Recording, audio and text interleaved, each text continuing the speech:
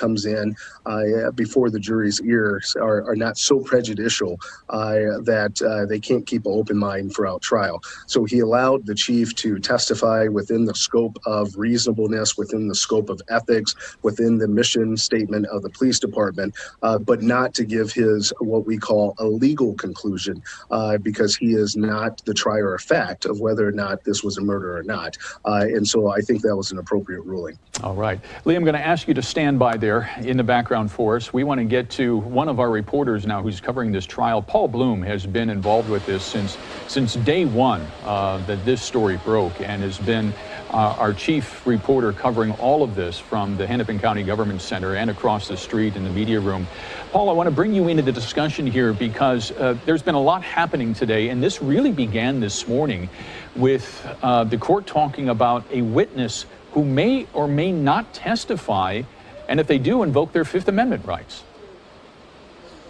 Certainly interesting, Tim. Let me just set the scene for you. I'm not exactly sure what the viewer will be able to see behind me, but we have a perch in downtown Minneapolis that overlooks the Hennepin County Government Center, about a block or so away. There is a driving rain in downtown Minneapolis, so that may be the background you're taking a look at.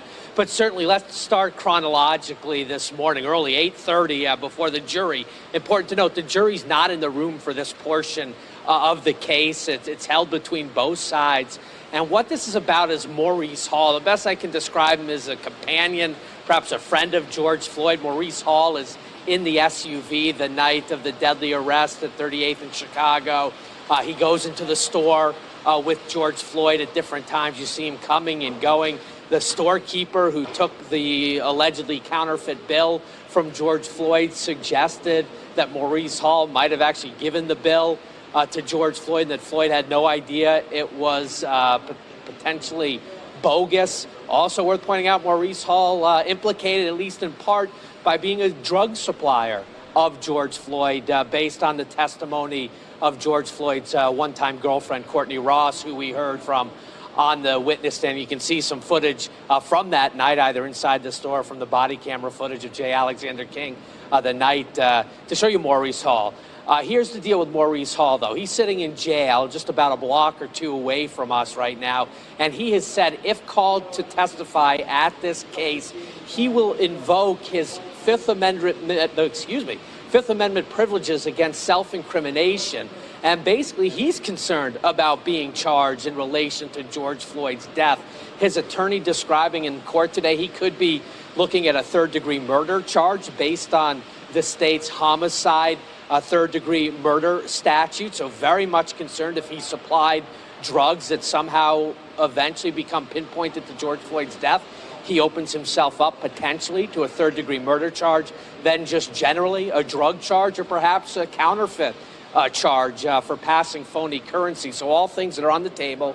And this morning, Judge Cahill called him in essence, made him appear via Zoom. Again, he's in jail.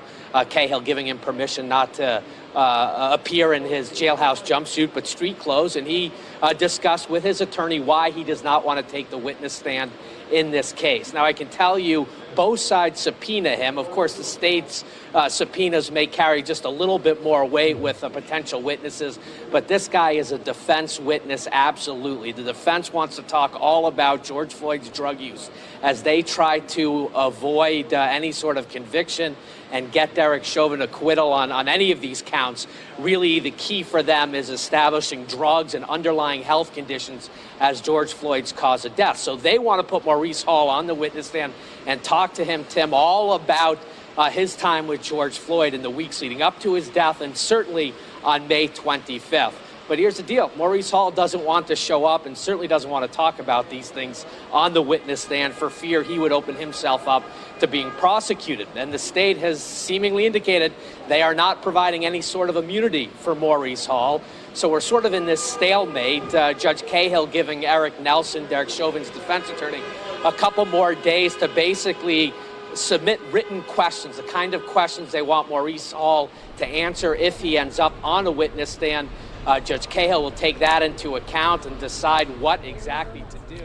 That's Fox 9's Paul Bloom reporting there on the Derek Chauvin trial as he continues to cover that on the daily here. And we are coming up now on 5 o'clock Eastern, so we are going to go to some other news here of the day. Just moments ago, President Biden made a move on the deadline for adults to be eligible for vaccines. He moved it up, and we are going to hear his full remarks right here on News Now from Fox.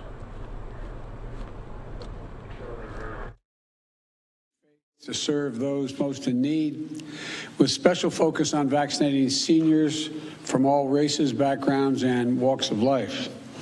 It's an example of America at its finest.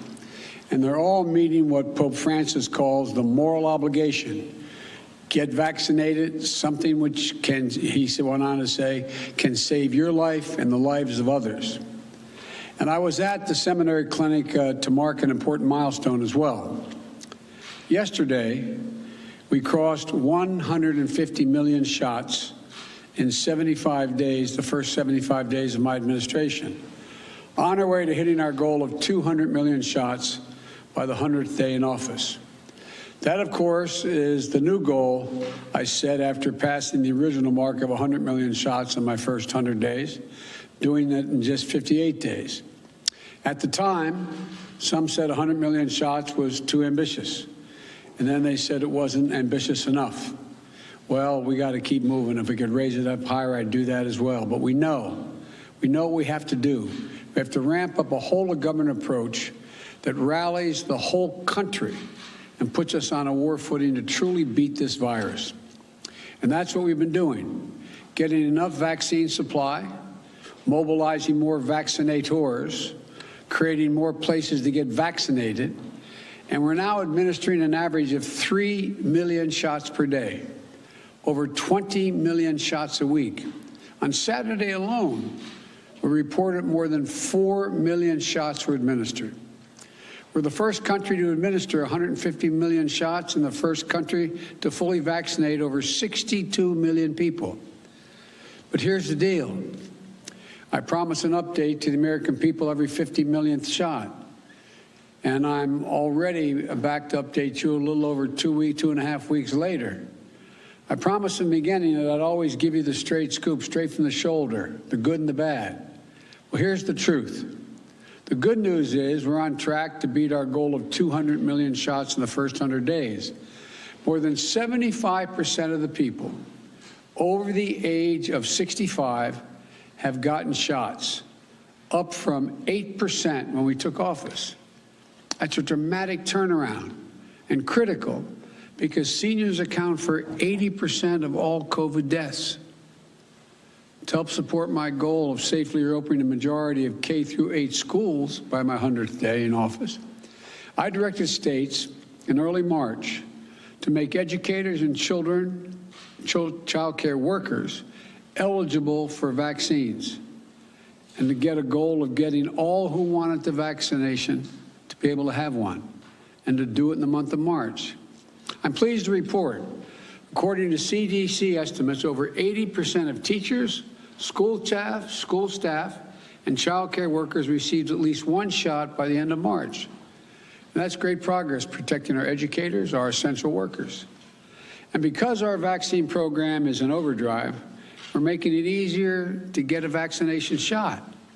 Last week, I announced that by April 19th of this month, 90% of all Americans will be within 5 miles of a vaccination site.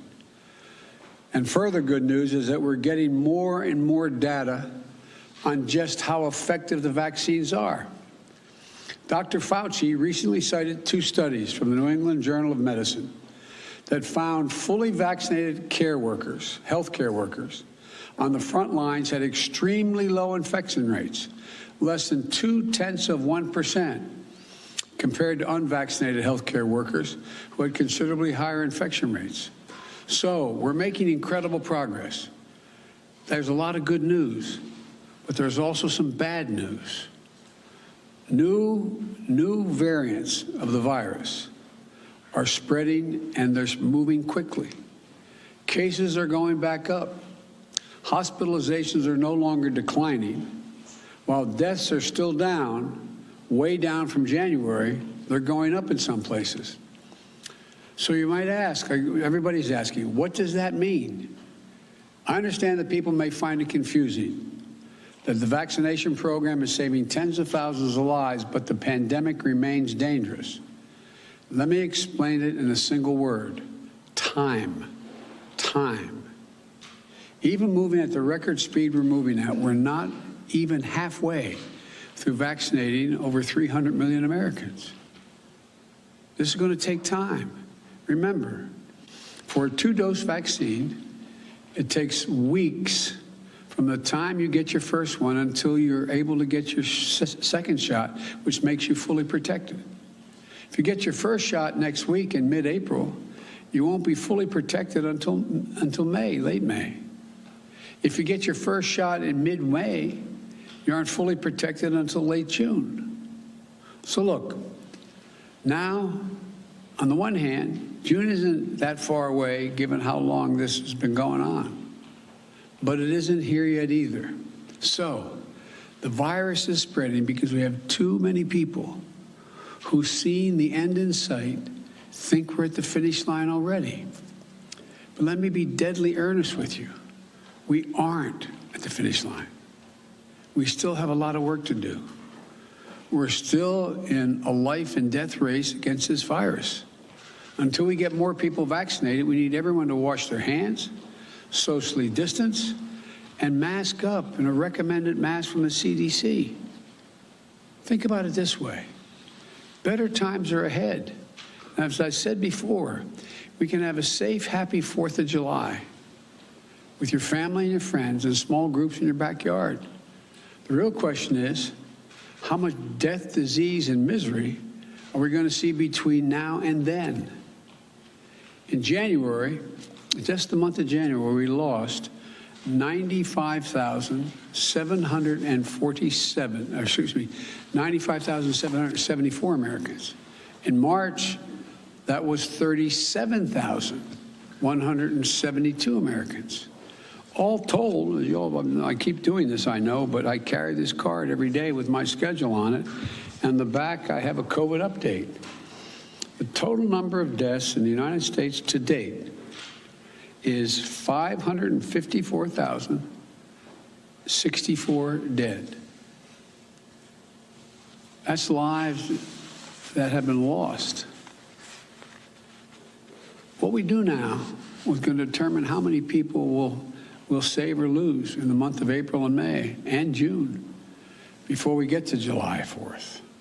So please, until we're further along in this accelerating, successful, but still growing vaccination effort, please wash your hands, practice social distancing, wear a mask as recommended by the CDC, get vaccinated when it's your turn. Well, while I'm asking the American people to do their jobs, here's what I'm doing. When we first started our vaccination program, there were real questions how quickly we could get shots in people's arms. Well, by the end of May, the vast majority of adult Americans will have gotten at least their first shot. That's success. That success is going to save lives and get this country back to normal sooner. But it's not enough. On March the 11th, I announced that I was opening up all vaccination sites to all adults by May 1st. Many governors, Democrats and Republicans, responded and decided to beat that date, which was good. Thanks to their hard work and the hard work of the American people and the hard work of my team, I'm announcing today that we're moving that date up from May 1st to April 19th nationwide. That means by no later than April 19th, in every part of this country, every adult over the age of 18 or older will be eligible to be vaccinated. No more confusing rules. No more confusing restrictions. My message today is a simple one. Many states have already opened up to all adults. But beginning April 19th, every adult in every state, every adult in this country is eligible to get in line to get a COVID vaccination.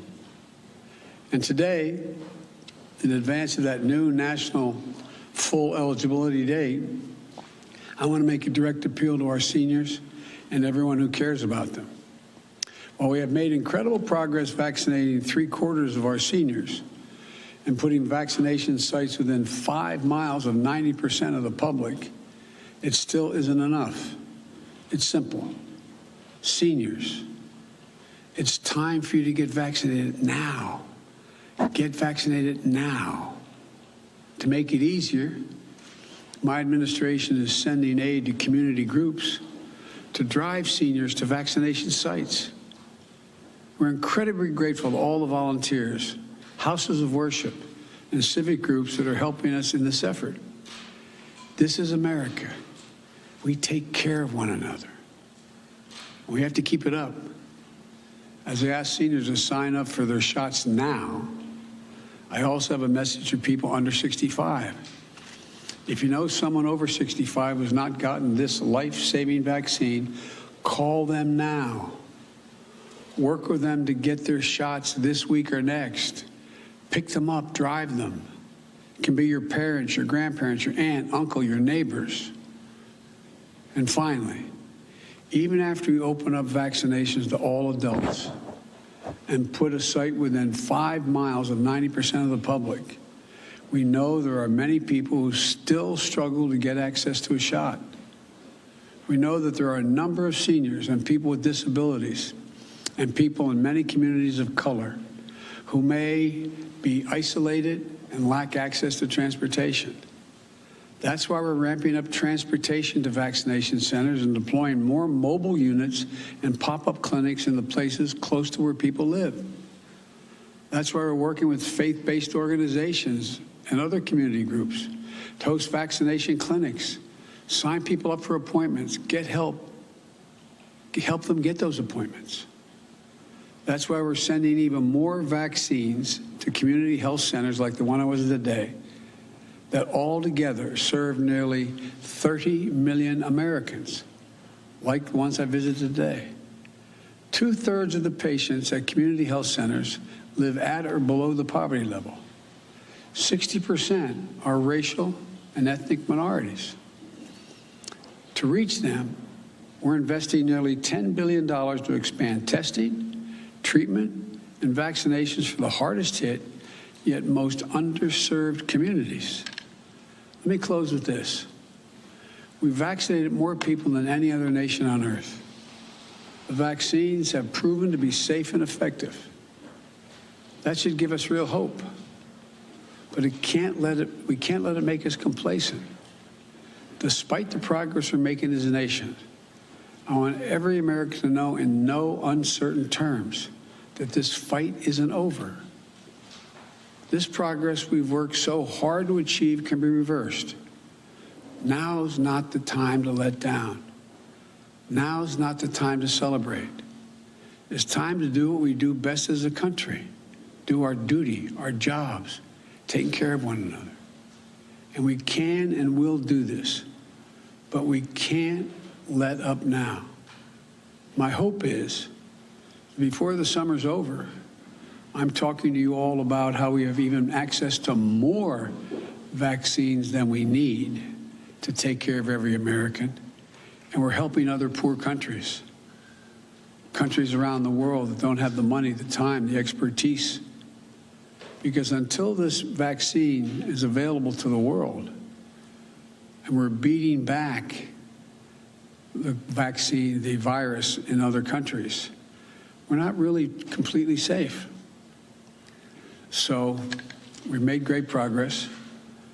I'm still looking forward to the prospect if we keep the pace we're on and we listen to one another and take the precautions I talked about, that you'll be able to have a 4th of July, an Independence Day on July the 4th, as I defined about 3 weeks ago.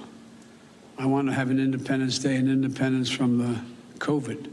So you're able to get in the backyard with a small group of people, of friends and neighbors, and celebrate Independence Day because you've been vaccinated, because you're safe, because you're in the clear. May God bless you all, and may God protect our troops. Thank you so much for listening. Thank you. Mr. President, how's it going, Mr. President, in Vienna? How are the Vienna talks going? I'll report on that later. Mr. President, do you think the Masters golf tournament should be moved out of Georgia? I think that's up to the Masters. Look,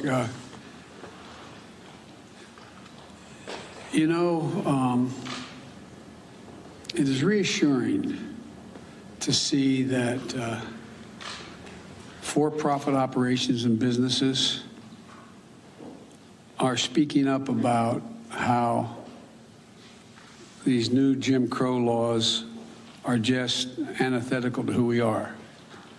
There's another side to it, too. The other side to it, too, is when they, in fact, move out of Georgia, the people who need the help the most, people who are making hourly wages, sometimes get hurt the most. I think it's a very tough decision for a corporation to make or a group to make. But I respect them when they make that judgment, and I support whatever judgment they make. But it's the best way to deal with this is for Georgia and other states to smarten up. Stop it. Stop it. It's about giving people two votes. Mr. President, despite your personal appeal now, there are many Americans who are very reluctant to take the vaccine, especially in red states. Why the White House hasn't used a more forceful campaign, like advertisement on television, for example, to convince Americans to take that vaccine so we can beat the herd? We are doing that. And by the way, the number of people who are reluctant to take it continues to diminish across the country as they see their neighbors, particularly in communities that have been now there's a different group of people. There's a group of people who've been reluctant because of past, how can I say it, past wrongs that have been done to them, experimentation, not sure that they're being told the truth, etc. But then there's another group. It seems to me to be I probably shouldn't characterize it, but Mitch McConnell keeps speaking to them, which I give him credit for, saying the idea, he said the polling data shows Republican men, particularly young men, don't think they should have to take the vaccine. It's their patriotic right not to do it, their freedom to choose. And he's saying, no, take the vaccine. Take the vaccine. And I'll add a phrase he didn't, but I think he believes. It's a patriotic responsibility you have. Last question. Mr. President, have you spoken to the Federal Reserve Chairman Jay Powell yet? I have not. Can you say why? Do you plan to speak to him soon, sir? I have not. Look, I think the Federal Reserve is an independent operation. And starting off my presidency, I want to be real clear that I'm not going to do the kinds of things that have been done in the last administration, either talking to the Attorney General about who he's going to prosecute or not prosecute and under what circumstances, or the Fed telling them what they should and shouldn't do, even though that wouldn't be the basis upon which I'd be talking to them. So I've been very fastidious about not talking to them, but I do talk to the Secretary of Treasury. Thank you all very much. Mr. President, you mentioned 554,064 American dead from COVID-19. A lot of families want to know how this happened, how it got here. Have you had a chance to speak to any of your international partners, any of President Xi, who I know you go way back with? Have you had a chance to ask him if these reports are true that China maybe misled the world at the beginning? No, I have not had that conversation with President Xi. Thank you.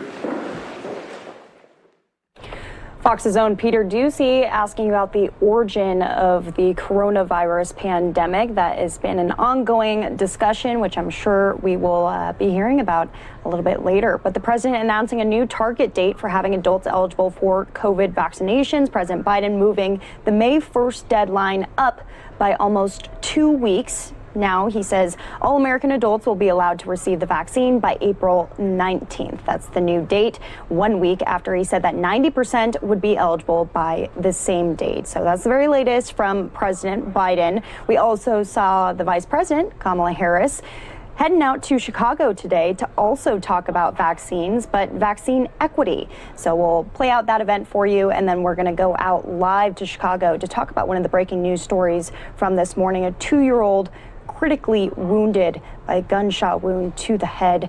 we'll have a live report about the latest on his condition and the details surrounding that.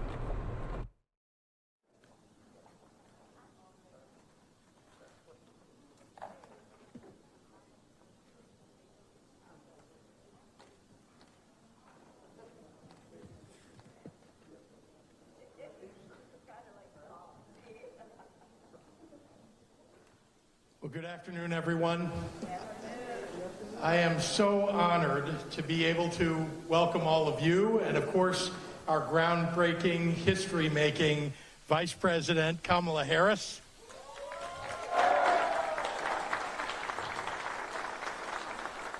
To this union-built vaccination site right here in Chicago's Chinatown. A year ago, Illinois was struggling to get any help from the White House to fight this deadly pandemic and to keep our people safe and healthy. My, what a difference a year can make. The Biden-Harris administration is doing everything in its power to get our residents vaccinated and to restore our economy. They've expanded the vaccine supply. They've built a mass vaccination site right here in the city of Chicago. They've helped us focus on Black and brown communities and on rural Illinois. And through the American Rescue Plan, they are directing another $124 million as of today to Illinois to expand our vaccination reach in underserved communities.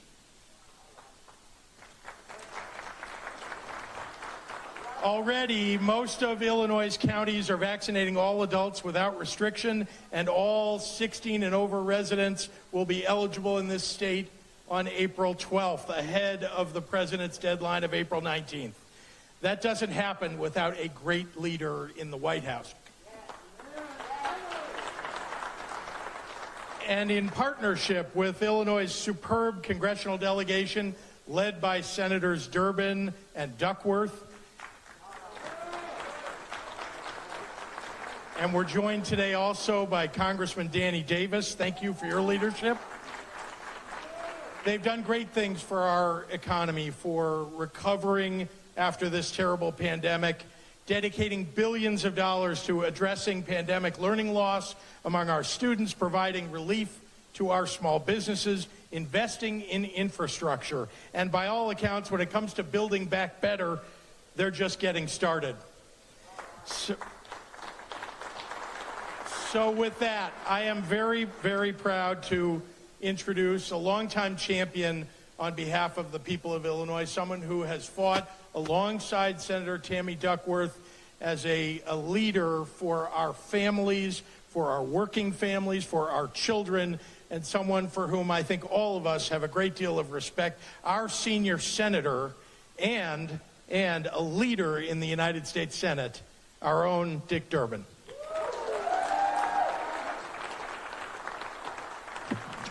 Thank you very much, Governor. It's an honor to be here. And Vice President Kamala Harris, it is so great to have you here in the city of Chicago. And I just wanted to remind people, former United States Senator Kamala Harris, we miss you in the Senate. But the good news is, as Vice President, she comes in to vote. And every time Kamala Harris votes in the Senate, we win.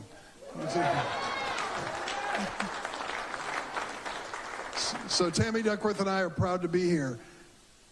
We are not going to let this pandemic break us, but it's going to teach us where parts of America are broken. And we're going to make this country better. And across the board, it starts with the American Rescue Plan, which President Biden and Vice President Harris led through Congress successfully. Senator Duckworth and I were proud to support, putting money into America where it was needed the most. We did it without the help of the other party. We invite them in on this conversation. We want them to be part of progress for the future. But when it came to sending the cash payments across America, when it came to sending the vaccine across America, when it came to making sure that people's unemployment benefits were extended for a period of months, we passed that bill overwhelmingly with our support and brought it to the American people, but we're not finished. We're just getting started.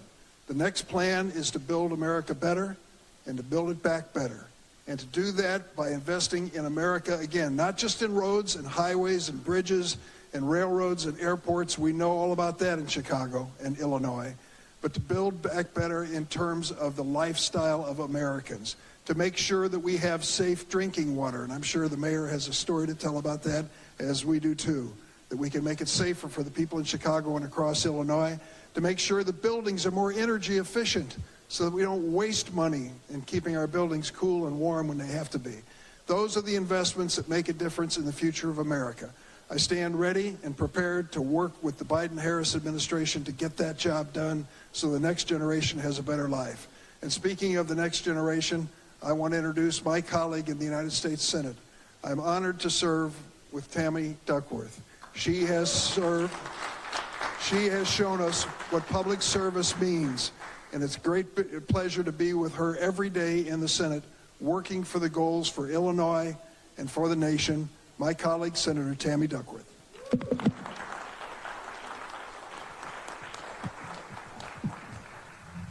Thank you, Dick, and thank you, Madam Vice President, for coming to Chicago. It's so good to see you again. We campaigned together for the Senate, and we were in the same freshman class together. And we used to have the women's senators dinner and supported each other. So I can tell you from personal experience that she's out there fighting for working families every single day. And thank you, all of you, for being part of this vaccination event. We've had a pretty rough year plus. A lot of hugs that didn't get hugged as a mom to a 3- and 6-year-old. A lot of grandparents out there have not been able to hug their grandbabies. We have to say goodbye to loved ones that didn't get that final hug, that final goodbye from us. But this is where we come back stronger. When I was recovering at Walter Reed, we had a saying that you come back, you're stronger in the broken places. And that's what we're going to do as a country. We're going to come back stronger. We're going to learn our lesson from this. We're going to get ourselves vaccinated, our loved ones vaccinated, so that they can start hugging again. And just thank you all for doing this and being part of this and getting the word spread out to everyone. I'm also so excited to hear the Vice President speak about building back better. I am now the new chairwoman of the Water Subcommittee, and I am so pleased that water infrastructure is part of the discussion that is happening coming out of the White House. It is wrong that kids cannot drink out of their drinking fountains, that we've had to shut down drinking fountains. It is wrong that we don't have something as basic as access to an element of life, water, and we can do better. And it is here in Chicago. We have 23% of the nation's lead pipes are in Illinois, and most of it is in Chicago. But it's also in Galesburg. It is also in Peoria. It is also in El Paso, Illinois. We have to do this all over. And the way that we're going to fix the water infrastructure in this country, whether it is sewer systems, water reclamation, or lead pipes, is with union labor. It is union labor that is going to lead the way.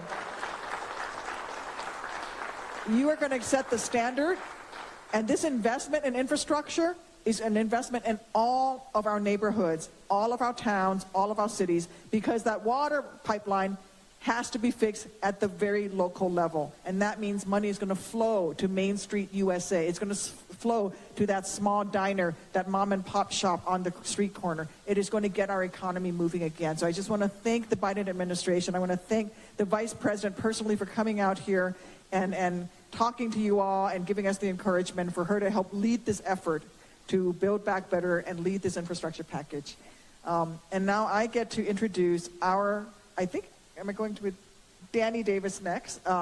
And Danny was just on a bunch of events with me talking about water infrastructure, talking about investments in healthcare and targeting communities of color in particular that are particularly hard hit.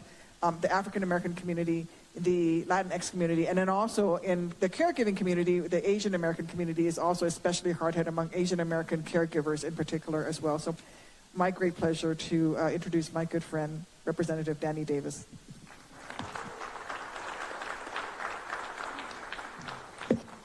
Thank you, Senator. Madam Vice President, on behalf of all the AKA husbands and brothers in America, welcome to the city of the big shoulders, city of Chicago. I want to thank the Chicago Federation of Labor for hosting this event and for making sure that people get tested.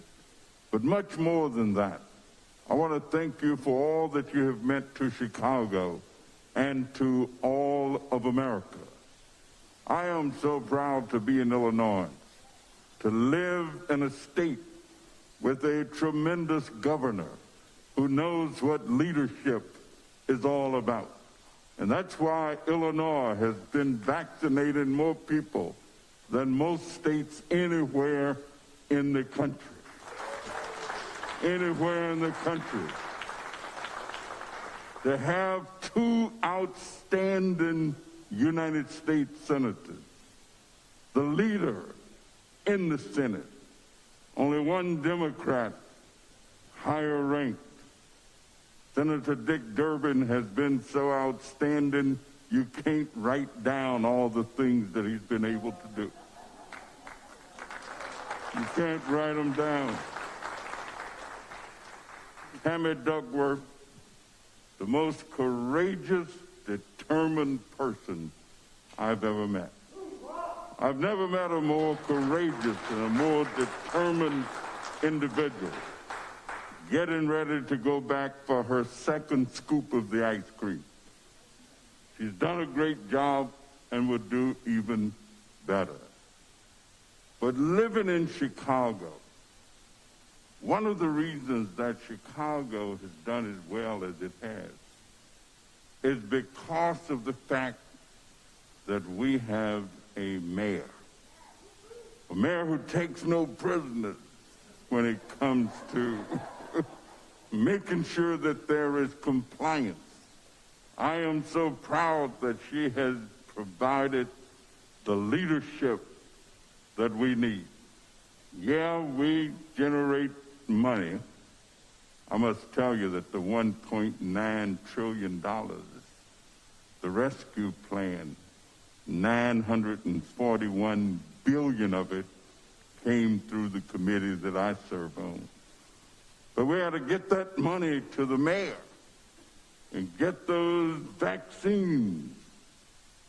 Every time I see our mayor standing up, leading,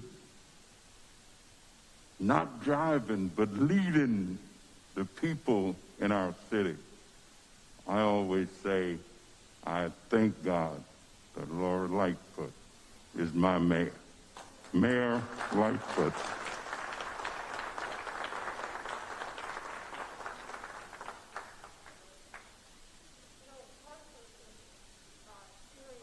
That kind of introduction, we just say thank you and step away. So,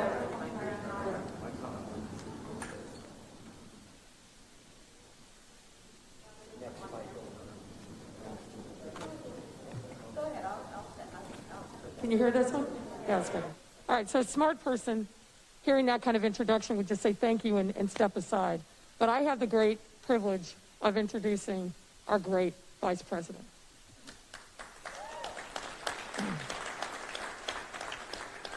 We are more than thrilled to have her here. And Madam Vice President, if you look around this room, this is what Chicago looks like. We are hardworking, union town of hardworking people who just want to get it done for their families, for their neighborhoods, and for their city.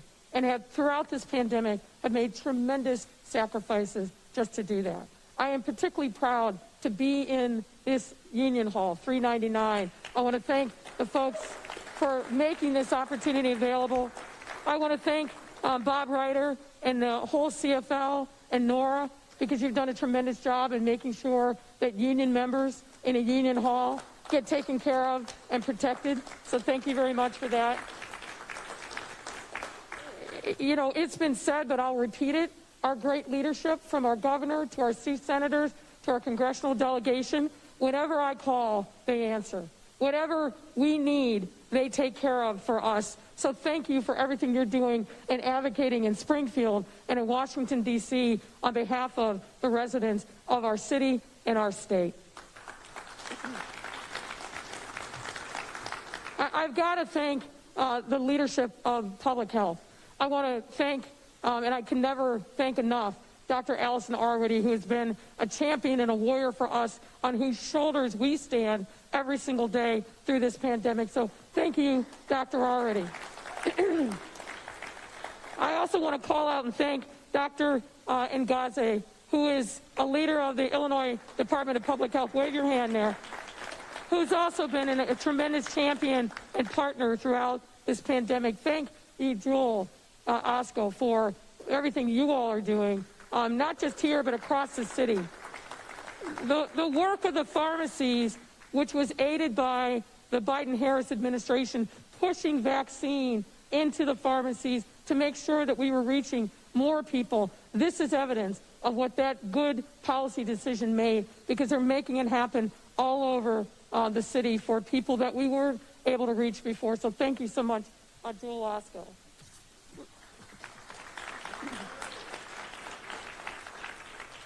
Vice President Harris, you should all know, has been a champion in making sure that we get the nation vaccinated. More work to do, but tremendous progress since this team was inaugurated. People often ask me, what's it feel like now to have the Biden-Harris team in Washington, D.C.? And what I say is, it's like a breath of fresh air. You have given us hope, you inspire us, and you lead us at a time when we need real leadership in the White House. And so I can't thank you and the President enough. You are also obviously leading the COVID education campaign. And as the Vice President said, and I'm sure she'll repeat, you got to bring everybody you know to a place like this to get vaccinated. I understand the hesitancy, but educate yourself and then make sure you line up, get an appointment when you can do. When you can get an appointment, stand up and make sure that you get vaccinated. We need this to get our city back to a better place. If we don't have the vast majority of folks vaccinated, it's not going to happen, ladies and gentlemen. The summer that we hope for, the reunions that we want, just to be able to see our family and hold them tight, all of that depends upon us getting vaccinated. So take this message far and wide. Get people vaccinated. Anybody over 65, have them make a plan. You take them there, but whatever it takes. Postal workers, SEIU window washers, healthcare folks, make sure that you take the message and be the ambassadors for us to get our entire city vaccinated. Lead by example. Make sure that you get it done. So, Madam Vice President, I am so grateful that you accepted my invitation to come and just see a little sample of what's possible. So thank you so much. And without further ado, our Vice President of the United States.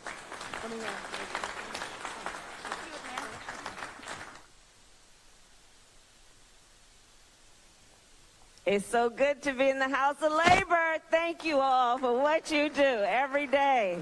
Thank you, thank you. Let me start with the governor, Governor Pritzker. It's so wonderful to be with you. Thank you and the mayor for coming onto the tarmac. I came in on Air Force Two, and they were right there. And on a warm, beautiful day in Illinois. Thank you for all your leadership. And to my two friends, we have been in battles over the last 4 years in the United States Senate together. And I will tell you, Chicago and Illinois, you not only have leaders who are leaders for this state, but national leaders in Senator Durbin and Senator Duckworth. They are extraordinary. And I have seen them in rooms where there are cameras, and I've seen them in rooms where there are no cameras. And they are always fighting, and in particular, fighting for working people in America. So it's so good to see my two friends. Thank you. Congressman Davis. So he and I, we were together in the Congressional Black Caucus, and I will tell you, he's one of the deans in Congress. He is one of the people that people rely on for advice and counsel. And it is so good to be with you. And thank you for your years of leadership. And to the mayor, thank you for inviting me. I got calls, and, you know, I guess it was a couple years ago now. I remember we had a great steak dinner together. And she said, I want you to keep coming back to Chicago because we're going to do great things. And then she reached out and said, you got to come and see what labor, what folks are doing in my community, because it will inspire you and it will prove to be a model for what the country is capable of doing. So I thank you for the invitation to join you, and I congratulate you for all your success, Mayor Lightfoot.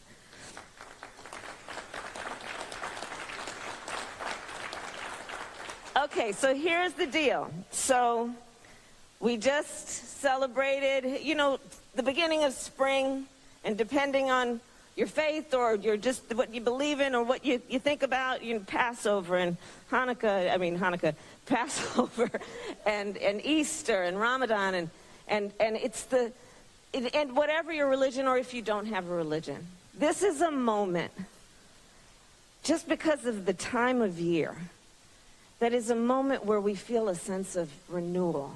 Like we see the buds on the trees, we see the flowers starting to bloom, the days are longer, starting to get warm. And we can see a light at the end of the tunnel. Because we've been going through so much as a nation. So much death, so much loss. Loss of life, loss of jobs, loss of normalcy. For our children, loss of very critical stages of their education. And a lot of folks also were isolated because we said that's what we have to do. You can't hang out with your friends. You might have to be alone at home. And you know, when people are isolated, it tends to make us feel alone. Like it's just us. But here we are today. And if you look around this room, it's got to remind us of something always, no matter what the season. We are not alone. We are not alone. We are all in this together. And one of the things about organized labor is you know that better than anybody. You know that better than anybody. You know nobody should ever be made to fight alone. We are all in this together. You know the power of the collective.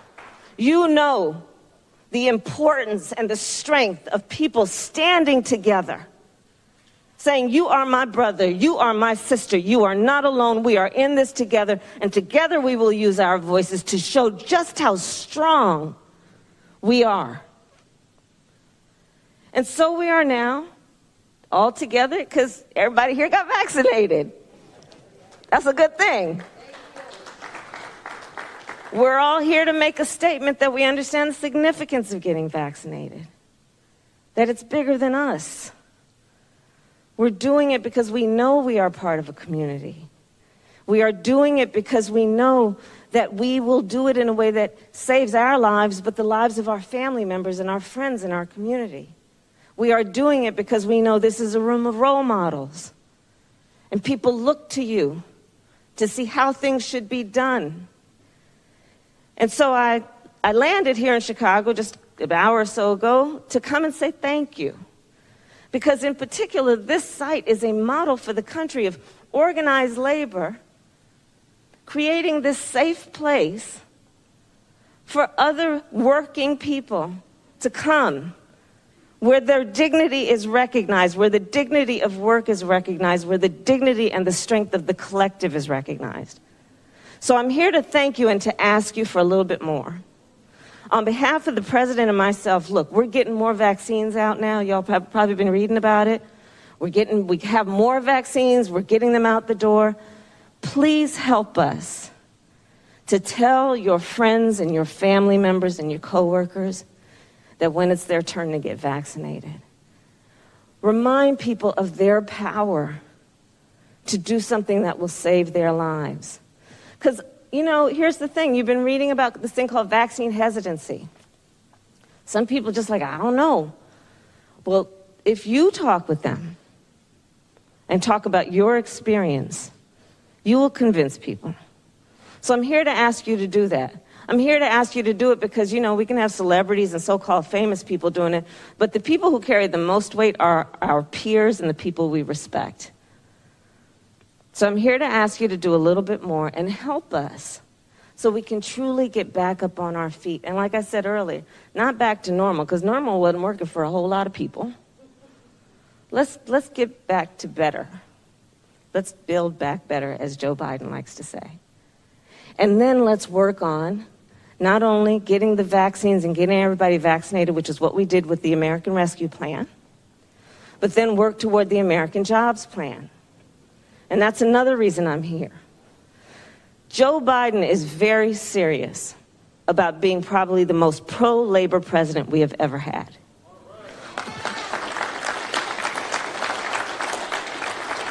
About ours being the most pro-labor administration. And so in the American Jobs Plan, it's about building back up our infrastructure in a way that we leapfrog. So it's not just about repair, it's about building things.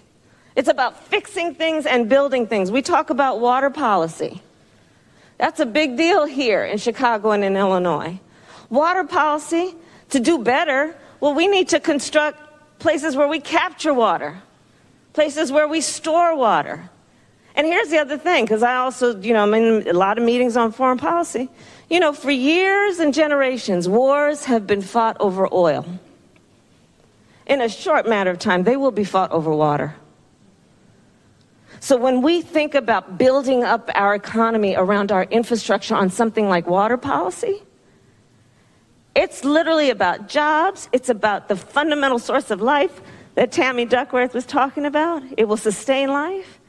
And it's about strengthening up our nation around a commodity that is a precious commodity. And so why am I talking about that here? Because also, the jobs that are necessary. I was in Oakland, the place of my birth, yesterday, looking at a water treatment facility. And I was there hanging out with some of the building trades folks. They're doing an apprenticeship program there. The jobs to build up the water infrastructure that I was looking at yesterday, that's plumbers, that's pipe fitters, that's electricians. That's who's going to build back up our infrastructure. We're talking about human infrastructure. Well, Kamala, what's that about? Human infrastructure. If you've got children or elderly relatives, you can't go to work if you don't have somebody to help take care of them. That's called human infrastructure. And so that's about supporting the caregiving economy, supporting care workers, and making sure they also have the wages and benefits that should come from a hard day's work that should be appreciated for its value. So that's what we're up to. And I wanted to come and share with you all what's happening in DC, all with an eye towards what you all do every day here in Chicago. Because we're looking at you and we're looking to you to help us get all this work done. And most of all, we thank you. So y'all take care. Thank you.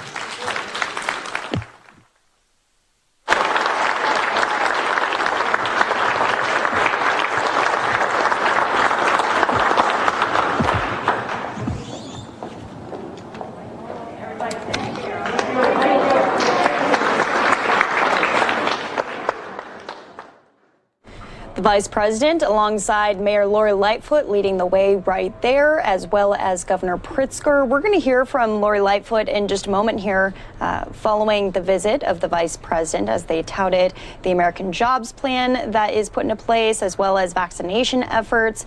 We just heard from the President, who said all U.S. adults will be eligible for the vaccine by April 19th. That is the big story of the day coming from the White House. I'm Daytona Everett here, and we're going to stay with Chicago because there's a lot happening out there right now. Like I said, the mayor, Lori Lightfoot, is going to be speaking, giving her coronavirus briefing, because she does those almost daily. And then also we're going to be speaking about this shooting of a 2-year-old boy. He was shot in the head during a road rage incident this morning. We're getting more information about that from the hospital on how the little boy is doing. But first, we'll go out to Chicago with the mayor. I am going to send some of you off to a 2-minute commercial break. When we come back, more to get to here on News Now from Fox. They really started with healthcare workers. And I want to give a shout out to SAU Healthcare, who really worked with us in partnership from day one to make sure that we were educating union members about why they should get the vaccine. And we started with the frontline healthcare workers and have built up from there. It's a great success already. Enthusiastic to keep supporting it. I got to give a shout out and thanks to Jewel Osco because they are the folks that are on the front lines there, actually putting shots in arms and doing really a terrific job. But this is exactly the kind of place that we need to have where we talk about equity. If you were had the benefit of being in the room today, what you saw was Chicago. Very diverse, hardworking union members there, and all doing it not only to save themselves, but to save their family, their parents, and their fellow colleagues as part of the union. So it was just a great opportunity for us to showcase what we've been doing in Chicago around vaccines and particularly around equity. So I want to thank Vice President Harris for coming here and really seeing what we're doing in Chicago. As the mayor of a city that is 59% Black and Latinx, it has been our priority to make sure that we're driving vaccines into communities that need them most. And thanks to this focus, we've been able to make sure that we are making significant progress on our mission to get vaccine into the arms of people all across the city. And I'm proud to say here that our equity focus is paying dividends. I want to also remark that today is the 1-year anniversary of the Racial Equity Rapid Response Team. You'll remember that literally a year ago today in this room at this podium, I had the responsibility, humbling responsibility, to announce to Chicago and really to the nation that we were seeing Black folks in this city dying at 7 times the rate of every other demographic in our city as a result of COVID-19. It's a day that I will never forget as long as I live. But I knew that at that time that we couldn't just give that information out to members of the public. We had to come up with concrete solutions on how to address that. And that was the genesis of the Racial Equity Rapid Response Team. I had the honor of being with that group that is now a much larger table because we've not only focused on what's happening in Black Chicago, but also Brown Chicago. People talk about how we've been able to turn around our numbers from 18% Black and Latinx in December getting the vaccine to over 50% week after week. And it's because of tables like the Racial Equity Rapid Response Team that we set a year ago, and building on those authentic grassroots relationships that have served us well in educating people about the pandemic, bringing them into healthcare, getting testing resources out to communities that need them most, and then now more recently, the vaccine. It's those hard fought battles in the trenches of reaching people who need it most that are paying dividends now. So last Monday, we shifted to phase 1C, which will open vaccination appointments to all essential workers and residents with underlying conditions. You heard today that the president has now moved up his timeline from May 1st to April 19 for all adults in the U.S. to be able to have access to the vaccine. We will meet that deadline. We need more vaccine from the federal government, but we're optimistic based upon conversations that opportunity will happen. And with that, let me turn it to Bob Ryder to say a few words, and then I'm going to invite Dr. Arwady to back cleanup, and then we'll be happy to answer your questions after that. Go ahead, Bob. Thank you, Mayor Lightfoot. What an exciting day to be able to bring so many folks who are essential workers into our vaccine clinic and get them vaccinated. So my name's Bob Ryder. I'm president of the Chicago Federation of Labor. The CFL represents 300 unions that in turn represent 500,000 working women and men in Chicago and Cook County. 2/3 of the union members who live and work in Chicago are people of color. And today, the vaccine clinic that we had reflected that diversity. We spend a lot of time working with our affiliate unions who have members that are in 1A, 1B, and 1C to make sure that the opportunities to be vaccinated are there. And I'd like to thank Mayor Lightfoot and Dr. Arwady for working with us to make sure these essential workers have that access. You know, working Chicago, like the mayor said, you look out into that room that we had today, and you're looking at people that are of Chicago, people who work construction, who clean our buildings, people who are in manufacturing, making the clothes that we wear. They were represented there today. And a lot of them have stayed working through this entire pandemic. I put the Chicago labor movement and working Chicagoans who may not necessarily be in a union but are part of the working class people who live and work in the city into two categories.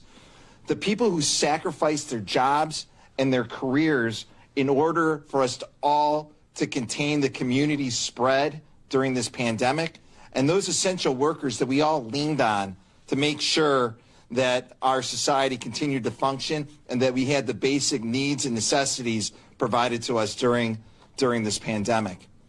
And that's why when we moved to 1C last week, I was so excited that we launched this healthcare clinic. We are continuing to vaccinate people in the coming days and weeks in partnership with the city. And the more vaccine uptake and the more we all work to make sure that Chicagoans are vaccinated, the closer we'll get to being back to normal. And until then, wear your mask, wash your hands, and let's get back to work and have a post-pandemic recovery that we know we're all capable of. Thank you.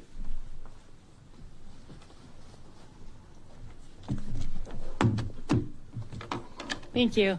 I'll be brief. It was really an honor to be able to share some of the good work that we are doing here on vaccination in Chicago today with the Vice President. So, two things were what we focused on. Number one, Chicago has been doing an amazing job on vaccine efficiency. What do we mean by efficiency? Does all of the vaccine that comes to our city get into arms? Where you look across the states, most states have about 70 to 80% of their vaccine into arms. Here in Chicago, we set a goal from the very first week of vaccination that 95% of our vaccine every single week would get off the shelf, out the door, to providers and to appointments. And we have hit that every single week. Secondly, we set a goal to do this quickly. We said we want within a week, 85% of our doses of vaccine being reported into arms and reported. Again, a pretty audacious goal, and we have hit that every week. And in fact, we've been hitting over 90% and even 95% of our vaccine efficiency goals each week. So they were pleased to hear about that because people have been calling and wanting to know, how are you moving so quickly? Now, if you saw my inbox, you would know that there are a lot of people here in Chicago still really wanting to get that vaccine. And I know what a struggle that's been for people excited to get it. And I want to see that demand. The only thing that has been holding us back there is just the amount of supply.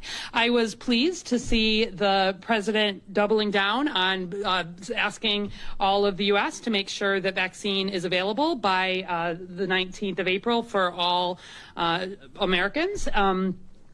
We had been discussing this possibility partly because we have been seeing cases being driven so much by that 18 to 29-year-old age group in Chicago and thinking about, wanting to follow where that data is and push vaccine where it's most needed.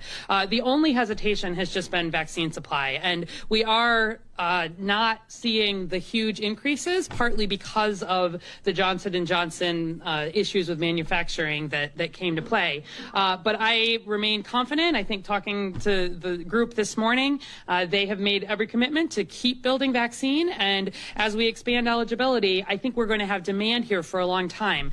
There are a lot of places in Illinois that have vaccine available at this point. We are still a ways from that here. But I am, again, demand is a good thing. And as supply comes here to meet that, we will absolutely be ready to do that. And the other reason that the Vice President came and what the interest has been at the federal level is this equity focus. As the mayor said, really having a focus on getting the majority of our first doses to Black and Latinx Chicagoans every week. It's not typical across the country, and it's thanks to the unions that we've been working with all along, essential workers. We made a plan. So in 1B, every single essential worker group that was prioritized by the CDC during phase 1B, Chicago Department of Public Health worked to make sure every one of those groups was prioritized, had dedicated vaccine. Even while we launched Protect Chicago Plus, the more neighborhood-based work that people are used to. And, now that we're really into this home stretch of wanting to get people vaccinated really without restrictions, we're going to keep this equity focused in terms of bringing vaccine to where people are, using trusted messages, and build on the really strong infrastructure. We've got more than 620 providers here in Chicago ready and anxious to get vaccine. So I'm very confident that we will be continuing on the good path that we're on. If you look at folks over 18 plus, we now have more than 40% of Chicagoans have gotten at least that first dose, and more than 21% have gotten both doses. That doesn't yet mean, though, that we can let down our guard. And I appreciated already just the reminder that although vaccine is amazing, like this vaccine is performing in ways that are better than I ever expected, we've seen people, I think, here in some ways get a little too excited, think that we are beyond needing to do the masking and the social distancing. And I'm confident over these next few weeks, as more and more people get vaccinated, that we are going to get to a point where we are in a better place from a COVID standpoint. But we're at 5.1% positivity today. We're at almost 600 cases per day. And although those have broadly been concentrated in younger people, we are concerned and ask people, while we make progress on the vaccine, please keep doing the things that have gotten us this far. Thank you. And now we're happy to take your questions. We have microphones on either side of the room, so just raise your hand, and here you go, right there. Mayor, good afternoon. Good afternoon. Michelle Gallardo with ABC7. If you can just, we can talk a little bit more about this decision for the city to be in line with the administration's goal of opening up access to everybody by April the 19th. Was that part of your conversations with the Vice President today? And, how did you guys approach it? Obviously, you need more supply is what you're saying to make that happen. What was she saying in that regard? Well, we've obviously been thinking about this, as Doctor already said, for some time, and monitoring our progress on a daily, if not multiple time daily basis. We do want to be aligned with the president's objective, but understanding that we need more vaccine. And I want to be clear that when we open up on April 19th, that doesn't mean that very day everybody's going to get access to vaccine. I think Dr. already has said multiple times leading up to this moment that when we make these announcements, there will be some lag. We want people to go and sign up when it's their turn, but given the supply of vaccine, it may be a few weeks or so before they get an appointment to be able to come in. So we just caution with folks to be patient, and in the meantime, to be diligent. Hi, Mayor Eric Hong with ABC7. With young people, as we mentioned, driving the uptick in cases, why not move it to, say, Monday with the rest of the state of Illinois? Well, again, that's something that we have thought about. But again, I don't like to create expectations that we can't meet. We feel like we're going to be in a better place with vaccine supply by then and be able to meet some of this need. But we've been cautious the whole time. And as you know, the state's guidelines allow local jurisdictions to be different, meaning more restrictive than the state.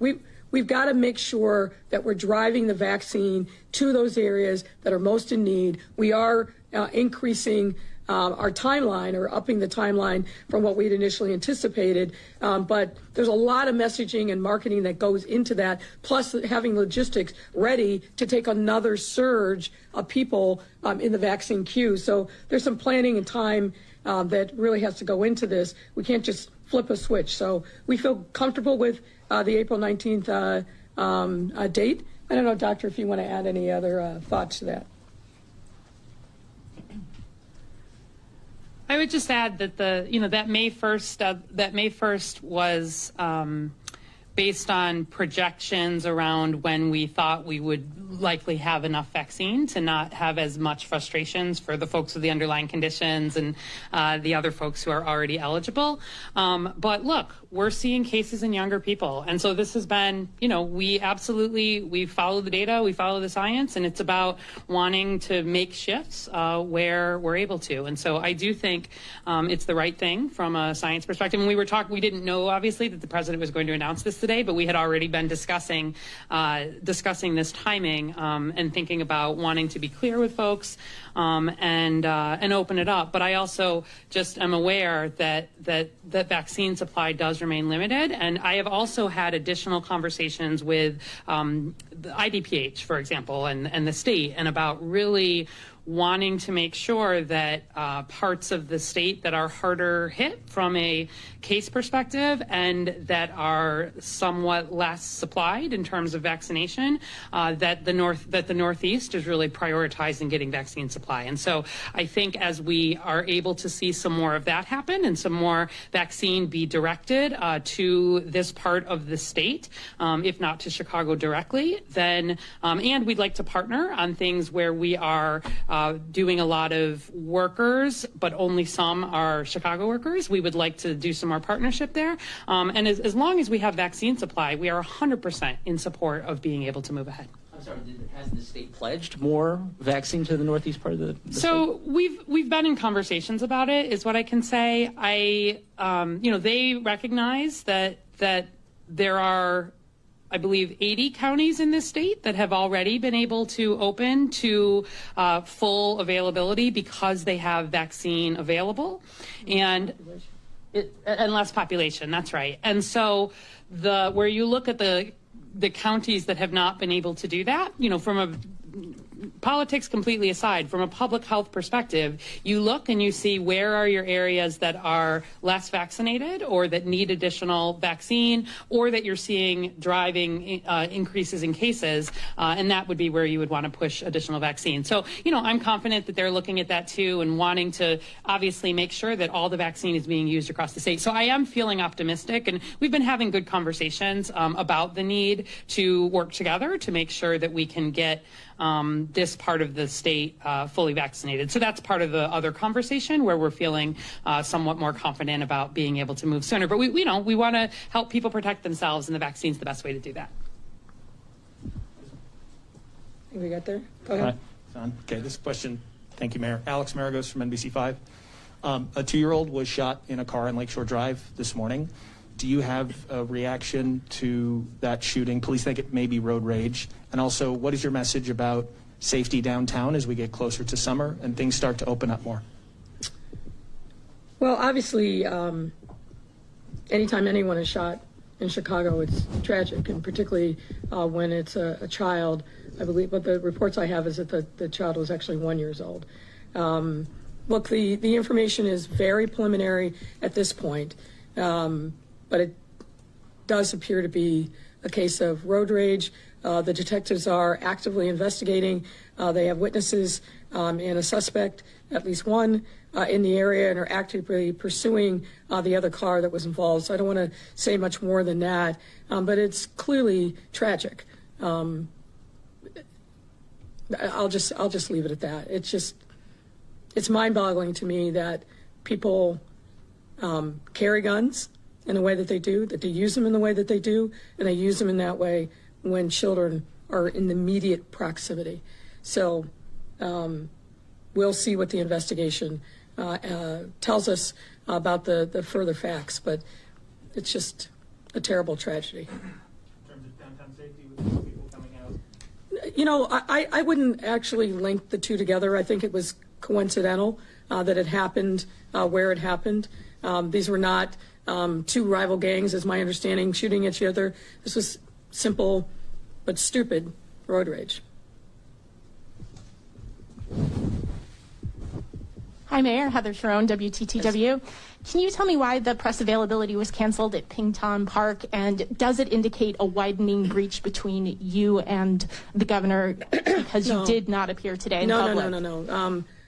No, it has nothing to do with that. I mean, the governor and I may not agree on every policy issue, but he and I have worked very, very hard over the time that I've become mayor to make sure that we have a very good working relationship, and we do. The simple matter is I had to pull aside with the vice president, and the press conference started without me. So I suspected that folks might want to hear from me, so we decided to have this avail here at City Hall. So that's a simple fact. So you didn't relocate this press conference because of the protesters at Ping Tom Park? No, as I said, my understanding from my staff as I got in a car finishing with the vice president is the press conference started with the two senators that were there. So for at least a week, I've heard you and Dr. Arwady say that Chicago needs more vaccine that's now being sent to southern and rural Illinois.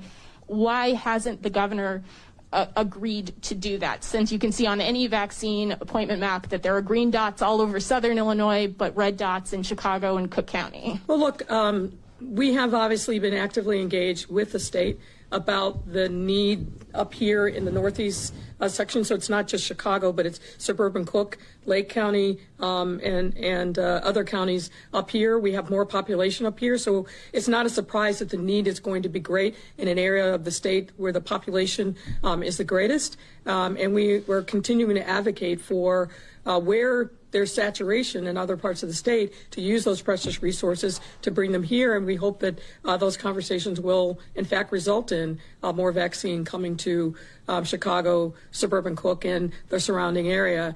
But we're going to keep doing what we can with the supply that we do have. Let's go over here, and then we'll come back to here. Oh no, let me. Go ahead. Okay. Go ahead. I'm Aaron Gettinger. Hyde Park Herald in the house. Yeah, I'm here. Yep, you know it. I'm Aaron Gettinger. We've got two questions. On March 25th, AIDS Foundation Chicago and Howard Brown, this actually may be for Dr. Arwady, but it's addressed to you. They published an op-ed, not an op-ed, kind of an open letter demanding that CDPH and IDPH, but CDPH for this point, include and name all majority Black, Indigenous, and Latinx areas in Chicago as priorities for vaccine distribution immediately. At the protest today, Alderman Sigcho Lopez said that he was there to demand that he have a serious conversation about equity in the vaccination process with you. I didn't know if, are all of the majority Black and Latinx areas already open eligibility for United Center at this point? Didn't know if you had any response to that. I didn't know if you'd read the open letter from AIDS Foundation Chicago or Howard Brown, or if you could just discuss that.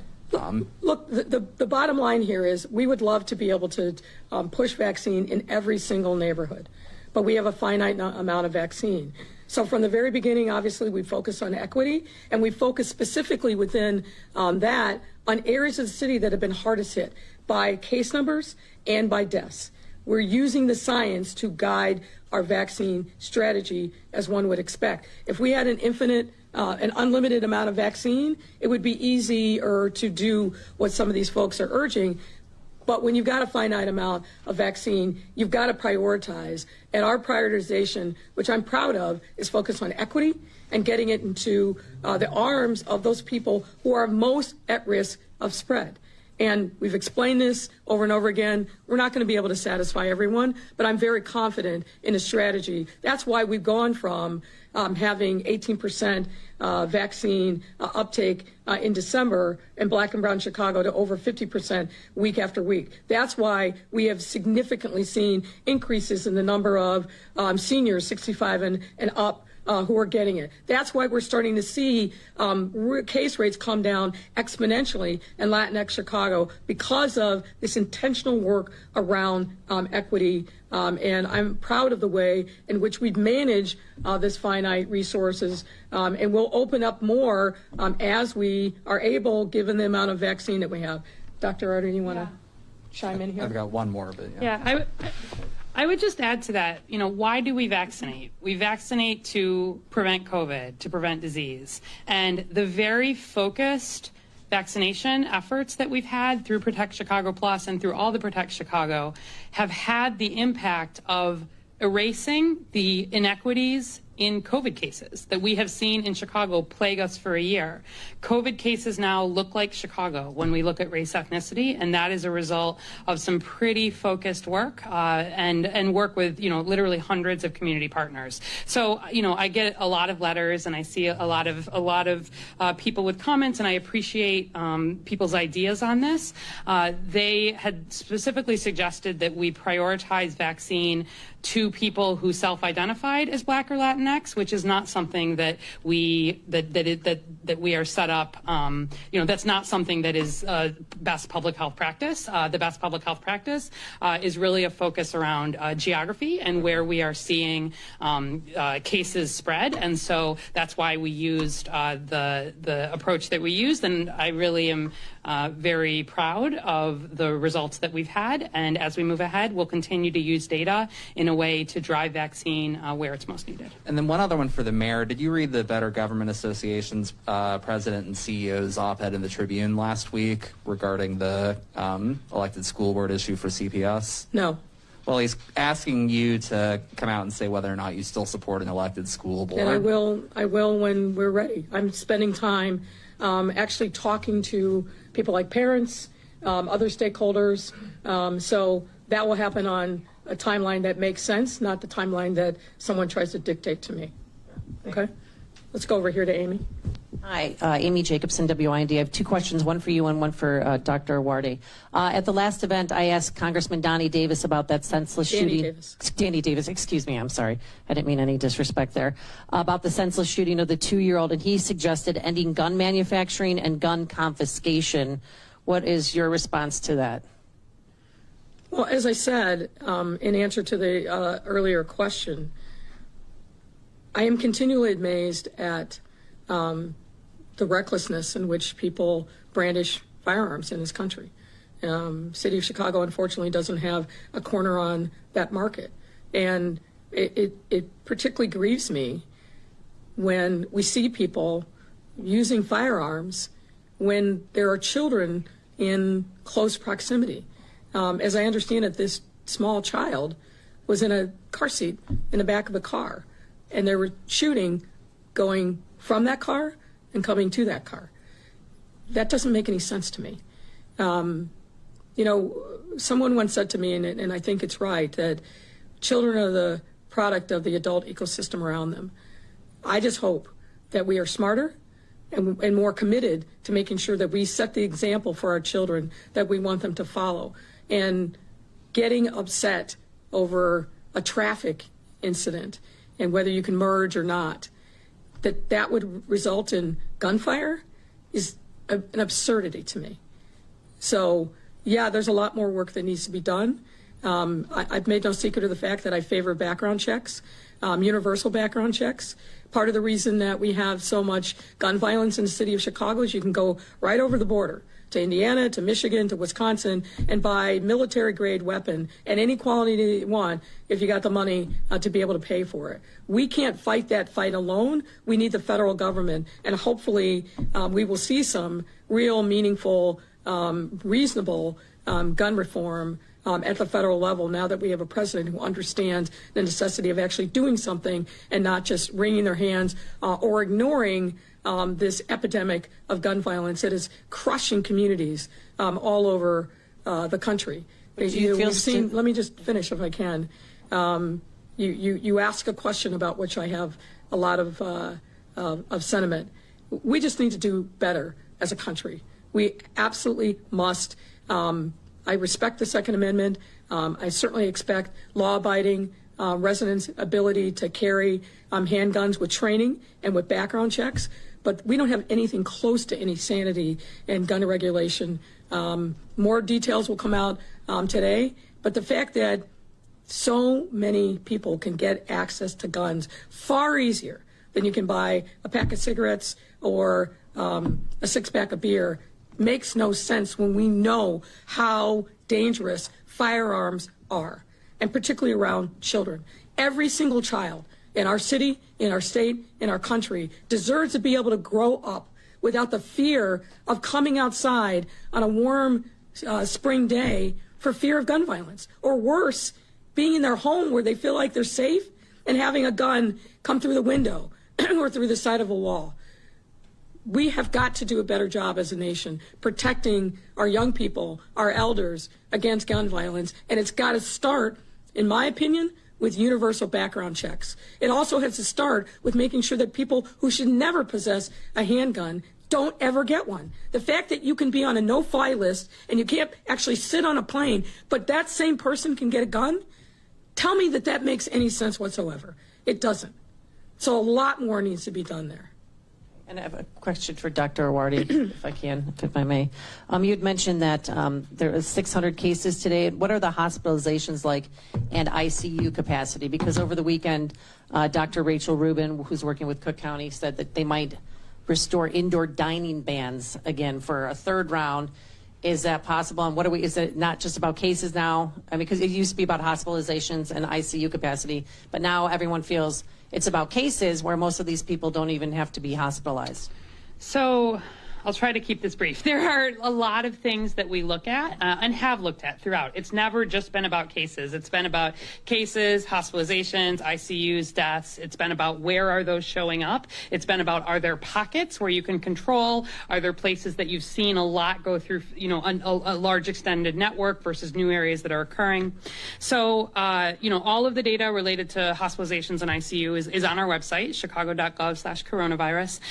Broadly, we have seen small increases in hospitalizations and in ICUs. The good news is at this point, for cases, hospitalizations, and deaths, we've got nearly 60% of our folks over 65 have gotten at least that first dose of vaccine, and we've got to get that number up. This is one of my, we really have to finish getting that group fully vaccinated. But we've seen cases and therefore sort of hospitalizations and then deaths really staying down in that group. And if we can protect a lot of the most vulnerable Chicagoans, by vulnerable I mean vulnerable to hospitalization and death, I am that is part of the decision making here. I will say, where you look at the epidemiology right now, it looks different than what we have seen in the whole year to this point. We are broadly seeing cases across the north side more than we are across the west side or the south side. The north side has been less hit by COVID overall, meaning there are more people with no natural immunity and more possibility for additional spread in that area. And we know that still not enough people are vaccinated to sort of keep up with that. We don't look the same as Michigan. Michigan is a big concern for me, where we look and see that in Michigan, we have seen cases go up to a point almost as high as they were for them back in November, December. They've seen hospitalizations very much follow suit. They're seeing deaths follow suit. They have clearly more cases of a couple of the variants. We have some of that here, probably not as large a percentage. And they're seeing children affected, which is one of the other reasons why we think that B117 variant may play a more important role. So their epidemiology does look different. And right at the moment, we're certainly watching this with concern. The mayor and I were just discussing this morning. But my hope is that with gatherings over Easter, Passover, et cetera, that people, especially younger people, were being careful, especially with those who were older who had underlying conditions. I am not concerned right now about seeing the health system get overwhelmed in the way that was a major concern for us early on, and then a significant concern even in November, December. But every case, right, does have the potential, especially as it gets into more vulnerable people, to turn into a hospitalization or even a death. And so we're balancing a lot here. I do want to remind people that outside is safer. And so where we made those expansions, we really said, try to move these things outside. We want to keep businesses supported where we can, but being able to do that now that there's warmer weather is going to be safer than further expansion at this point on the indoor setting. And we're going to see, assuming that things don't completely take off. My preference would be not to have to dial back, but if we start seeing this look like Michigan in terms of significant hospitalizations, more concerns there, and we had to make that decision, we definitely would. All right, we're going to do two more from these two. Okay, good afternoon, Madam Mayor. Good afternoon, sir. Let me do it in African way. You don't talk to mayor and sitting down in my culture. Sorry. Anyway, my name is Olawale Idris. I'm the publisher of Africa USA Today magazine online. Yes, Africa USA Today online. I'm so proud of you, Madam Mayor, what you're doing. I wish I could take this thing off. Yes, I'm so proud of what you're doing, not just because I'm black and you are black, with all due respect, but I wrote on my Facebook every day, giving you an accord about what you're doing. Thank you, sir. When you were elected, sorry, I didn't vote for you. I voted for the other candidates. I'm confessing. Confession is good for the soul. Amen to that. I mean, even though you were standing next to me at the WTTW during the election time, but I didn't really think much of it. But now you are surprising everybody, not just in Chicago, international arena. I'll take that as a compliment. It is a compliment. Thank you. So okay. Now, there are a large number of African community, not only in Chicago, but in Illinois. I know after this meeting, they're going to be calling me, Wale, what happened? What do you know? So what do I take back to them, especially with what happened between you and the Vice President, Kamala Harris? What was the progress? I mean, what can we take back to the African community? Because most of them, they are still kind of pessimistic about this vaccine. I took mine twice back in February, Moderna. And, the only thing I see is I eat a lot now. I eat more than I used to eat. But my question is, what should I take back to the African community in terms of caring for them? So I appreciate the question. Look, I certainly understand the hesitancy of people about the vaccine, but I think what we've seen is that people who were once very hesitant are now becoming anxious to get the vaccine. And why? I think the why is because people are now seeing folks who look like them in their communities, in their families, in their network, as their work colleagues actually getting the vaccine. And Bob and I were talking about this earlier today. Part of the beauty of the work that we've done with organized labor is your most trusted ambassador for the vaccine is somebody you know. So those union members who are talking to their colleagues about, yes, I got it, nope, no side effects, feeling pretty good, absolutely, I'm going back for my second shot. That kind of word of mouth is invaluable, more valuable than really anything else. So I think the word is the vaccines are safe. I think we've proven that. And just to be clear, we didn't just take the CDC's or the FDA's word on it. We organized a local team of experts who are themselves diverse, that Dr. already selected. They went through all of the scientific data and then came to a determination, both with Pfizer, Moderna, and now Johnson & Johnson. That gave me also added comfort that local folks were really scrutinizing the scientific data. In addition to that, each of these vaccines has had a pool of people that is really diverse as part of the vaccine trials, meaning this wasn't done on some other population and then interpreted and given to us. Black folks, brown folks, Asians, a whole diverse array of people that look like the population of the United States were part of the vaccine trials. So I feel very comfortable. And the last thing I'll say is this. My dear mother, 92 years old, I've been working on her. And I'm proud to say that she got her first shot recently.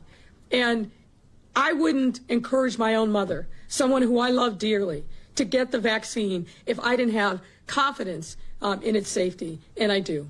So I think there's a lot that we can do to debunk the myths that are out there. I've heard everything under the sun.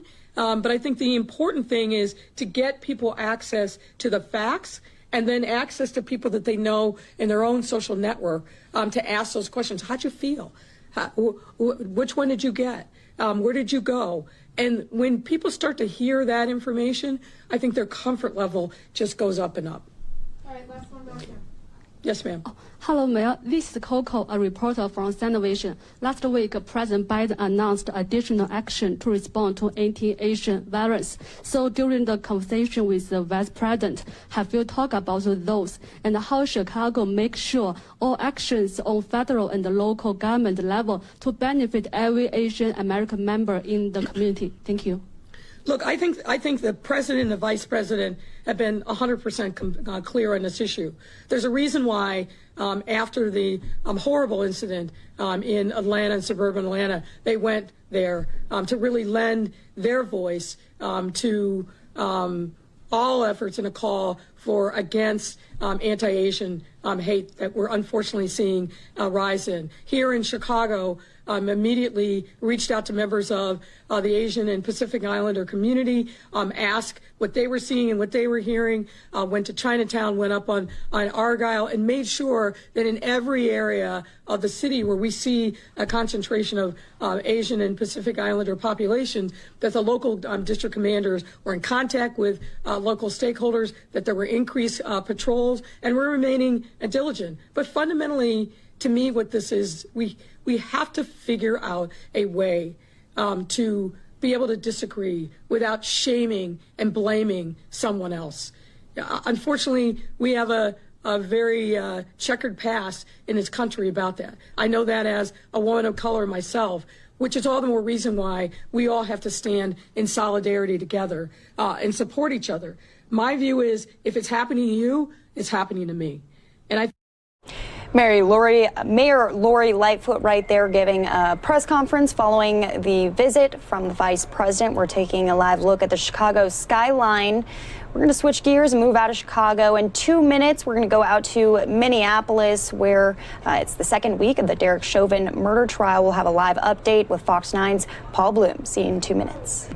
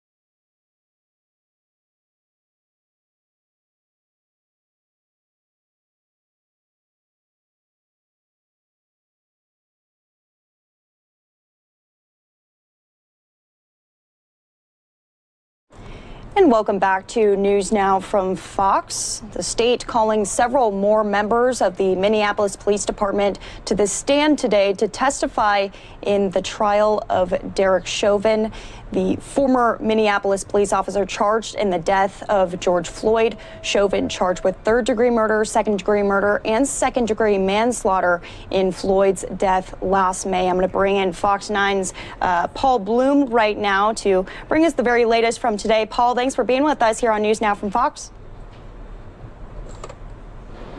You got it. Thanks for having me again tonight. I appreciate it. So, as always, what were your biggest takeaways from today? We saw a few experts, saw some police officers that worked with Derek Chauvin, and also some coming from out of state. Yeah, it was an interesting day on the witness stand. 3 members of the Minneapolis Police Department's upper training team, in essence. These are the folks responsible for training various portions of the department's policies, practices, and protocols. We began with the crisis intervention team leader, got down to use of force and defensive tactics, and ended this portion of the state's case with the woman officer who heads up sort of the rendering of medical aid and the responsibilities and duties an officer has as basically an emergency responder to initiate CPR, chest compressions, when a subject requires them. Obviously, echoes of exactly what happened on the streets of South Minneapolis on May 25th last year. The fact that Derek Chauvin and the other officers never sort of went from restraining George Floyd to a medical posture. So that was interesting testimony. And then we ended the day where we get into what is basically paid use of force experts from the state. This is a Sergeant Sergeant Steiger, Jody Steiger from the Los Angeles Police Department, and the state paid him nearly $13,000 to assess the case on a use of force basis, and whether or not Derek Chauvin violated standard police protocols in what occurred last year during the deadly arrest of George Floyd. And it was interesting to note, and I'm sure many of our viewers were tuned into it, the court sort of ended abruptly today, somewhat mysteriously, in the middle of Sergeant Steiger's testimony. There looked like there might have been an issue with the evidence or the testimony or the way that was coming in, and perhaps some defense concerns. They went into a sidebar situation, and then just like that, Judge Cahill sent the jury home, said there was something that had to be taken care of, and told the jury to come back at 9:15 local time, Minneapolis Central Time Zone tomorrow. So we just were kind of all left hanging. We don't know why the court ended so abruptly, but that is where we have left off after, again, more and more police officers basically turning and testifying against the defendant, former officer Derek Chauvin. And Paul, you tweeted about that. I want to go through some of your tweets from today because you do a great job at documenting what goes on. This right here is one of your first tweets of the day saying, "Happening now, Reverend Al Sharpton in Minneapolis leading the George Floyd family in prayer outside of the courthouse there." I asked you yesterday what the tone of Minneapolis is, and we're not seeing as many protests or anything. We're seeing preparations boarding up around the Minneapolis area, but today we're seeing prayer. So what was it like seeing that so close in person? Yeah, very interesting. You know, early this morning we had gotten word the courthouse pool reporter, right, the reporters inside the courtroom had spotted Reverend Al Sharpton. He was with the Floyd family attorney, Ben Crump, of course, a famous face now, a civil rights attorney in essence. He helped settle the $27 million civil lawsuit with the city of Minneapolis. So Reverend Sharpton, Ben Crump, and then the mother of Eric Garner. Of course, Garner killed nearly 7 years ago, or during a deadly arrest, also caught on videotape, a chokehold. Garner famously saying he can't breathe in that video, his mother. So Sharpton, Crump, and Gwen Carr all spotted in the elevator bank. And then as the day wore on, we were alerted that Reverend Sharpton was going to lead the Floyd family in prayer outside the courthouse at noontime, local time. And they did. They stepped out of the courthouse. They greeted reporters. And then they went into a prayer, Reverend Sharpton leading the prayer. I understand the Floyd family, quite faithful and religious, and they appreciated Sharpton basically flying in from New York City. And you can imagine, we're covering it like a court case and, sort of removed from it. But for this family, they've watched George Floyd, now their brother, their cousin, their nephew, die over and over and over again as this video is played. The pictures are displayed, the difficult testimony that's coming in, and it has been a difficult time for them. Philonise Floyd, when I was in the courtroom on Friday, told me the family just can't stop crying. So Reverend Sharpton said he was sick and tired of leading them in prayer via speakerphone in his offices in New York, so he flew in today to lead them in prayer here at the courthouse. And it was interesting. I will never forget what Philonise Floyd said, again, standing with Gwen Carr, Eric Garner's mother, and he said, "We're here, and when we get the verdict we want and justice is served, we'll finally be able to breathe again. And obviously a reference to George Floyd and the knee to the neck and not being able to breathe on the streets of Minneapolis. But it was a powerful moment during just a couple minutes, but interesting enough that Reverend Sharpton came here today. Right. And Paul, you touched on this for a moment. You said that they have reached the paid expert portion of Derek Chauvin's trial. Jody Steiger is a national use of force expert retained by prosecutors. So this is interesting for people who aren't familiar with cases like this. Hey, this guy's getting paid. You know, what does that mean? What implications does that have? Well, it certainly needs to be pointed out. The jury needs to be made aware. The prosecution, the state did address it during direct examination. I've seen it also happen where they don't, and then the defense gets to ask this witness on the witness stand. It just looks a little uglier when the other side asks the expert how much they were paid. But yes, Sergeant Steiger is paid to basically assess all the information. They send him all the body camera footage, all the reports, all the surveillance footage, all the the witness videos, and he assesses it based on his knowledge of sort of what a standard officer would do in that situation and how it impacts the criminal component to it and whether or not it was a violation. Obviously, the state is not going to bring in a witness in this case who says they did not see a violation on the streets of Minneapolis. So he is paid. He comes in. The defense will have their witnesses. But it's interesting. A couple of years ago, I covered the police shooting involving Justine Ruszczyk-Damon, the Australian woman who was shot and killed by then Minneapolis police officer Muhammad Noor in southwest Minneapolis. He was eventually convicted on third-degree murder. Another trial I covered, gavel to gavel. But afterwards, we had spoken or gotten word from the jury in that case, and they had said in the end the experts did matter. Like they thought the state brought in some really powerful experts in that case. In that case, the state had brought in one local and one national expert to assess the case, and they said that those experts were a lot stronger than the defense experts, and that helped sway them when they went into deliberations and ended up convicting Noor on third-degree murder. So it is something to keep an eye on. In this case, it's a much different dynamic. I'll be upfront with you, and that there's so much more video in this case. Jurors will not be left with any questions about angles or decisions or whatnot. The other case, there was no video, so it was a different dynamic. But again, I don't want to dismiss this portion of the case. But again, the state has built it up. They've brought in all the experts from MPD. They've laid out their beliefs and positions, the police chief most famously testifying yesterday, and now the use of force expert basically buttons up everything this jury has been hearing these last few days from the Minneapolis police officers.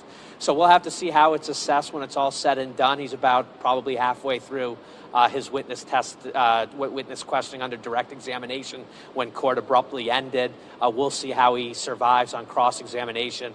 But again, an LA police sergeant, someone who's done thousands of these cases.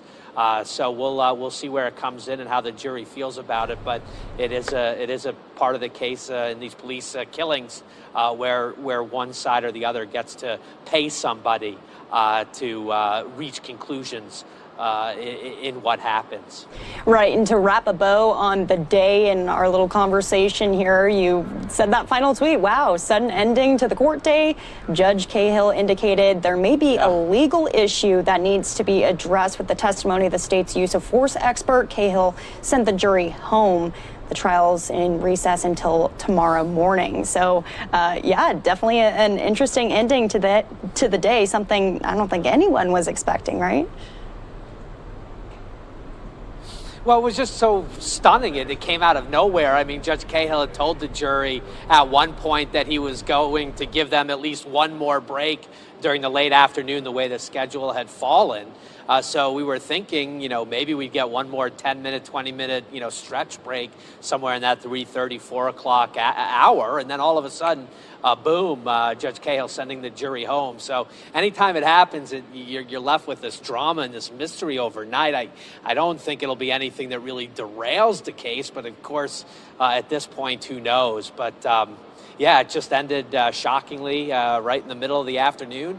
And we'll see what happens in the morning. But an interesting day, a full day. And then, of course, the idea of Reverend Sharpton here today bringing extra weight here into Minneapolis on another, on day 7 of witness testimony in this case. So we'll see what happens on day 8. But yeah, day 7 came to a screeching halt. I know. We were all a little surprised here at NewsNOW. We're like, all right, what do we got next? Let's hit the rest of the news of the day. Well, thank you so much, Fox 9's Paul Bloom. We appreciate you keeping us updated both on air and online. You got it. Thanks for having me. All right, we'll talk to you tomorrow.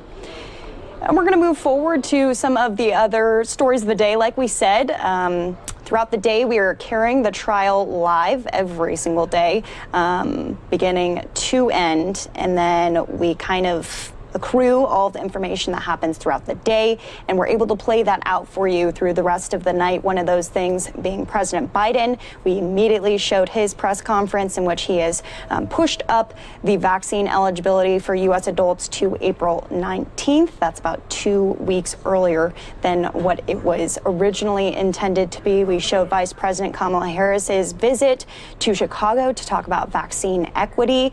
We then moved forward into Mayor Lori Lightfoot's press conference, where she kind of extended that conversation, talking about vaccine eligibility in Chicago and the movement that they're making. She also answered a couple questions about a story that I want to get to right now. This is one of the stories that we have been following. A 2-year-old boy shot in the head during a road rage incident this morning near Grant Park in Chicago. The boy was immediately rushed to the hospital in critical condition.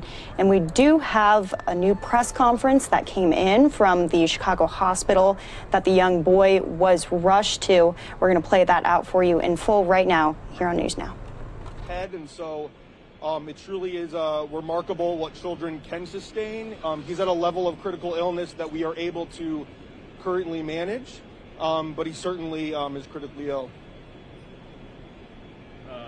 Is there any chance that he's going to be able to recover from this? What would you say about the number, percentage of his ability to get back? Yeah, I think it's hard to give a percent right now. It's a little early. We received him only a few hours ago, and so right now he's undergoing a number of treatments, and we're managing his illness right now, and so it's really hard to predict right now what will happen. What are you doing for him specifically that people would understand? So we're treating, because of the gunshot wound to the brain, we just treat through the brain injury. We help to support him through brain injury and through head injury. And so we have a team of surgeons here with our neurosurgeon specialists and our neurologists who can all help support him and us during this period. How many bullet wounds are there? One? I believe there's only one. And where did it go in at?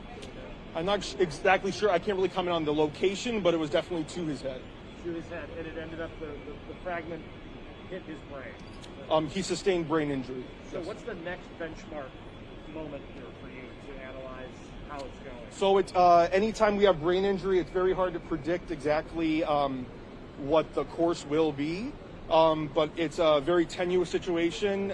It can change hourly for us, but luckily he's in a location where we can respond to any other emergencies if we have to. Can you talk about the emotional toll this takes on your team to have a 2-year-old boy show up in this condition?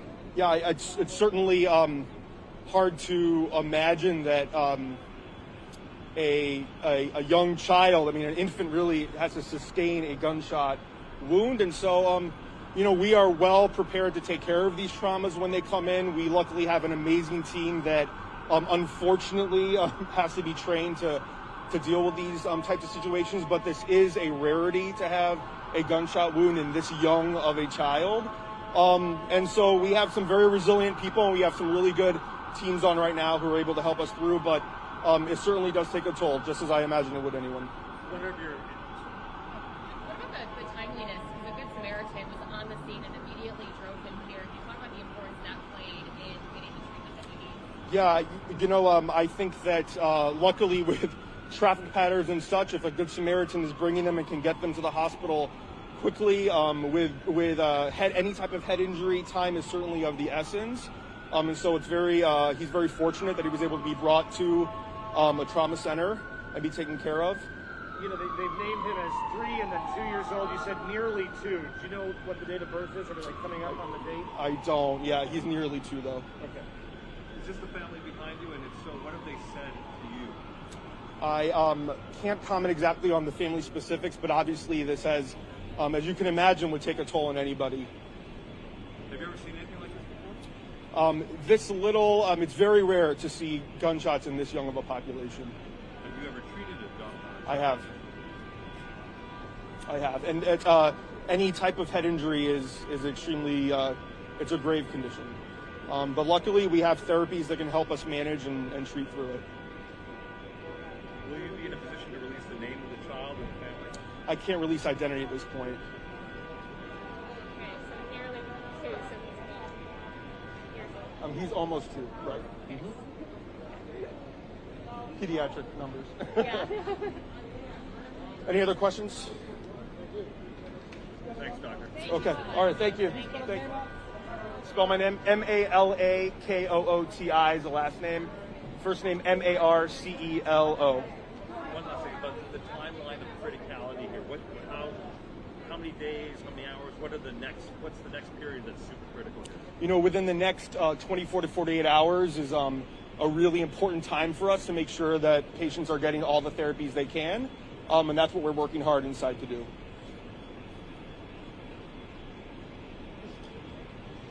Okay. Thank you, guys. Thank you very much. Thank you. That's them. Not the immediate. And as authorities search 2 different scenes for answers about the deadly shooting incident in Frederick, Maryland today, we're learning more about the Navy medic who opened fire at a Maryland business park. Fox News correspondent Mark Meredith has the details on this shooting coming out of Maryland. Authorities are investigating after they say a Navy medic shot 2 people at a Maryland business park, then fled to a nearby Army base where he was shot and killed. We can confirm that he is an active member of the Navy at the rank of E4. He resides in the city of Frederick, not on the military base.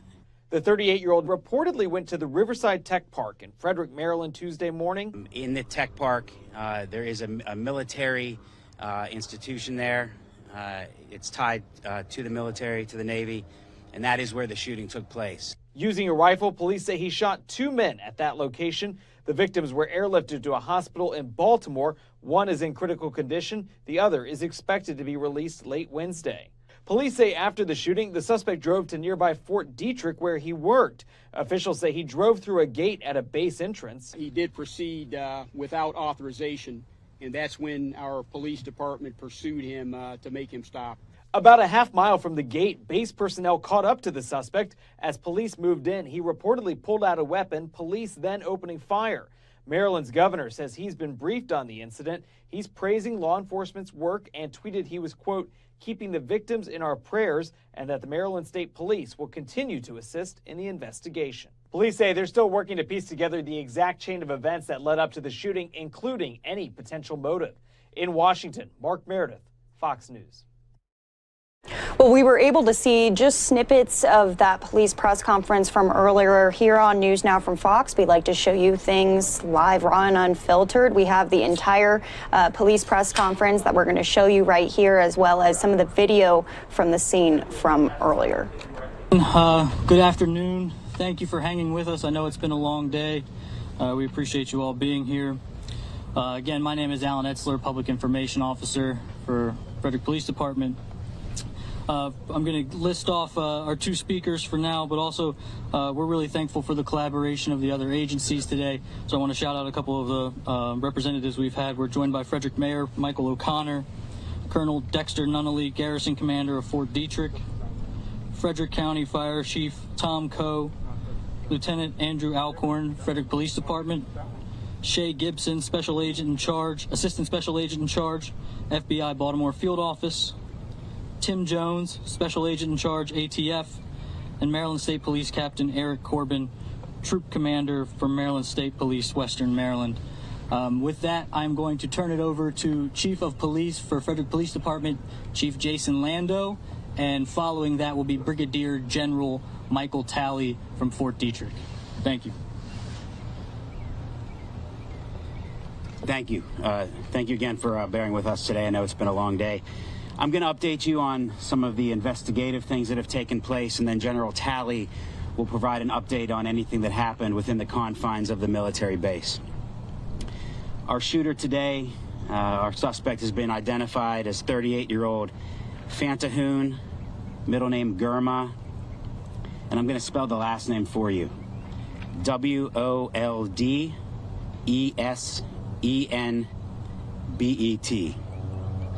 We can confirm that he is an active member of the Navy at the rank of E4. He resides in the city of Frederick, not on the military base, and his residence is in the 100 block of Willowdale in the city of Frederick. To update you on the location of the shooting, we are now able to confirm that in the tech park there is a military institution there. It's tied to the military, to the Navy, and that is where the shooting took place. So there is a connection to the Navy there. I can confirm to you that a rifle was used.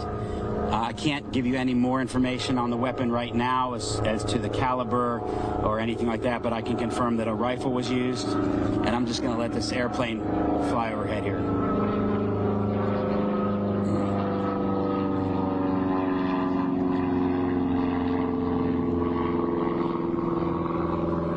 Regarding our victims, one victim is in critical condition at Baltimore Shock Trauma, remains in critical condition.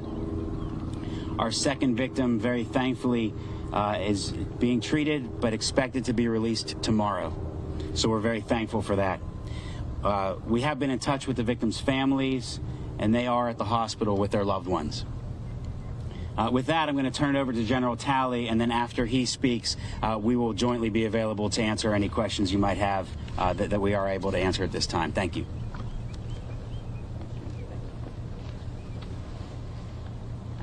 Hey, good afternoon. And I want to first start by rendering our deepest condolences to the family members that have been involved here. As Chief mentioned, we have two sailors that have been wounded, and we want to make sure that that our thoughts and prayers are with those family members. I want to thank the law enforcement here in Frederick County, the City of Frederick Police Department, along with the Fort Detrick Police Department and EMS. The collaboration and the synchronization with which they operated absolutely was done textbook, and certainly ultimately probably prevented further injuries and further loss.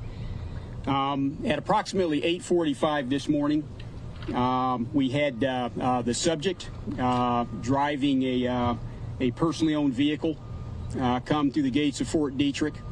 Just prior to that, the Frederick Police Department had issued a BOLO report, or a be on the lookout report for the vehicle and certainly the subject. The subject was stopped at the gate, and before he was able to be searched, he sped past the gate, made it about a half mile into the installation. He was pursued immediately by the Fort Detrick Quick Reaction Force. They were able to stop him in a parking lot. He then brandished a weapon, and our police department was able to neutralize the subject. Life-saving efforts by the police department and the EMS were rendered for about 20 minutes unsuccessfully, where the subject was pronounced deceased at the scene.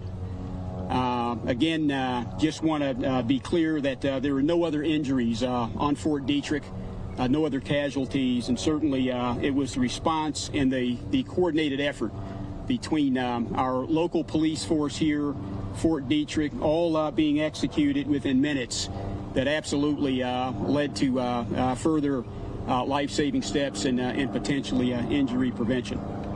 Again, just want to thank everyone for being here today, and pending any questions, I think that's it. Thank you.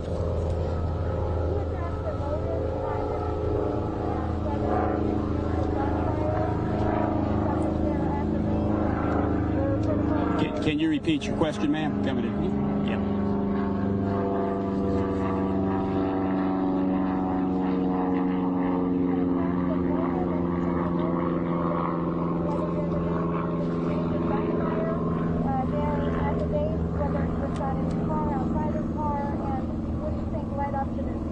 Yeah, so right now we don't want to compromise any part of the investigation. But motive, that'd be speculative. We are still investigating motive, investigating the exact circumstances of the subject.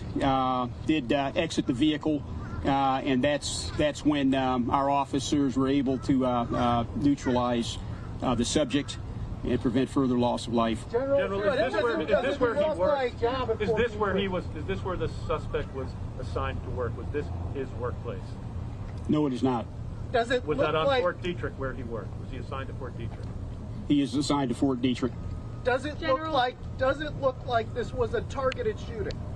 We can't tell at this point, sir. Again, still under investigation, but that's going to be one of the things that we piece together in the hours and days to come. General, is there any indication that the suspect knew these victims? Again, we don't want to compromise any aspect of the investigation. And that's something that our authorities are looking into to find out the relationships, why it began here, etc. But right now, would like to see the investigation develop before we speculate on that. General, the chief said that the suspect brandished a rifle at the initial incident. Was that the same weapon that was brandished at Fort Detrick? We don't know. Again, we're going to have to complete the investigation to confirm whether or not that was the same weapon, same description, obviously a rifle, and that's what led to our actions from the Fort Detrick Police Department. Were there any other weapons found in the vehicle, sir? I don't know of any weapons found in the vehicle other than what was found. Did he breach security? Did he breach security on Fort Detrick? He didn't necessarily breach security initially. He was stopped, again, based on the BOLO, and before he could be adequately searched, he was able to proceed past the gate, so he did proceed without authorization, and that's when our police department pursued him to make him stop. At the time that he was being questioned at the gate, what measures did they take to try to slow him down? Before the measures they took were visual signals. They verbalized to him to pull over, and before they could render the situation safe, told that the subject pulled off ahead and was able to enter the base again while in hot pursuit from our police department. But at that time, at the gate, what does his office do? This Navy office do? Can you tell us? I tell you, with because we have a small installation, or Detrick relatively small, I prefer not to comment on that time, just because of the low density of the units that are on the installation, and rather than talk about his specific unit, would prefer to delay that until we can get all the facts and further investigation. Can you say if it's related to U.S. AMRIT? I can't say. Tell us about the Navy installation here. It's not related to USAMRIT. The Navy installation here. Tell us a little more about what's done here. Here at Fort Detrick? No. Here at this location. The Navy installation here in this office park. I can't comment on that specifically. I do have one of the reps from the Navy PAO, and if we don't have the information, we'll get back to you. But I rather than just go off of what I've heard, would rather have the facts for you. Who's taking lead in this investigation? The FBI. Just so we're clear, when he was stopped at the gate by the guards, did they know that he was the subject of the BOLO? They had to take the facts that had been given to them, a vehicle description, and before they were able to confirm that, hey, it was this shooter, it meets the description, they were in the process of ascertaining whether or not it matched the BOLO. So they didn't know that he was the subject of the BOLO? At that point, when they stopped him in the holding area, they were trying to confirm that. General, can you tell us the two victims, were they assigned to this location here? And also, we had heard people describe one of the victims as terrified and hiding as if he was being chased by this shooter. So shed any more light on that? I can't comment what did not happen on Fort Detrick, and you're talking specifically about the initial incident that took place here in this vicinity. I'll pass that to Chief Londo, but I don't have information on that, and he would have that kind of information. Thank you. We just couldn't comment on that at this time. Our detectives would need to conduct interviews, and that would be speculative at this point in time. So, Chief, you don't want to talk about the motive. I understand that at this point, but the Navy is involved, research involved, you know, and someone that's in the Navy. Can you sort of steer it to say that this was some sort of a personal matter versus some sort of an attack on the mission here, or you know? Well, what I'm getting at. I respect what you're getting at. Probably what you don't see is about 50 detectives right now that are working to figure all that information out. So for me to even speculate on what it would be inappropriate. But just rest assured that is something that we are actively working on, and we want to know just as much as you. Are you clear at this point whether the shooting was inside or outside the building? Were there other victims in this Navy facility who weren't shot, but is there a number of people who were sort of sought and terrorized? Do you want to comment on that? Yeah, I'm sorry. Come up to the mic. I guess first question, do you know now for sure whether it was inside or outside, and was there a number of personnel in this Navy facility beyond the two who were wounded? Sorry, Lieutenant Andrew Alcorn, last name Alcorn. To answer your question, I don't know if there were any additional Navy employees inside of the installation when it occurred. I can tell you that the shooting occurred inside of the building, yes. Lee, how long was he roaming around with that rifle before he got to Fort Detrick? The call came in here. The call came in here at 8:20, and then I think you said 8:45 he made it to Fort Detrick. So during that time frame, we had reports of his vehicle in the area, and we were actively searching for him during that entire time. Why was headed back to the base after this initial event? Was he targeting more people? Can you shed any light on that? No, we don't. We're still trying to sort through stacks of paper, just trying to figure out exactly what the motive would be. And like the chief and the general said, we don't want to give you all some information that would be false or not completely accurate right now. We want to give you the information when we are able to verify it. So that's what we're trying to do. Chief, can you go through the name one more time? Could you please spell first, middle, and last names, please? Sure, I will spell all three names. Thank you. First name is Fantahun, F as in Frank, ANTAHUN. Middle name Girma, GIRMA, and last name WOLDESEN, B as in boy, ET. You said earlier that the two wounded victims are sailors, correct? I didn't confirm who they were. I believe the general would have to do that, but I could tell you that we know their conditions and that their family is with them. That's what I said. General, can you tell us, was the subject supposed to be at work today at 9 a.m.? I mean, is there any indication that he's heading into work after all this? Yeah, all of that we are going to determine. We are going to determine what his disposition was, why he went back to Fort Detrick, etc. So that's going to come out in the investigation, and that's one of the key questions, without a doubt. General, at this time, do you know if there's any type of red flag on the individual of the shooter? Was there a red flag on him? At this time, don't know. Don't know his mental status at the time, and we're certainly going to find all that out. Can you tell us how long he's been here in the area, Frederick? I don't know. We'll find that out, or we'll be able to get back with you with specific information on that, rank, name, and all that. We can't totally see up there. Is the Navy installation, is it labeled up there, or is it sort of incognito?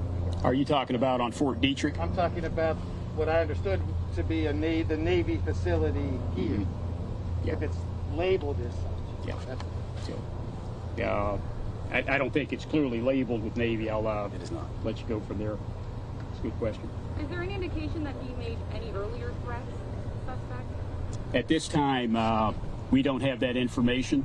Again, as we put the pieces together and find out his disposition, background, and complete motivation behind that is certainly a question we're going to have answered. And can you speak to the community? Is the community shaken by the sailors on the beach right now? I mean, this follows a string of violence that we have seen spread across the area. I can assure you we are applying full resources to ensure that we have the right behavioral health support, the right chaplain support set up for all of those that may have been touched by this. The Navy, in combination with Army resources, they actually sent down a behavioral health sprint team that are part of the Walter Reed Network. They're on the installation. They are providing services to all those that have been affected. We've also set up a hotline just to ensure that any resources that are needed, any help or assistance is needed, is in place as we get through this as a community. I want to point out that on Fort Detrick, and it's unfortunate that these types of incidents have occurred, to your point. And it so happens we had been in the process of conducting training, rehearsals, a week away from actually doing an exercise involving a similar scenario. And the training, certainly the procedures that we took on the base while all this was going on, kicked in at the right time, and it was important that I think we recognize that this situation that we're in now, this what's become all too often having these incidents. It's important to realize that hey, we were as prepared as we could be for something like this, and all procedures, all protocols were followed, and that includes certainly the response from our collective local authorities in coordination with Fort Detrick's police department and EMS. General, I understand you don't want to get into what his job was, but was part of his job carrying a weapon, understanding he's active duty military, but was this a service weapon? Not that we're aware of. Again, that's going to come out in the investigation. Not sure at this juncture. Can you say how long you've been in the military with the we don't want to comment on length of service at this time. Again, all of that will be brought forward here at a later time. Was he supposed to be here at this time? We're going to find that out. Was it a scheduled work day? Was he there at a prescribed time? We're gonna absolutely find out if there's actual some sort of reason while he was here and what that purpose was. General, is he Ethiopian? I can't make any comments on his identity or background at this time. General, just to clarify, you said that he was stopped at security and they motioned him to stop, to pull over. Was there any physical barrier stopping him from going through? Did he blow through a gate, or was there nothing stopping in front of the car? So prior to the physical barrier being erected, again, basically had the forces go towards his vehicle to stop him, confirm that he fit the BOLO description. Again, we have a vehicle description at this point when he stopped. And he actually sped past the barrier, may have got past it in a fairly quick manner. Again, police were in pursuit immediately when he didn't follow instructions. Okay, so he caused damage to a barrier, he broke something down, nothing like that? No, ma'am, no damage to a barrier. General, did they have eyesight on the car the whole time on base, or was there a period where they were searching for him? As far as I know, just the distance from the main access control point to where the subject stopped, not a lot of, he was under visibility there for the entire time. So they had fixed, I think, his location, and again took the right actions to pursue him and neutralize the situation. How long was the pursuit inside the base? No more than 4 minutes is what I'm told. And I'm just calculating that based off of the distance from the main ACP until the time the subject was apprehended and stopped. Couldn't have been any more than that. This building on Monocacy, does it deal with medical or intelligence in any way? I can't comment on that. Does it fall under your garrison, so to speak? Is it all part of your responsibility? It's not part of my responsibility. Represents an overflow area for naval work and naval applications. What exactly agency shot the suspect? You said it was a response team that came and followed him. Who was that? Yep. So just as part of our procedures at our access control point, this is something they practice, they train for all the time, so that when there is an intrusion on the base, or someone breaks protocol, they are trained to quickly apprehend subjects, whether it's accidental or not. So it's something that they train at quite a bit. So almost immediately they were able to get on board their respective patrol vehicles, and they pursued the victim very quickly, the subject very quickly. Members of the Army? No, these are this is part of our civilian Fort Detrick Police Department, DA civilians, Department of the Army civilians. Was the suspect in uniform? See him? Navy uniform today? We are going to get back with you on that. Again, as part of the overall investigation, we're going to let that develop before we divulge anything like that. How old are the victims again, and what was the suspect vehicle? Yeah. We're going to refrain from commenting on specifics about the victims. I think you know that they were assigned to Fort Detrick. Naval personnel still completing the next of kin notification, almost complete with it. And at that time, we'll provide more details about the victims. Could you at least tell us the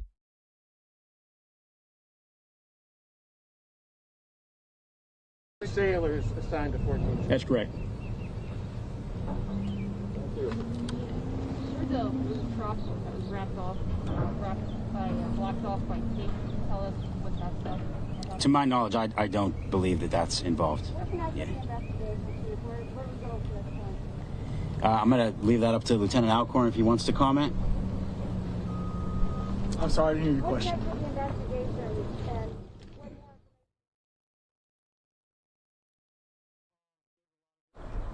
All right, we are going to step away from this right now, but we do have some new video that we want to show you because this is just coming to us at the moment, and this is surveillance video. This is from the business next door that one of the victims ran into just after being shot. We have this video right here.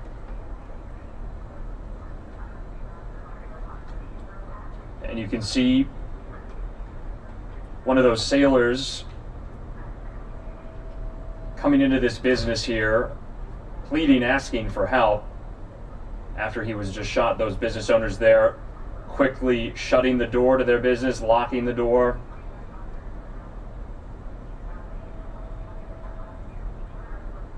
This is just being obtained by our affiliate there in Washington, D.C., Fox 5 D.C. Just going to play it one more time.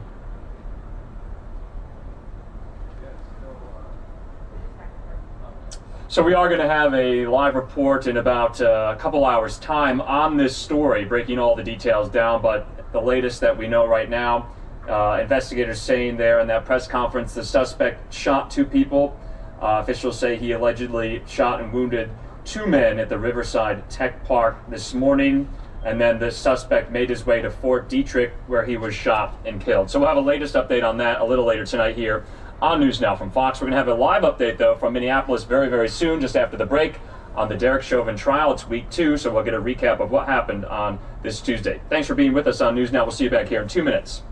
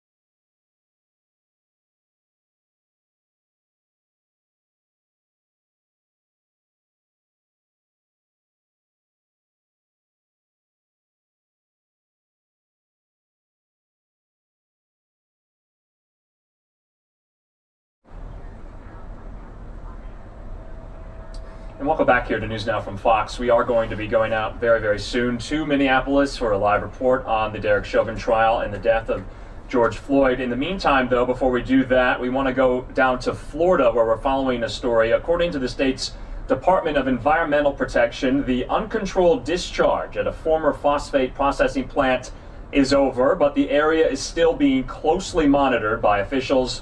And while initial water tests show no traces of radioactivity, there are levels of phosphorus and nitrogen which are harmful to the environment. Locals who make a living off the waterways say they've already noticed a difference and are pleading with state officials to make sure this never happens again.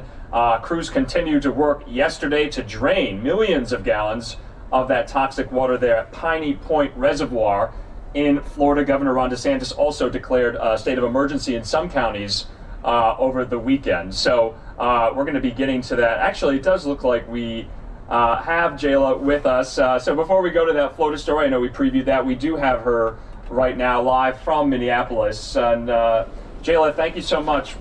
We wanted to recap day 2, week 2 of the Derek Chauvin trial. What were your takeaways? Let's go into it. Yeah, definitely. Today, the state showed the image of Chauvin's knee on Floyd's neck several times in the courtroom. The main topic of discussion today was the use of force that Chauvin used on May 25th. Now, they also brought to the stand several members of the Minneapolis Police Department to discuss the policies associated with use of force. Experts got on the stand today and said that the use of force that Chauvin used violated those policies. One of those experts was Lieutenant Johnny Mercil. He took the stand today. Mercil wrote the department manual for use of force and trained Chauvin in 2018. He testified that officers are trained to use force, but it must be reasonable. Furthermore, Mercil testified that once handcuffs are placed on a suspect, they should be placed in a recovery position.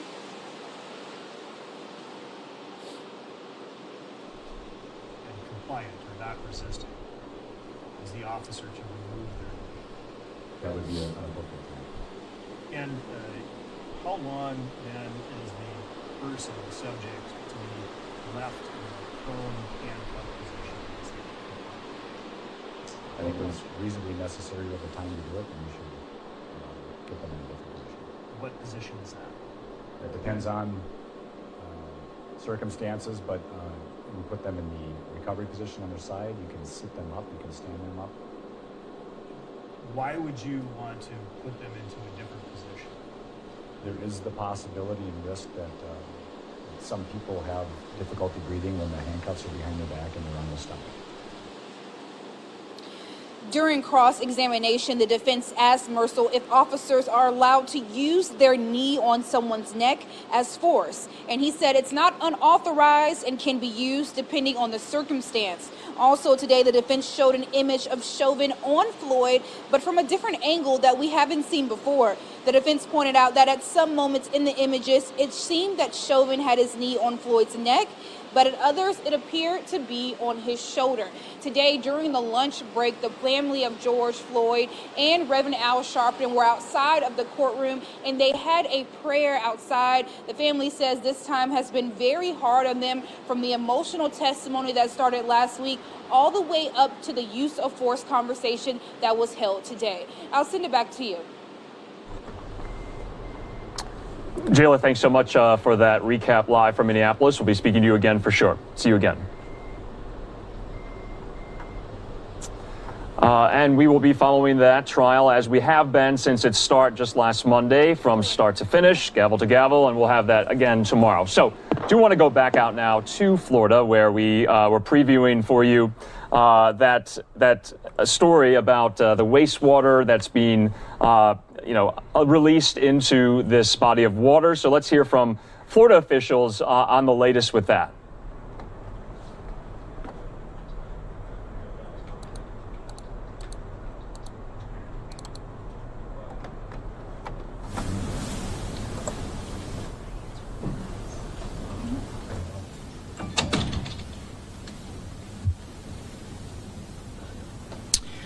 Good afternoon, everyone, and welcome to our afternoon press conference on the Piney Point wastewater release. First, I'd like to introduce the folks that we have here, the members of the Manatee Board of County Commissioners.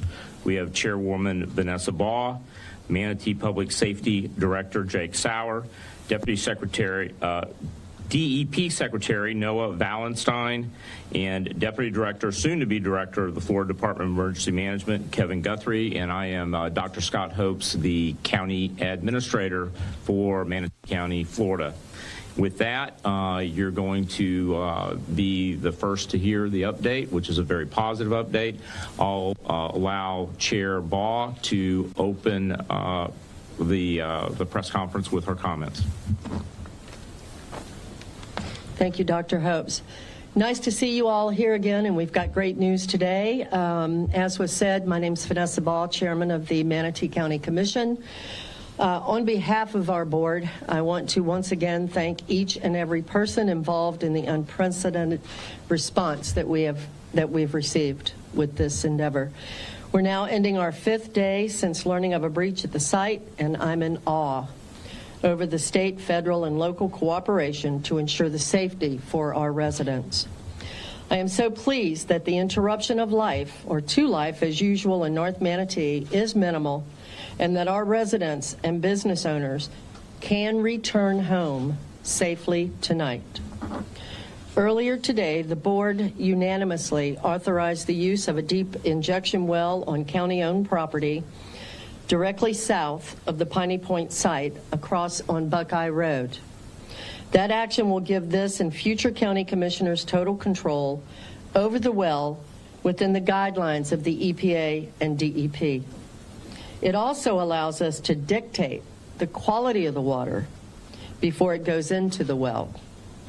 In other words, the residents and business owners of North Manatee can rest assured that the water atop those stacks will be treated before it goes into the well, and then capped to ensure no other water enters that well.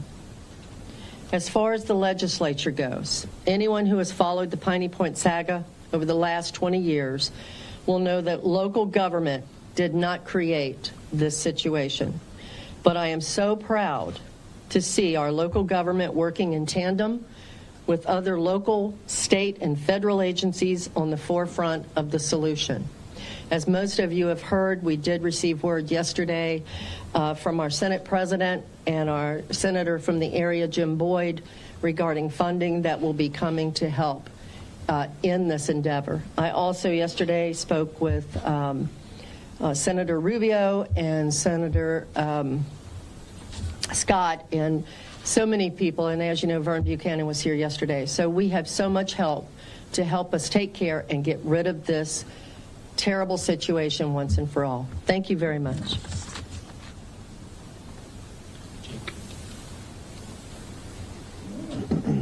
Good afternoon. Jake Sauer, Director of Public Safety for Manatee County. Okay, I'm going to run through a couple slides here, give you a full update of the great work and progress we've made today with the Florida Department of Emergency Management, the Department of Environmental Protection. So all evacuation orders effective immediately will be lifted, and road closures are limited to areas along Buckeye Road from to O'Neill. We decided to keep the Buckeye Road closure for the near future due to concerns. We also have a drone team out there that is working and is safer for the residents and those that travel through Buckeye Road for the near future.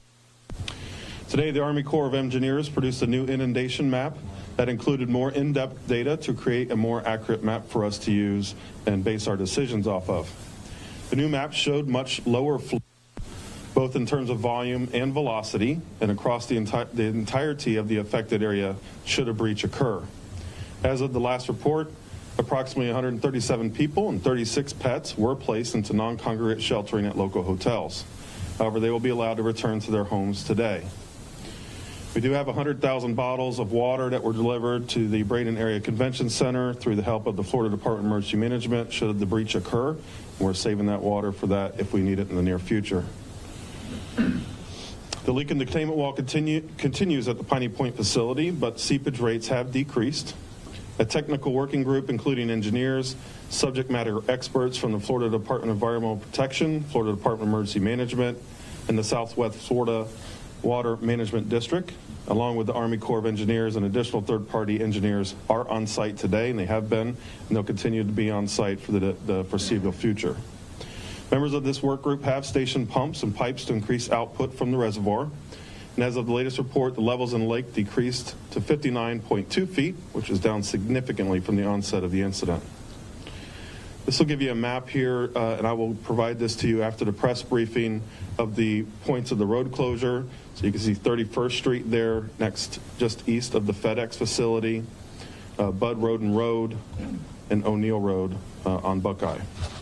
This is one of the new maps produced by the Army Corps of Engineers that we worked on with them and our partners behind us today, showing in a new inundation map should a breach occur on the east wall. Can you go back one slide? So you can see here real quickly, and I can speak to you after the press conference if you have future questions on this, but most of the inundation, all of the inundation, less than a foot in those areas, and most of that is farmland, lakes, and low-lying areas that are able to take that water.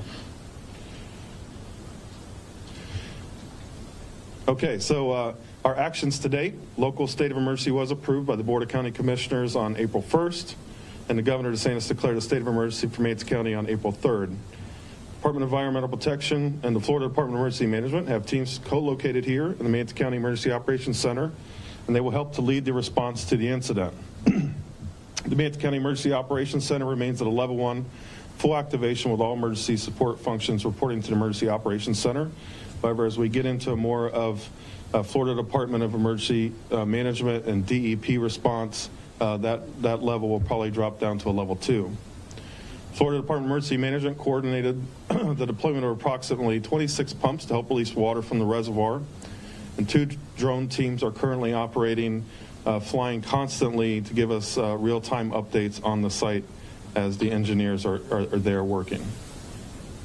So goals moving forward: ensure safety of the public and the staff working to mediate the situation. Property conservation, finish deploying pumps and other mitigation efforts to remove as much water from the reservoir as possible to avoid structural collapse. And get economic drivers back online. Earlier today, we opened US 41 thoroughfare and businesses impacted by the evacuation order. Remediate any negative environmental impacts due to the release of the water. Continue to assess, berm, and maintain situational awareness on the breach site. And determine and address any unmet needs or equipment that might need to go to the site itself. With that, I will turn it over to Director of Environmental Protection, Mr. Valenstein. Secretary Valenstein. I'll take director, that's all right. Again, my name's Noah Valenstein. I have the privilege of serving at the Department of Environmental Protection. We appreciate the strong cooperation of the county and the other agencies here, including the Department of Division of Emergency Management. Our focus continues to be assisting on preventing an uncontrolled release of water. Again, our science team has worked nonstop around the clock along with our engineers to ensure that the directed release is going to the area with the least possibility for environmental impact, and that continues to be the case. I also urge you, we have begun putting up water quality information along with our public information on the Piney Point incident. Visit protectingfloridatogether.gov to get information on water quality sampling. Some of those samples will be instantaneous from the field. Others will take time to be processed in the lab, but the sampling points will actually have a map so you can see where they're coming from, including straight from the outflow ditch, so that you'll actually see areas where we'll have high nutrients and see that dissipate as it's going towards the port, and then you'll be able to see it out into the bay. So one would expect seeing a higher amount, and then as it hits the port again, the idea of having that controlled release is so that it gets out into the deeper water, and by the time it gets in the bay, we have set ourselves up for the best chance to have the least environmental impacts. Again, our point is to make sure we're monitoring all impacts to hold HRK fully accountable for this incident, and we will remain mobilized for as long as that is necessary. Thank you.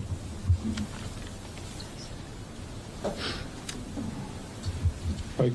Good afternoon. Kevin Guthrie, Deputy Director and State Emergency Response Team Chief for the Florida Division of Emergency Management.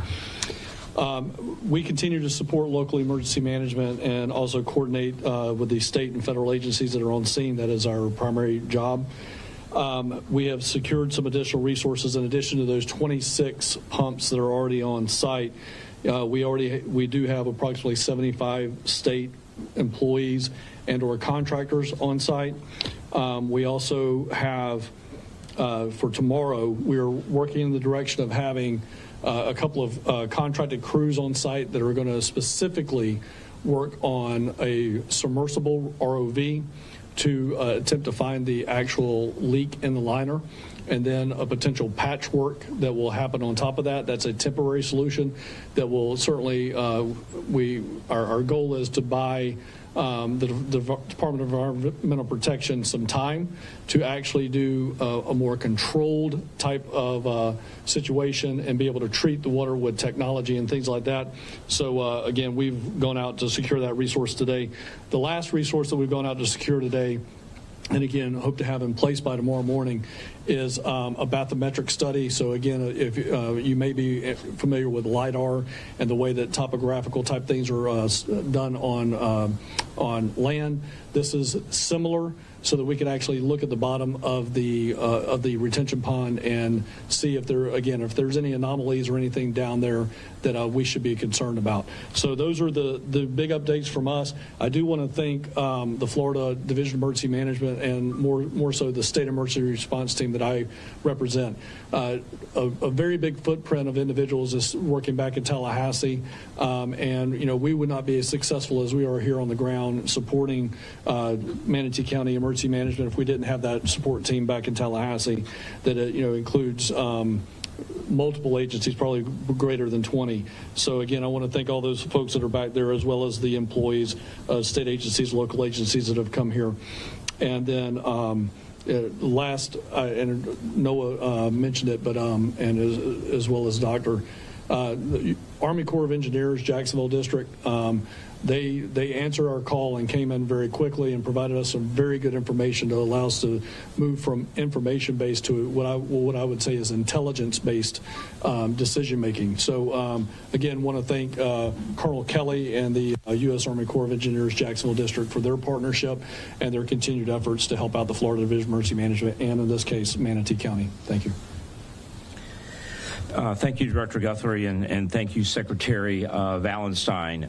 For a recap, the mandatory evacuation orders have been discontinued, so both our residents and our businesses can return.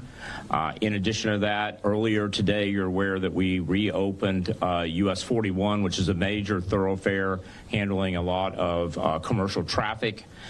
In addition to that, we have successfully controlled the release of over 180 million gallons out of the southern stack. We started with about 480 million gallons on Thursday. We declared the state of emergency.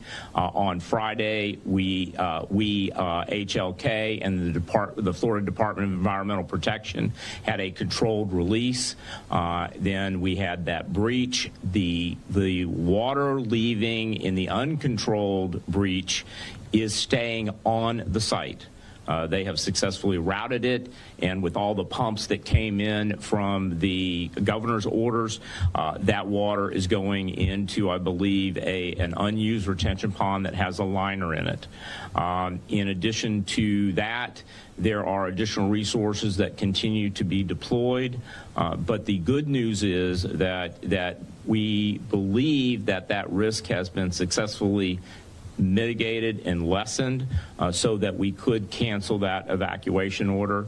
And to the citizens and the residents that did have to evacuate, keep in mind, it's like when we talk about hurricanes.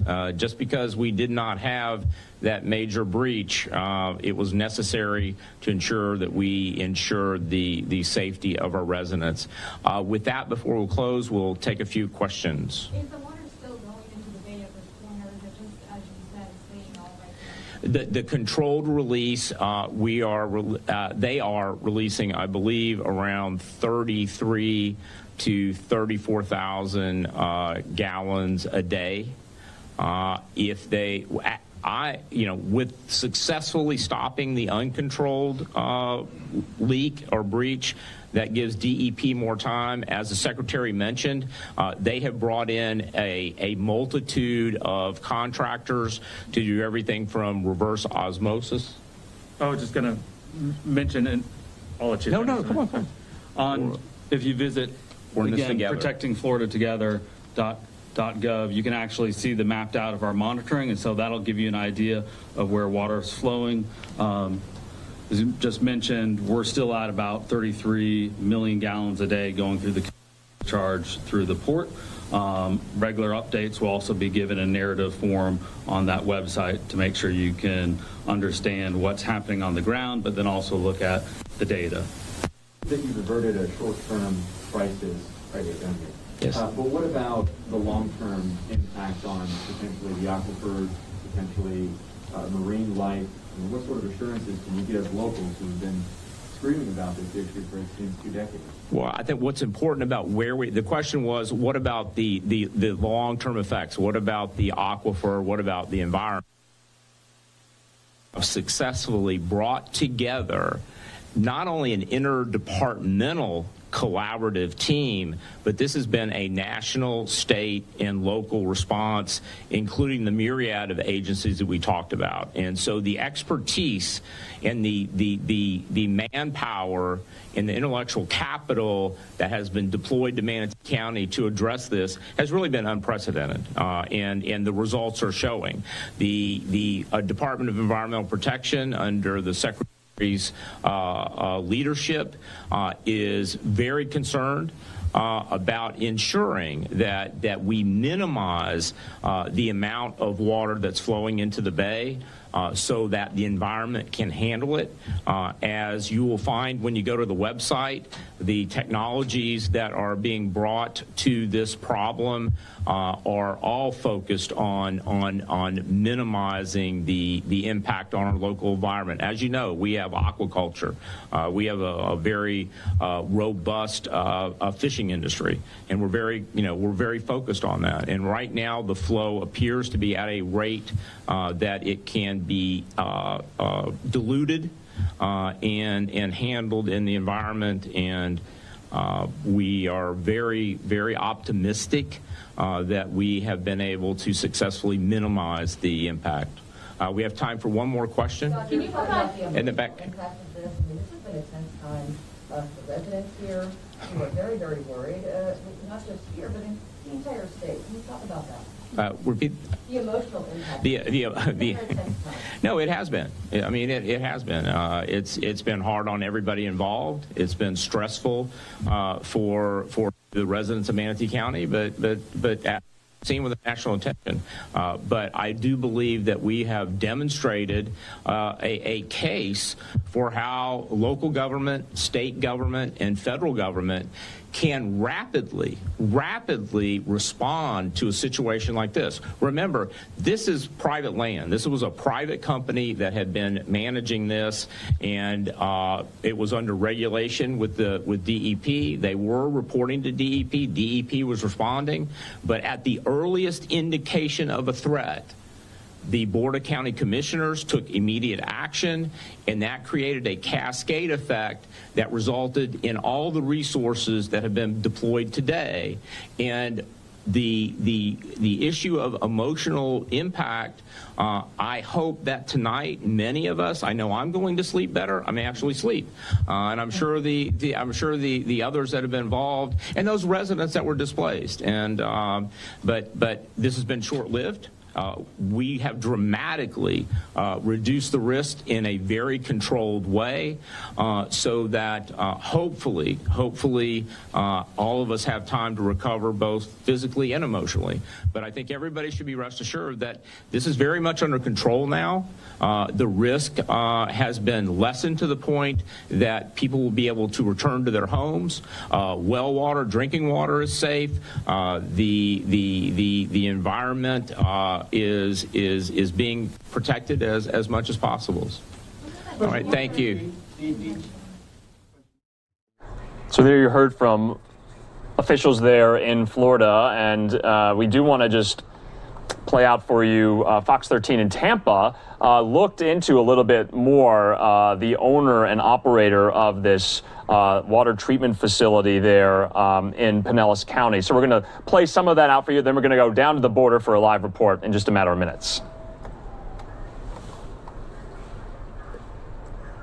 Crews are making progress as they try to stop a wastewater leak at the Piney Point site. The threat of a breach is minimized, and an evacuation order for the surrounding area has been lifted. Officials are still pumping out water from the reservoir while also trying to find a more permanent solution. And they're also monitoring the quality of the water that's going into Tampa Bay. In a news conference this afternoon, state officials said that they will hold the company that owns the old Piney Point plant accountable for any damage to the environment. But that company, HRK Holdings, already filed for bankruptcy after another spill back in 2011.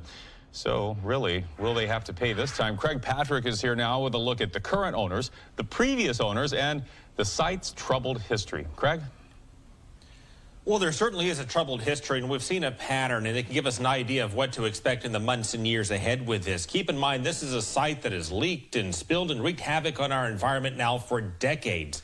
The original owner, which built it in 1966, released waste into Bishop Harbor, for example. Then you had a revolving door of owners after that, heading into the next round of leaks or rounds of leaks in the 1980s and 90s. The Piney Point site had a sulfate leak and evacuation in 1989 and 2 chemical leaks in 1991. Then it changed hands again, and the next owner, Mulberry, filed for bankruptcy and abandoned the site in 2001. It left these contaminated ponds sitting on top of mounds of radioactive material for the state to manage. The state then discharged millions of gallons of polluted water in 2001 near the bay and 2003 into the Gulf. Then the current owner, HRK Holdings, bought the property in 2006. It agreed to manage the waste while converting the land around the mounds of waste into an industrial park. The registered rep of HRK is a hedge fund manager who markets the Piney Point site as Eastport. HRK, under the Eastport brand, makes money by leasing land at the site to government and other companies. And records show HRK identified weaknesses in the plastic liners that hold this polluted water in place last year. Last week, a representative of HRK, Jeff Barrett, apologized to the Manatee County Commission for the leak. There will likely be impacts in Tampa Bay. This is very unfortunate, and I am very sorry. State and county officials say they will hold HRK responsible for the release of this polluted water that's pouring into the bay now. And we will hold HRK accountable. You know, of course, they're still holding the company, HRK LLC, accountable. But that may not be easy or practical. HRK had a previous spill on this site in 2011. And after the mounting cost of cleanup, it sold some of the land and filed for bankruptcy protection in 2012. And state leaders are now pinning the potential cost of this cleanup of upwards of $200 million. And that's what state lawmakers, at least in the Senate, now plan to add into the state budget in order to cover the cost of what they're framing as a full and total restoration and cleanup of the site. Upwards of $200 million. If approved, that would come from the American Rescue Act that President Biden signed into law. There is an impetus for this in the Senate, support from the Senate president. That will come up for an amendment vote tomorrow. The next move will be in the House, in which point we will see to what extent the legislature fully moves in that direction. So in the immediate future, it's the taxpayers will be funding this cleanup, it sounds like. Craig, how is HRK responding to this? We heard from the gentleman there at the meeting last week, but what is their forward-looking plan if they have one? Are they providing a remedy? They're providing a short-term remedy of trying to stave off the broader collapse, which they think they're, of course, in the process of doing. In reaching out to HRK, you have 2 phone numbers. One of them is disconnected, and the other one leads to a line stating that the voicemail is full and cannot receive any further messages. So they're challenging to get in touch with, but what Barrett said, in addition to saying that he is sorry, is that they're also working around the clock, taking it minute by minute, hour by hour, to get past the immediate crisis at hand. All All right, we just want to get out of that story now and move over to the southern border in El Paso. As Republicans and Democrats point fingers over the crisis at the border, illegal crossings continue to keep local agencies very busy. Fox's Robert Sherman joining us now there in El Paso, right at the southern border. Robert, what's the latest? Well, Andrew, despite us coming off of the recent Easter holiday, the activity and crossings here at the border, they haven't gone anywhere. Just this past weekend, we saw hundreds of migrants cross into the Rio Grande Valley. One of them, a pretty chilling image, a mother who collapsed due to dehydration. She had just given birth 1 month prior. What we're hearing from officials all along the border is that they need more manpower and more financial resources. On the one hand, to handle the number of migrants that are crossing into the United States, but on the other hand, to curb the influx of drugs that the United States is seeing. And the biggest one being fentanyl. I want to read a quote to you from one DEA agent that Fox spoke with, who said that the seizures that were made from 2019 to 2020 could essentially kill half of America's population. But what that they have been able to track down and what they have seized so far this year and what they're expecting and on track to seize throughout the rest of the year could kill the other half. A pretty astounding number. But on the other hand, you have the Democrats who are in town this weekend. You have a delegation that is being led by Delaware Senator Tom Carper. All of them down here in El Paso alongside a few other members of the House of Representatives. Their position is that this is nothing new. The border has always seen surges such as this over the past couple of decades, and the real way to solve the problem is to actually take the fight to what is referred to as the Northern Triangle. This refers to Honduras, El Salvador, Guatemala, which is where reports suggest that the majority, or at least a large portion of migrants heading to the U.S. originally stem from. Taking the issue to there, building infrastructure in those countries and trying to stabilize those regions, that would help the issue. So we know that an envoy is being sent to them later throughout this week in order to speak with local leaders that are on the ground there. But it's important to mention, Andrew, we talk about this divide in this country. It continues to be the case here with the border. Democrats who are here on the ground continue to praise the White House for the efforts that are being made on the border, blaming all of the issues on the previous administrations. The American public, the majority, doesn't necessarily buy that. Over half of Americans disapprove of the way that the Biden and Harris administration has handled the border so far this year. That's according to a poll that comes in part from the Associated Press. So this issue is not going away anytime soon, Andrew, but a lot of finger pointing all the way to go around. All right, Fox's Robert Sherman there live for us on the border at El Paso, Texas. Robert, thanks for that update. Thank you, Andrew. We are going to move now into just some sports-related news. As you know, we've been following this story. A woman accusing Texans quarterback Deshaun Watson of sexual assault. Breaking her silence today, Ashley Solis is a massage therapist and the first woman to go public with her allegations. She says Watson exposed himself and made inappropriate requests during massage sessions. 22 civil lawsuits have been filed against Watson over the last 3 weeks. Solis said she felt it was important to come forward to share her story. We're going to play out some of that press conference from a little earlier. Then we're going to have live reaction and live coverage from our affiliate there in Houston and some experts who have been following this case. So here's that press conference from earlier.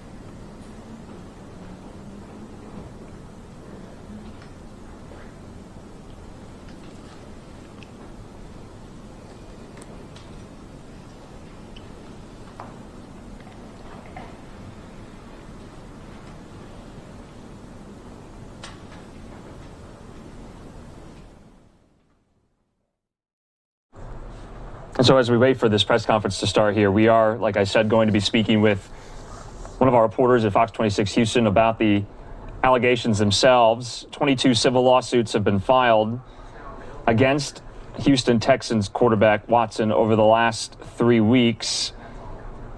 Now hearing from one of the accusers for the first time. This is the first time one of the accusers is speaking in front of the camera. We are going to fast forward just a little bit just to see when this press conference started a little bit early. So bear with us here. Apologize.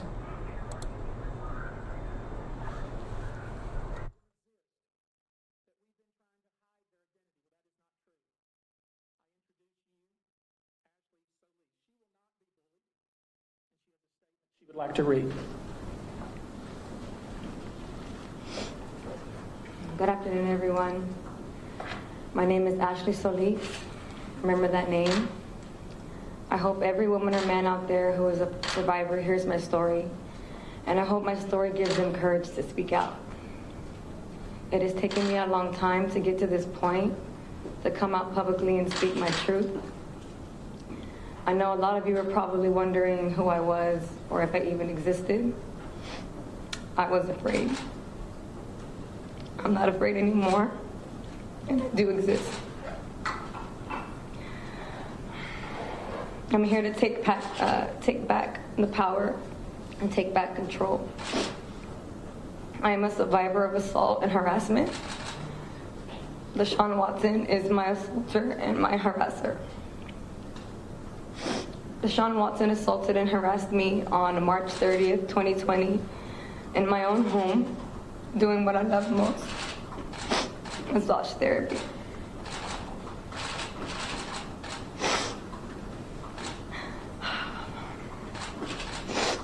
I am a licensed massage therapist. Now that profession that I love so much has been forever tainted. I'm deeply saddened, but not surprised to see so much victim blaming in the press and by online commenters. And they have absolutely no idea what I'm going through or what happened to me. No idea. This incident has impacted me in many ways, and those ways are hard to describe. I feel a range of emotions: guilt, embarrassment, shame, courage, anger, sadness, and numbness. Some days I feel like a hero, other days I feel like a failure.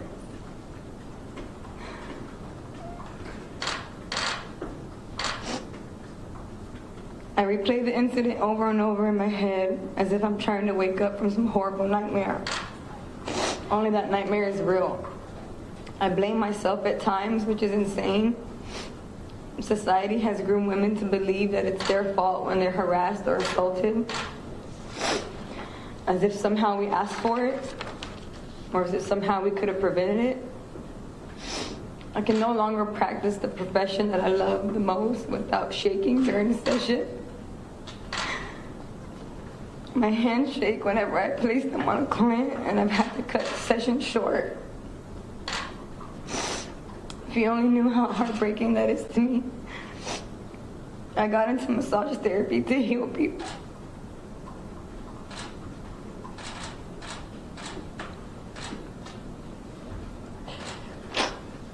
To heal their minds and bodies. To bring peace to their souls. Deshaun Watson has robbed me of that. He took that away from me. He tainted a profession in which I take enormous pride.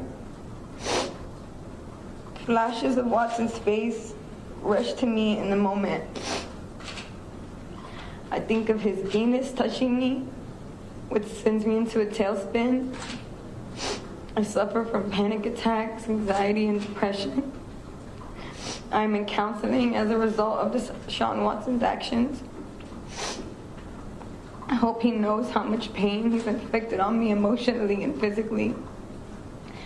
And I hope he knows how much pain he has inflicted on these other survivors. My father, who was once a diehard Texans fan, can no longer mention his name without turning red, seething with disappointment. I think that that's the most heartbreaking aspect of it all. We were all deceived into thinking Deshaun Watson was a good guy. And unfortunately, we know that good guys can do terrible things. This incident is a part of me, but it's not all of me. I would not let Deshaun Watson define who I am. I would not let him win. He needs to be held accountable for his actions. I will not let him take my power away. I am stronger now, and I know who I am. People say that I'm doing this just for money. That is false. I come forward now so that Deshaun Watson does not assault another woman. And I come forward now in the hopes that no other human being will assault another in the future. I want to prevent this type of conduct. I come forward now to bring change in our society. I am seeking justice not just on behalf of myself, but for all survivors. I stand with you all. This is about having my voice heard. This is about having other survivors' voices heard. My name is Ashley Solis, and I am a survivor. Me too. Thank you.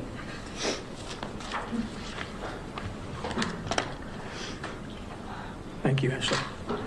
Ashley has provided a statement to the police,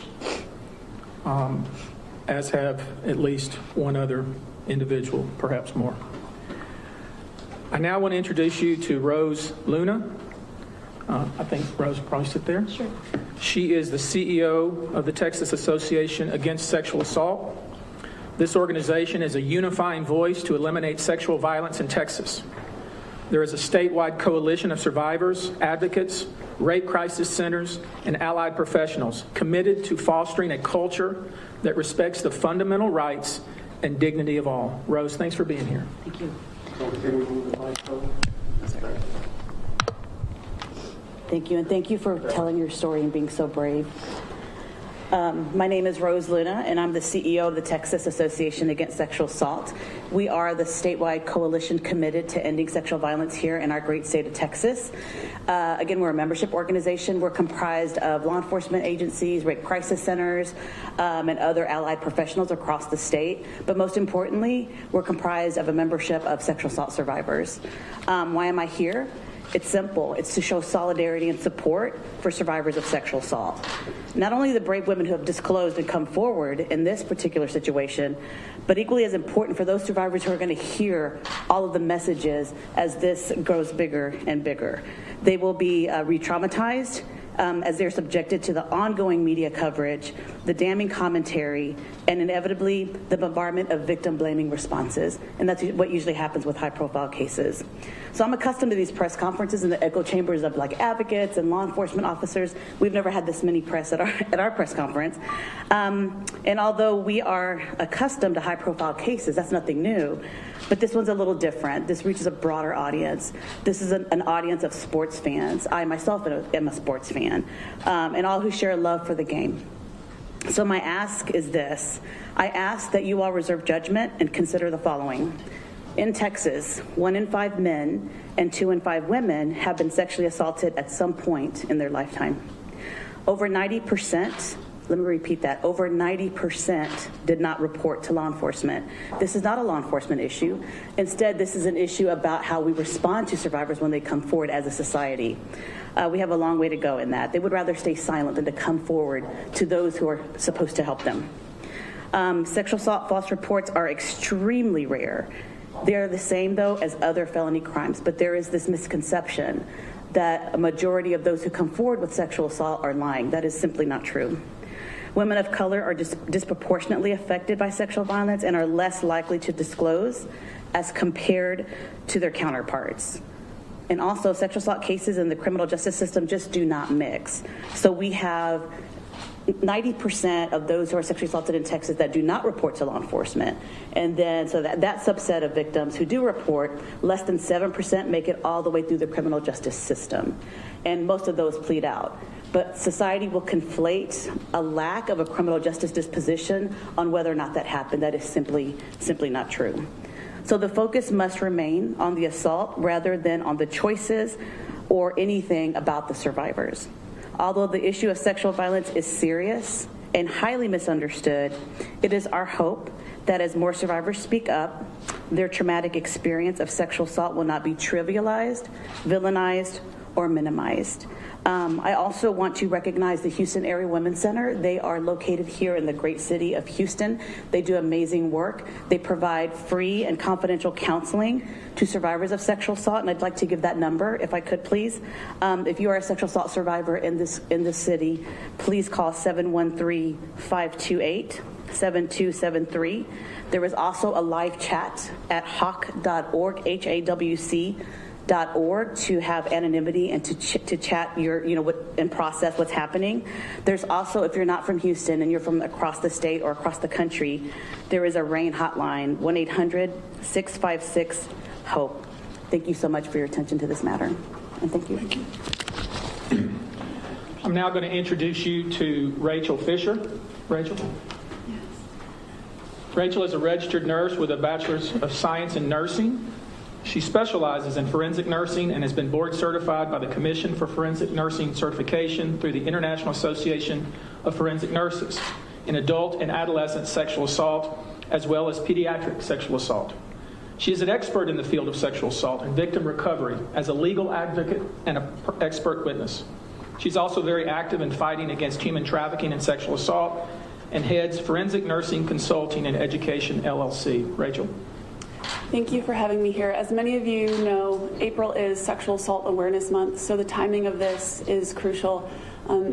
What I do for a career mainly is sexual assault nurse examinations, and I've treated thousands of victims of sexual assault and domestic violence.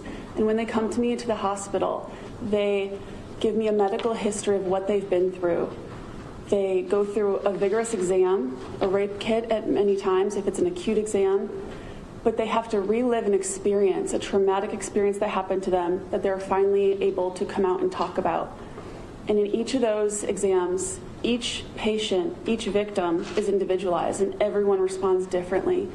We see patients in the acute phase within the first 5 days, and we collect evidence, but we also see a lot of chronic sexual assault cases that are disclosed years after, many times, but they finally just want that healing. So they come to us for that medical treatment that they deserve and a chance to finally tell their story. And in many times in these delayed outcry cases, we see, especially in children, you see a child goes to school, somebody else tells their story, and then they come home and they tell their story, or they watch a video, because there's strength in numbers. When you're sexually assaulted, you feel so alone. There's been studies done on sexual assault survivors that don't report for a variety of reasons. The first one being a fear of self-blame. They blame themselves for not being big enough, not being strong enough to stop it. All right, so we are going to just move away from that for now because we want to bring in Dan Lust. We've spoken to him before on a number of these topics and issues, especially dealing with sports law, and we're bringing in him now. Daniel, thanks so much for being with us here on NewsNOW. Good to see you again. Let's talk about these allegations because there are multiple women at the moment. And first question, though, for you, will the Houston police be involved in any of these complaints so far? Will they be and are they are probably two separate questions. As for will they will get more involved, the answer is, I think that's anyone's guess. But we do know that as of Thursday, for the first time, the Houston Police Department launched a criminal investigation into actually a separate individual that was not the one that spoke at the podium today. For those that are kind of following this case, there are 21 civil lawsuits, I think maybe 22 as of today. All of the civil lawsuits are represented, those individuals are represented by the same attorney, Tony Busby. Tony Busby, as you saw at the press conference just now, you're watching that footage, has had one of his clients file a police report. So there is now one police report filed by a Tony Busby client, one of the 22, and one police report that was filed by someone outside of the Tony Busby law firm. So right now there seem to be two separate criminal tracks potentially. And Dan, what is the league do you foresee going to be doing? What are the Texans do you foresee going to be doing? Because right now Deshaun Watson is still with the team. So when this has happened in the past, the NFL will sometimes put someone on what's called the commissioner's exempt list.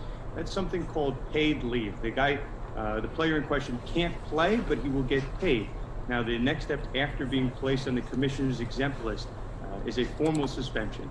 Suspension generally will come if and when there are announced criminal charges by the DA's office. So I do think right now the NFL probably has enough to put Deshaun Watson on the commissioner's exempt list and to take him off of the field.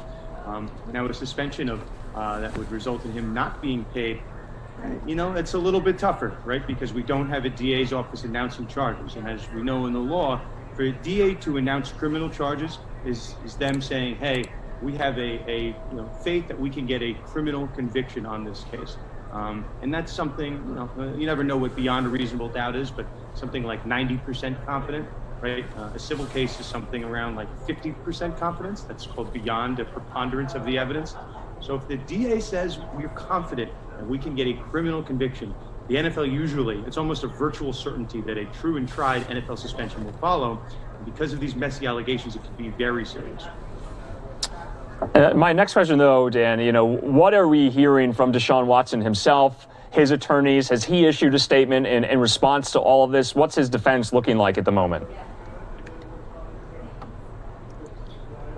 His defense is interesting. I think it's leaving a little bit to be desired. So for those that are following, he's defended by Rusty Hardin, who is no stranger to sports, and particularly Houston big athletes, Roger Clemens, James Harden. So we'll say Deshaun Watson's called in the big guns. But here's his defense. I mean, it's really in a nutshell. On the plaintiff side, he's essentially saying we have 20 people that are coming forward with claims here, right? And it's almost a strength by numbers case. And on the other end of the equation, Rusty Hardin, Deshaun Watson are saying, well, we have strength in numbers, right? If there are 20 people that say that Deshaun Watson abused massage therapists, here we are now showing you 18 massage therapists that had a good experience with Deshaun Watson. So, I guess on the one instance, it's like, okay, there's 20 people that say he did bad and 18 that said he was good. So it almost kind of muddies the waters in one sense. But I guess on a separate track, their second strategy that they're trying to unfold here is if one of these individuals is after money, right? If she doesn't really have a strong case, what they're essentially trying to say is like, hey, you have 20, right? And you're strength in numbers. If you take one of those out, it could be like a house of cards or like a Jenga type scenario for a Houston jury. Because if you don't buy one of their cases, right, what's not to say that anyone else could be fabricating their stories? And that's really, it's a tough sell, but I think it appears to be their strategy at this point. And so, we were talking just a little bit earlier, and you said this is a very fast-moving story. And so we saw the first woman to speak in front of cameras today, one of the first accusers to do that. What are you going to be looking for, though, like going into this week or next, especially if we might have any more developments? We're waiting for the police shoe to drop. I mean, it took a while, and just so people understand, like, this is not really a normal case. The reason this is so fast-moving is because of the lawyers litigating this case in the press. I've been following this case since day one. It's not like any legal or sports story that I have covered, because you had Tony Busby on the accuser side that essentially started us off, our first introduction to the case. He said, hey, I'm not going to litigate this case in the press. And that was March 15th, and almost every day that one of the sides has been litigating the case in the press. So it's definitely a fast-moving endeavor. What we're waiting for is really the police and the DA's office to work together. And if they are going to announce criminal charges, that is a massive step in the case. That tells you that an independent third body, right, not the attorneys, it's not lawyer talk, it's someone independent has put a huge stamp of approval on the case. And that's really, I think, all the NFL is waiting for. If they suspend Deshaun Watson without criminal charges, it's going to be a little controversial, right? Because it's just civil charges. There's no bar to the courthouse steps, right? Anyone can sue anyone for anything, and I say it up and down.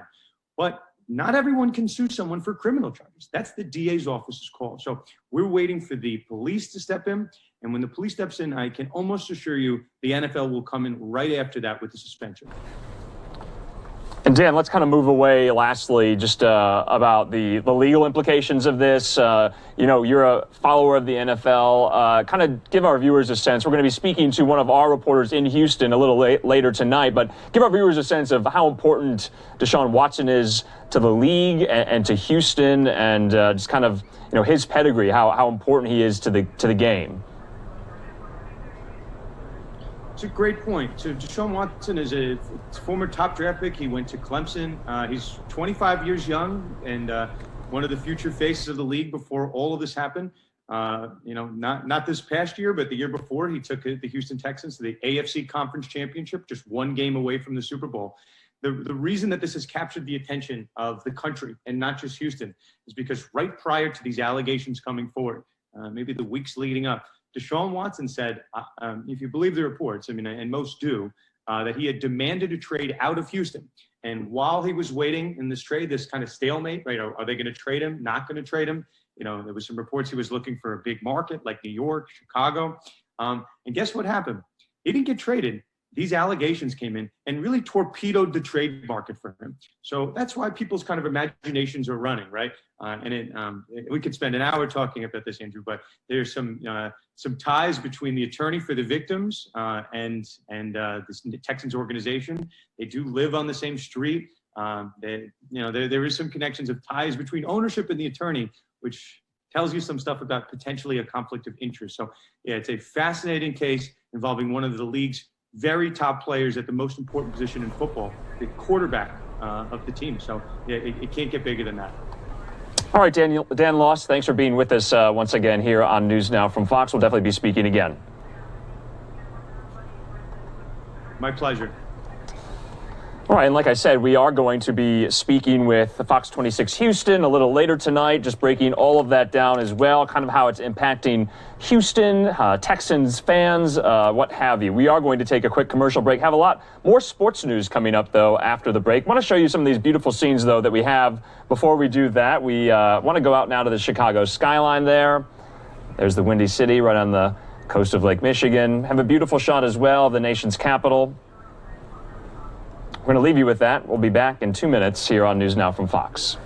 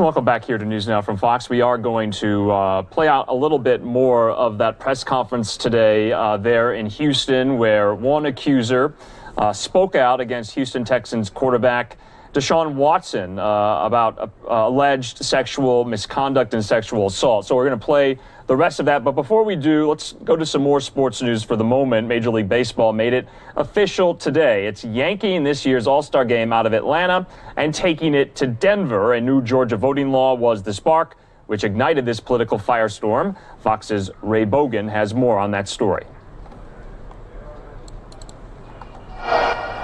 Across the country, baseball fans are cheering as their teams allow fans in their home openers for the first time in 2 years.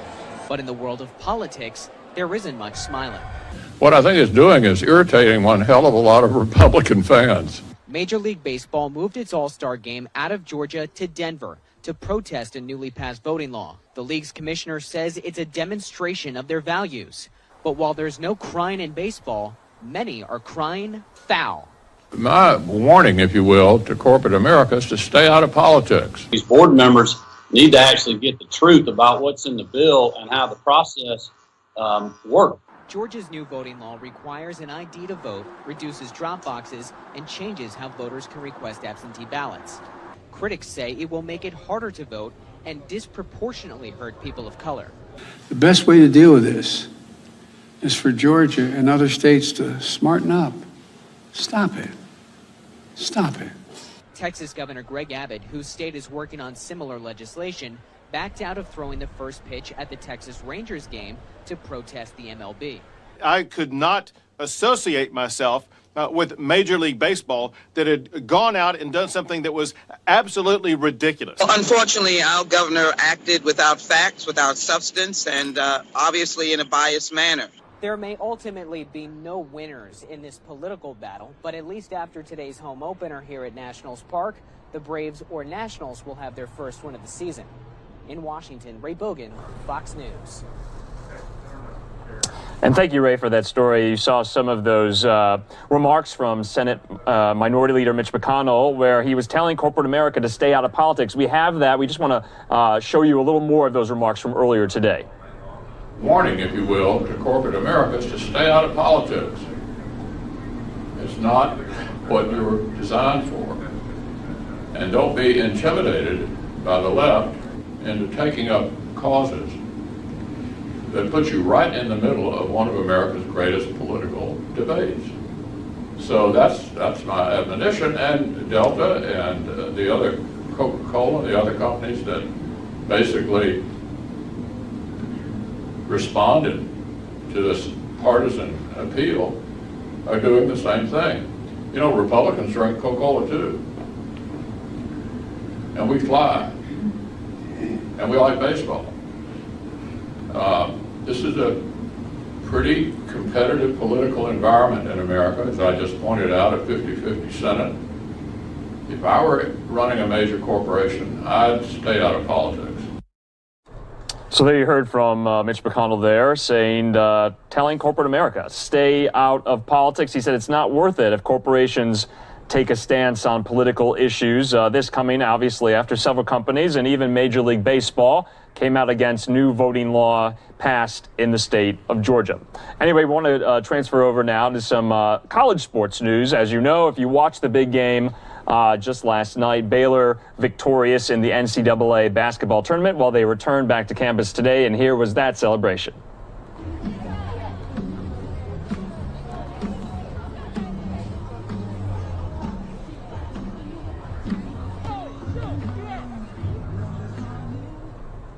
And there you can see some of the cheerleaders welcoming the plane back from Indianapolis here in Texas today as the men's basketball team beat Gonzaga just last night. And here they are coming off the plane to cheers and local press, other members of the team, family members as well. So just wanted to show you guys some of that, as I know many of you filled out your brackets, but congratulations to the men's basketball team at Baylor for winning the NCAA men's basketball championship. So, like I said, we do want to play out for you a little bit more of that press conference from earlier in Houston, as one woman got in front of TV cameras with her lawyer present and kind of recounted her allegations against Houston Texans QB Deshaun Watson. Let's listen into more of that.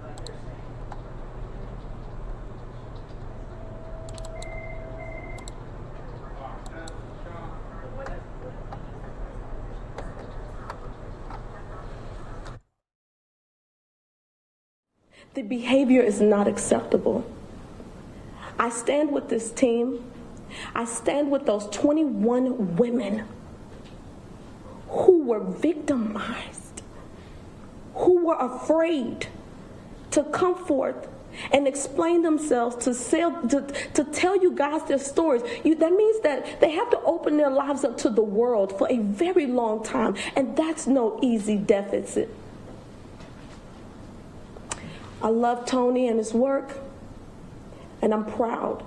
I'm proud of these 21 women, and I pray that you guys, without judgment, receive their testimonies, receive them, receive the Tony Busby Law Firm, receive me as an expert and a witness to human trafficking and sexual assault.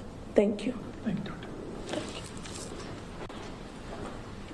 Now that you've heard from some of the people involved, I want to give you an update on the case.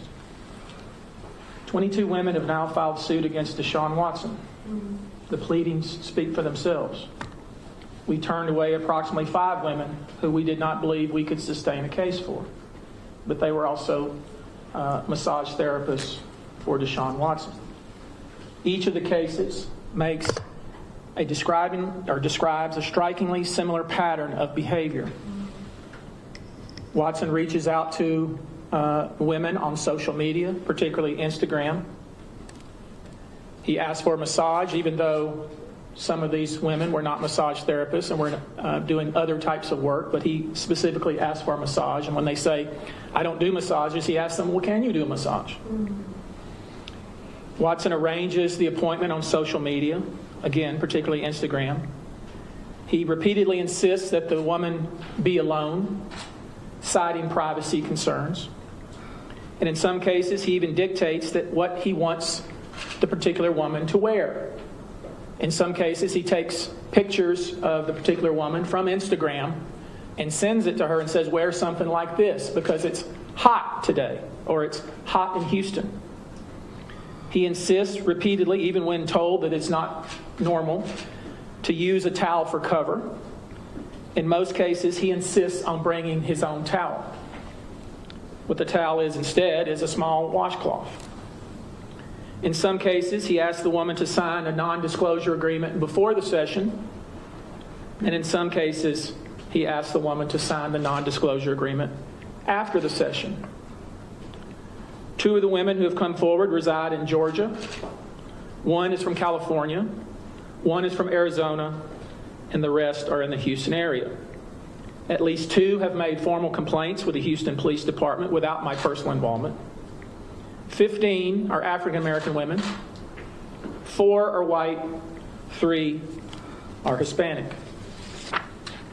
The cases allege either civil assault or intentional infliction of emotional distress, or both. Most of the cases involve Watson exposing himself repeatedly, attempting to either touch or touching the women with his hands and penis. And some of the conduct, as you've seen from the pleadings, went much further than that. Today we have some documents to hand out to you. I've organized these in packages. Package number 1 are direct messages on Instagram from Deshaun Watson to one of the plaintiffs in this case, where they began to talk about him asking for a massage therapist from a previous massage therapist and telling her before he would agree on one that he needs to see her picture and her pictures on Instagram. That's packet number 1. Packet number 2, and these are all arranged that way, and we'll put them online that way as well. Package number 2 is where Deshaun Watson reaches out to a woman in Atlanta, Georgia, while he's in Houston. Hear what I'm saying. He reaches out to a woman via direct message on Instagram who's located in Atlanta, Georgia. He does this while he's in Houston. He asks her for a massage. He tells her he'll fly her in. He buys her a plane ticket. He arranges for her Uber from the airport. He Ubers her to the Houstonian. She says, I don't have a table. I'm not bringing a table with me. He says, I'll borrow one from the team. He borrows a table from the Houston Texans. He does this many different times in these massage instances. In some cases, he asks them, can you just massage me on the bed? When they insist on a table, he borrows it from the Houston Texans. In some of these instances, we know that it was personnel from the Houston Texans who made the referral, who helped him arrange the massage. That's packet 2. Packet 3 is a copy of the non-disclosure agreement.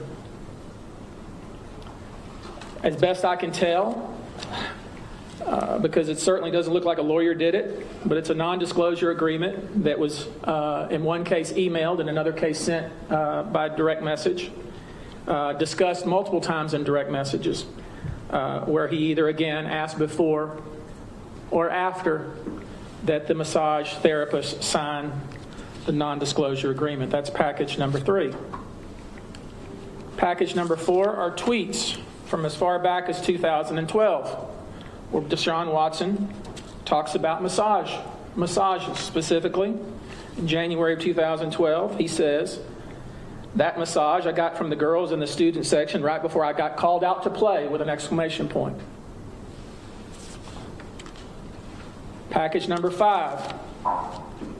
Package number 5 is a series of direct messages where one of the massage therapists reports to her boss or coworker her interaction with Deshaun Watson and her shock and dismay and frustration and bewilderment and humiliation about his conduct.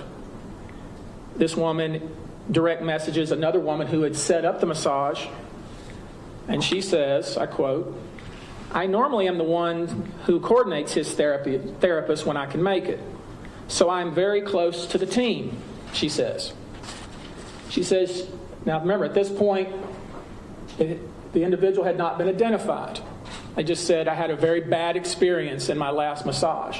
And since she had made the referral, the woman says, you don't have to tell me, but out of curiosity, was it Deshaun Watson?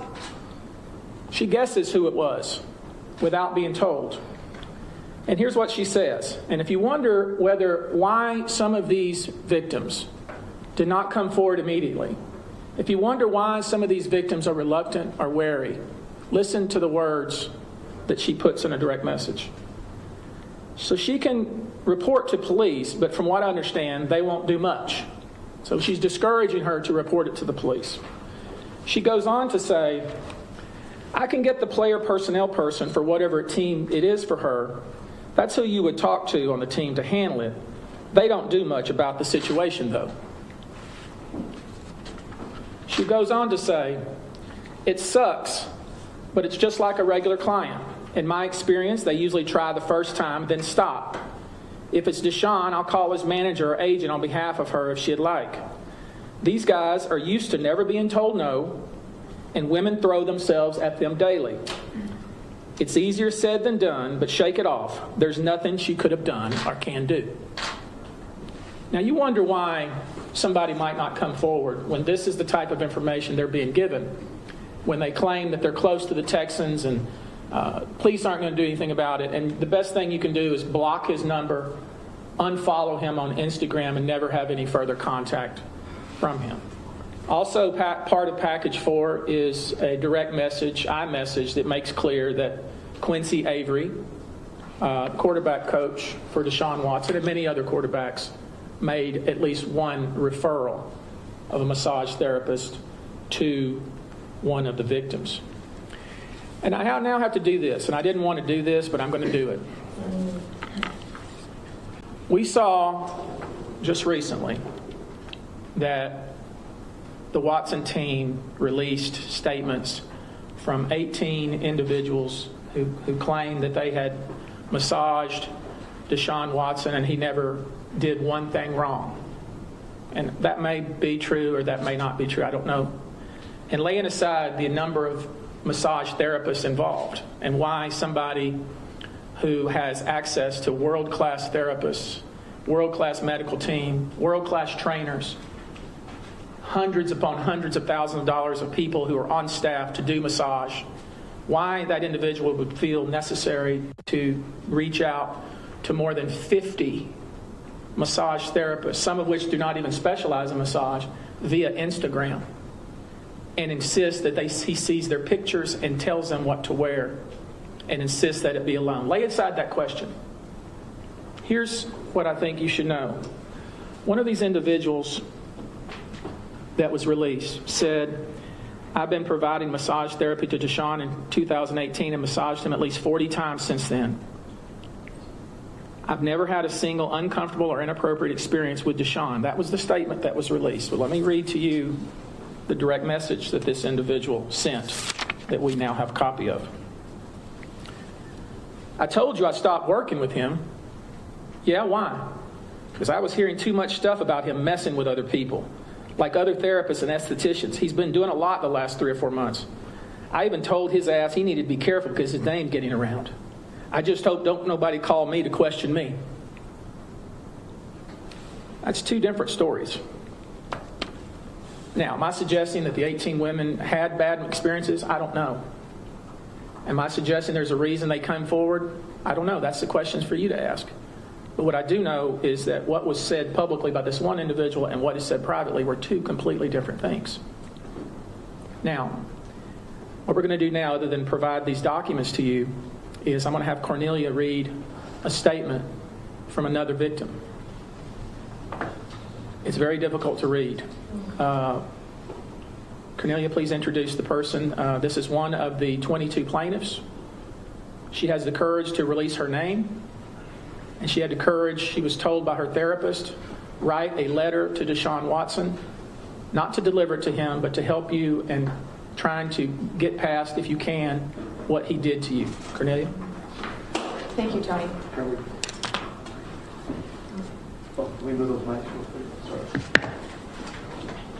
Oops.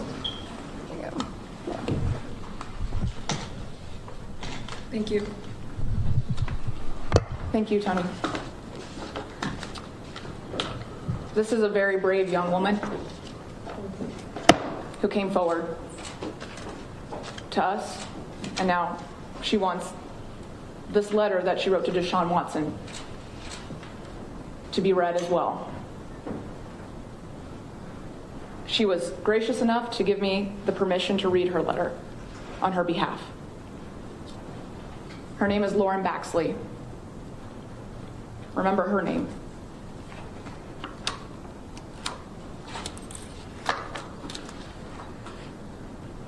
When you reached out to me through Instagram, I was excited to work with you. I've had the opportunity to work with many athletes, and as massage therapy is an important component to athletic performance, I took it seriously that you would entrust me with your physical recovery. You asked how long I had been a therapist, and I told you 11 years. I watched a few YouTube clips of quarterbacks during games, carefully making mental notes of the pivoting, sprinting, and even sacking that occurs in order to best prepare myself for your unique needs. When you requested a pre-consultation phone call, I was happy to oblige. You detailed a few items of concern, your privacy and areas of desired focus. You made sure to use the words, quote-unquote, professional, made sure to use the words, quote-unquote, professional and quote-unquote, non-sexual, though I wondered a bit when you mentioned that it was quote-unquote, difficult for you to find a therapist who was, quote-unquote, comfortable working with you. Certainly, if all you wanted was professional work, maybe other therapists were simply starstruck by your local celebrity. I could not know at that point. You mentioned needing extra focus in your gluteal area, which is standard for anyone, particularly an athlete who requires massive sprinting power and short bursts of speed. You texted, "We still good?" shortly before your appointment on June 2nd. I confirmed and gave you parking instructions while you repeated your privacy concerns. You asked again if we had privacy space. I said yes. Then you asked if you could shower before your service. I found that a little strange, but if you were coming from a training session, not abnormal. I said you could shower beforehand. When you arrived, I had you sign a consent form for massage treatment. Then I showed you the shower room and massage room, directing you to get on the massage table face down and under the sheets after your shower. I stepped out to give you privacy and space and closed the doors between us. When you confirmed that you were ready for your massage, I entered the room and was both shocked and sickened to find you completely nude, face down. Your full rear was exposed, as well as your scrotum. I quickly covered you with a hand towel as you tried to insist that you were both uncomfortable by the towel and you didn't mind being exposed. I said that I minded, and as I attempted to start the session, you clearly directed me away from a therapeutic glute massage toward your anus. Every boundary from professional and therapeutic to sexual and degrading, you crossed or attempted to cross. You insisted that I not use my knuckles or forearms, but that I use my fingers for digital stimulation, which is an ethical violation of massage practice when working in the gluteal area. I compromised by attempting to use the lateral border of my hand.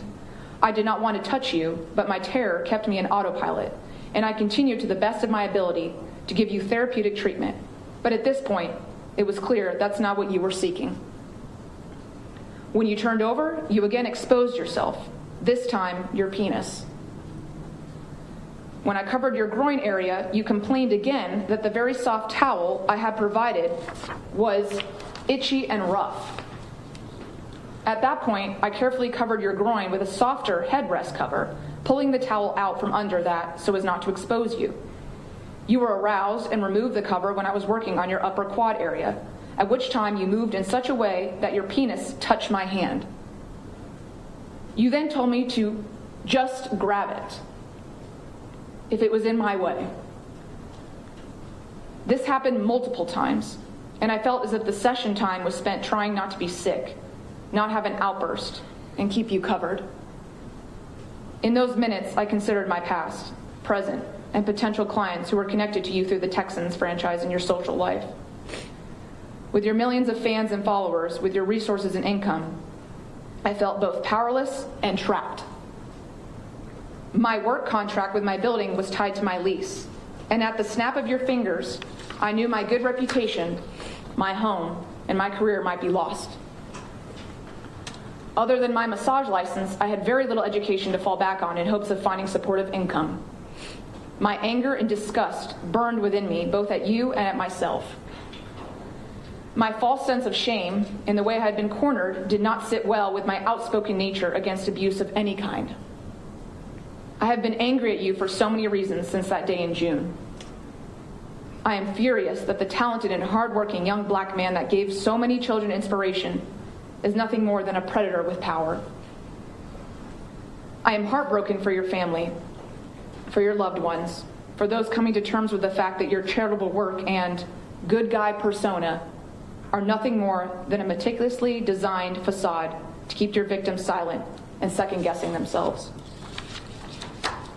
How can such a good man do such terrible things, and with frequency and total disregard for his abuse victims? You are not a good man. Anything good that you have done is poisoned by your true nature. Maybe you suffered abuse yourself in the past, and maybe you have genuinely attempted to convince yourself as much as us, your victims, and the general public that you are without fault. Maybe you need intensive and professional long-term help. But that does not humanize you or the terrors you have inflicted upon countless powerless women. I have written this upon the recommendation of my trauma therapist to forgive myself for not speaking up sooner, to forgive myself for not being braver. But I have also written this so that you can know, without excuse or justification, that you have deeply and irreversibly brought terror to me and others. There is trauma associated with unwanted sexual contact and assault in a place that's meant to bring peace and therapy. But there are even deeper terrors that you have brought in my life. the terror that my partner might not believe me, the fear of abandonment and loss of my job. I have had fears of being attacked in my own home or business after reading comments from your fans and supporters. I have felt nausea and heartbreak over seeing accusations that my pursuit of justice is an attempt at receiving fame or money. Be assured, I have worked with far more wealthy clients and with clients who have far more global celebrity. None of them have perpetrated sexual misconduct towards me, only you. I initially came forward to offer solidarity to other women, but I have since realized that I am deserving of justice as well. I hope the court of law brings that justice and that you're stripped of both your power and ability to hurt more women, and that you undergo intensive therapy. Lauren Baxley. Okay, we'll take just a couple of questions because this has been going on a while. If there's any questions, we'll take them. If not, we'll conclude. Could you spell the name of the second woman you just said the statement of? Sure, first name is Lauren, Lauren, last name Baxley, B like boy, AXLEY.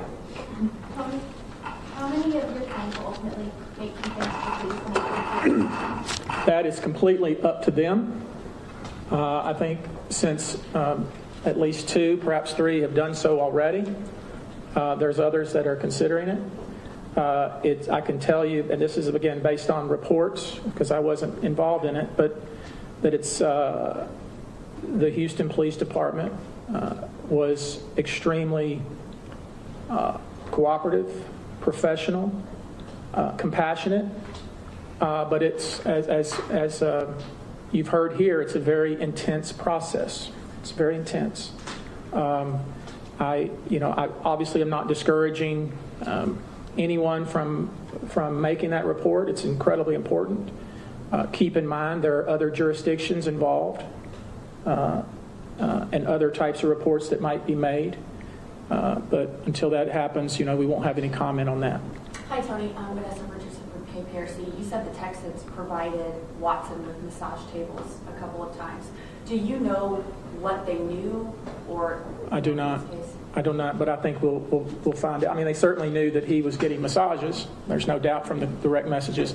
I'm not suggesting in any way they knew what was going on during these sessions. I think at some point, at some point when you have all the resources available to Deshaun Watson and you know that he is going elsewhere at some frequency, you have some obligation to ask some questions. Now, but I'm not making any comment about the Texans and what they knew and when they knew it. Did Ms. Solis submit that first complaint on Friday, the criminal complaint? Say it again? Did Ms. Solis submit the first criminal complaint on Friday? That was another client. Did you get contact from anybody from when he was at Clemson? No. I'd like to ask Ms. Solis a question. No, we're not. She's not taking any questions. Tony, right now 22 filed lawsuits, 5 have turned away. Any possibility more are coming, whether it be here in Hearst County, in Fulton County, or in LA County? I don't know, but I will say this. Once they hear from Ashley Solis, maybe they will, because I think we all realize the bravery and courage involved here for her to step forward and do this in front of, I'm nervous with all you people here. I can only imagine how she must be feeling. I think we got to really remember that it takes a lot of courage to step forward, but hopefully if there are additional women out there, and I'm not suggesting don't call me if you don't want to call me. There's thousands upon thousands of lawyers in this town, but come forward. I think it's important. Can we get the spelling of Mrs. Solis's name? So you want to tell us that? ASHLEY, Ashley Solis, SOLIS. And when it comes to hearing that he brought in possible victims from other states to Houston to victimize them, does this cross into anything like trafficking or anything like that when it comes to bringing in victims to sexually assault them and then fly them back home? That's a question you should ask somebody else. Tony, when did you first talk to Mrs. Solis? A couple of months ago. Okay, thank you guys. Appreciate it.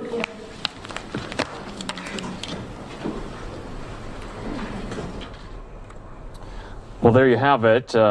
Their lawyer there, Tony Busby, speaking with Ashley Solis. She's the accuser, the first one to come on camera and recount her allegations against Houston Texans QB Deshaun Watson, one of 21 allegations against the football player. There with victim rights advocates as well. So we will be following this story here on News Now from Fox. We just spoke to a law expert, sports law expert, on what he thinks will happen in this case. It's moving quite fast. We're going to speak to Fox 26 in Houston and our reporter on the ground about how the city of Houston and the football community and fans there are reacting to a lot of this news today. We want to go into just a little bit more sports news for you. There was a lot that happened over the weekend as well, but as you know, the Masters started this week. Practice rounds are underway, the big golf tournament, and we're hearing right now, this is from our reporter in Fox, in Los Angeles, rather, from Fox 11 in Los Angeles, Bill Malugin. You know him. Hearing from LASD sources that the department plans to release the findings of their investigation into the Tiger Woods crash tomorrow morning. So if they have a press conference on that situation, I know a lot of viewers, myself included here at News Now, wondering what exactly they found to have gone wrong in that really devastating crash to Tiger Woods. Obviously, he's not at the Masters tournament right now because of the injuries he sustained in that crash just about a month ago. So if they do have a press conference, the LA Sheriff's Department will air that to you live tomorrow. We also are getting some kind of reaction from Tiger's fellow golfers, his friends who are at the Masters playing in those practice rounds right now. Let's listen in from pro golfer Justin Thomas. He's a friend of Tiger Woods. Texting and talking with Tiger, have you actually seen him? And what do you miss the most about him not being around this week? Playing the practice rounds with him for sure. I went over and saw him a couple times last week, and I've tried to just go over a couple times during the week whenever I'm home and see him. And yeah, he texted Freddie and I this morning saying I think it's kind of starting to set in. He's bummed he's not here playing practice rounds with us, and we hate it too. I mean, I'm very, very lucky that I somehow got thrown into that practice round group with Tiger and Freddie the last 4 years or whatever it is. And especially around this place, I mean, I just follow them around like puppy dogs. I mean, wherever they go, that's where I go after it. And if they hit chips from somewhere, I go hit chips from there. And it's no coincidence they've been so successful here. But they're also just great guys to be around. So definitely missed that part, but hopefully going to play with Freddie tomorrow. He didn't feel like getting up in the early cold weather this morning, so I made sure to give him some grief. I don't know if he would have bailed on me if Tiger was with me, but he did on me. So hopefully I'll get to hang with him tomorrow. So there you have it. Tiger Woods' friend there, Justin Thomas, saying he's bummed he won't be able to play with Tiger, especially in the practice rounds there. He misses the most at the Masters tournament there in Augusta, Georgia. Anyway, we previewed this just a little bit, showed you some video from that big celebration on the tarmac as Baylor men's basketball team return home to Waco, Texas as national champions, returning from Indianapolis where the NCAA tournament was held. The team blew out previously undefeated Gonzaga University just last night to take home their first championship in school history. The Bears got to a 19-point lead early and then never let off the gas. In fact, Baylor dominated pretty much throughout the whole tournament, outscoring their opponents by an average of 15 points in the games that they played. So we want to play out for you. This is just one of the ceremonies with the players, the coaches, and some of their family members as they returned to Waco. Hi, guys. How about this national champions, man? I have the key to the city of Waco here. I want to give to this Baylor team and Coach Drew. I want to thank you guys. Yeah, let's do it. Woo!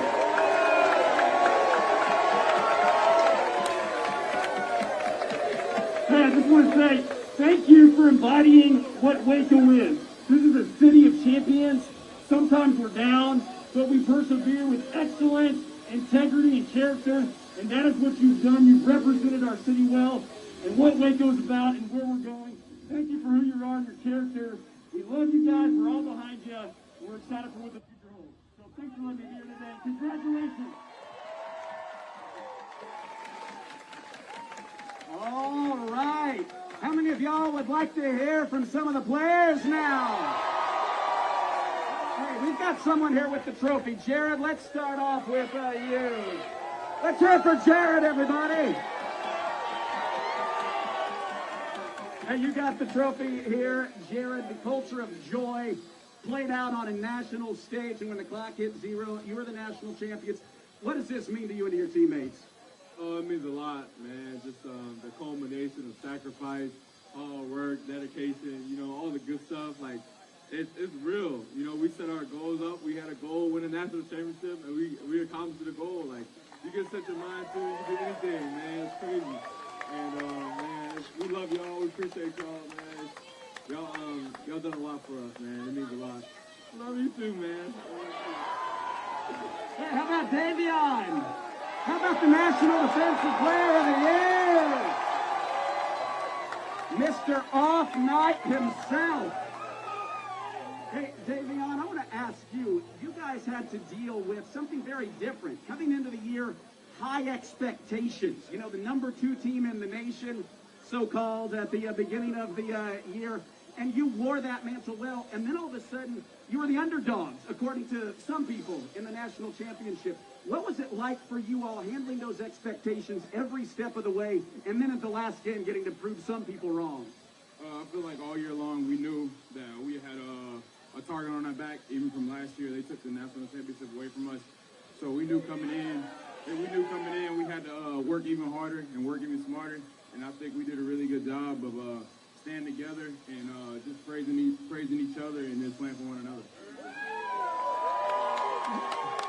Davion, what's your favorite part of this team's culture? You guys do the little things. You pass, you set picks for teammates, you set other guys up for success. You certainly embody that with your defensive approach. But what do you love most about this team's character? I think my favorite thing is our beast mode, man. You see on the court every time we either screaming or we yelling at each other. It's just something throughout the whole game that gives us our team the whole energy and just sets the tone of the whole game. Very good. Well, hey, congratulations. Love that you still got your jersey on. By the way, don't take it off. I'm not going to take my jersey off. Thank you guys for coming out here. Support. We love you. Hey, why don't we dial up Maceo Teague right now? Maceo Teague, 14 first-half points last night, stepping up big. You guys really set the tone early. First 9 points, you had a big lead, and then you extended that out of the locker room in the second half. Talk about the team's approach, what you came out looking to do as you imposed your will on the Gonzaga Bulldogs.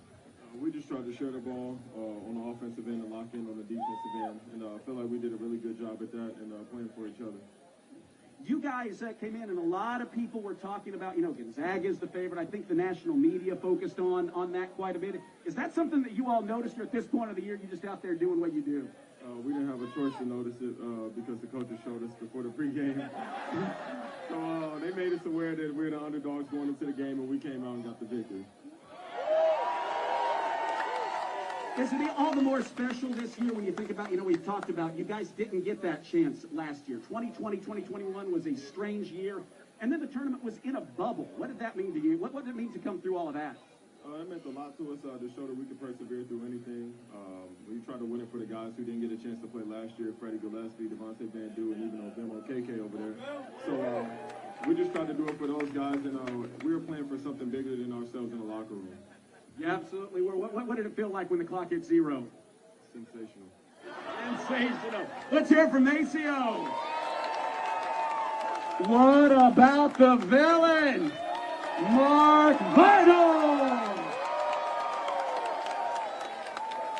Mark, the guy who does all the dirty work down low, and he made life difficult for Gonzaga last night. Mark, I don't know if you noticed, but all I heard the national media talking about was Gonzaga's post players.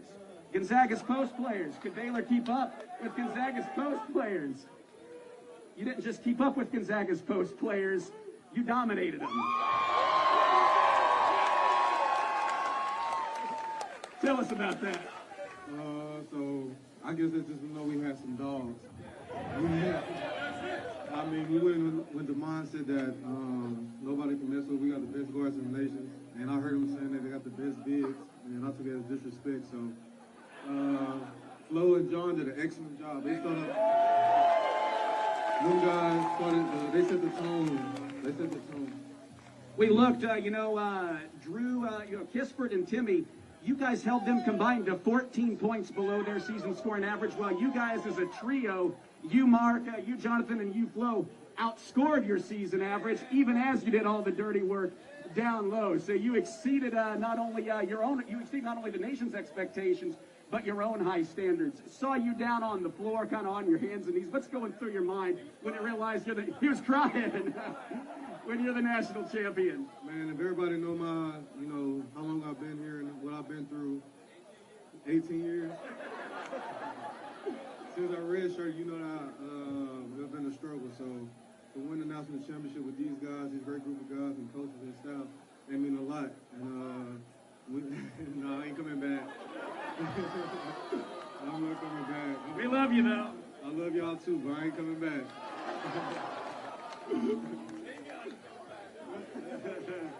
Hey, what's a Coach Drew bear hug when you've won a national championship like? Oh man, it's hard, bro. Like he put everything into it, hit you in the chin, everything. So this time I caught him back. I gave him a big bear hug and spun him and squeezed him. Very good. Well, hey, we've talked a lot about the culture of joy, Mark. What does that mean to you now with all you've talked about your journey through the program? Man, you looking at it. Man, we changed everything, bro. You looking at it.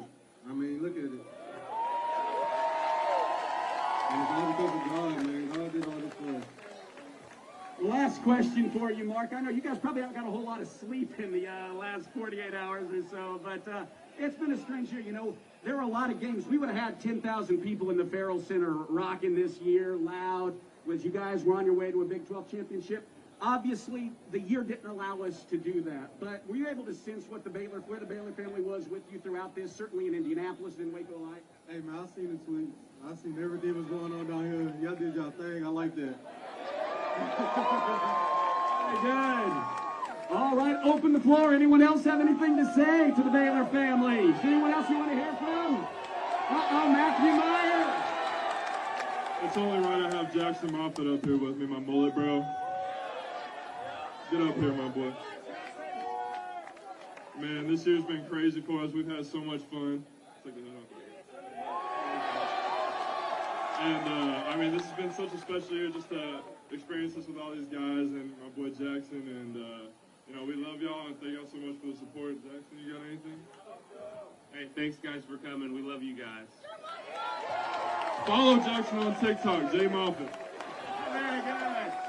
Well, hey, we're not going to hear from everyone, but how about some continued cheers? How about applause for Everyday John, for Flo, for LJ, for Jordan, for Zeko Adam Flagler's there in the back trying to hide. How about Mark Patterson over here with the trophy? Zach Loveday. Let's hear it for him. Your 2020-2021 national champions. Guys, let's cheer for them louder than you ever have before as we send them off.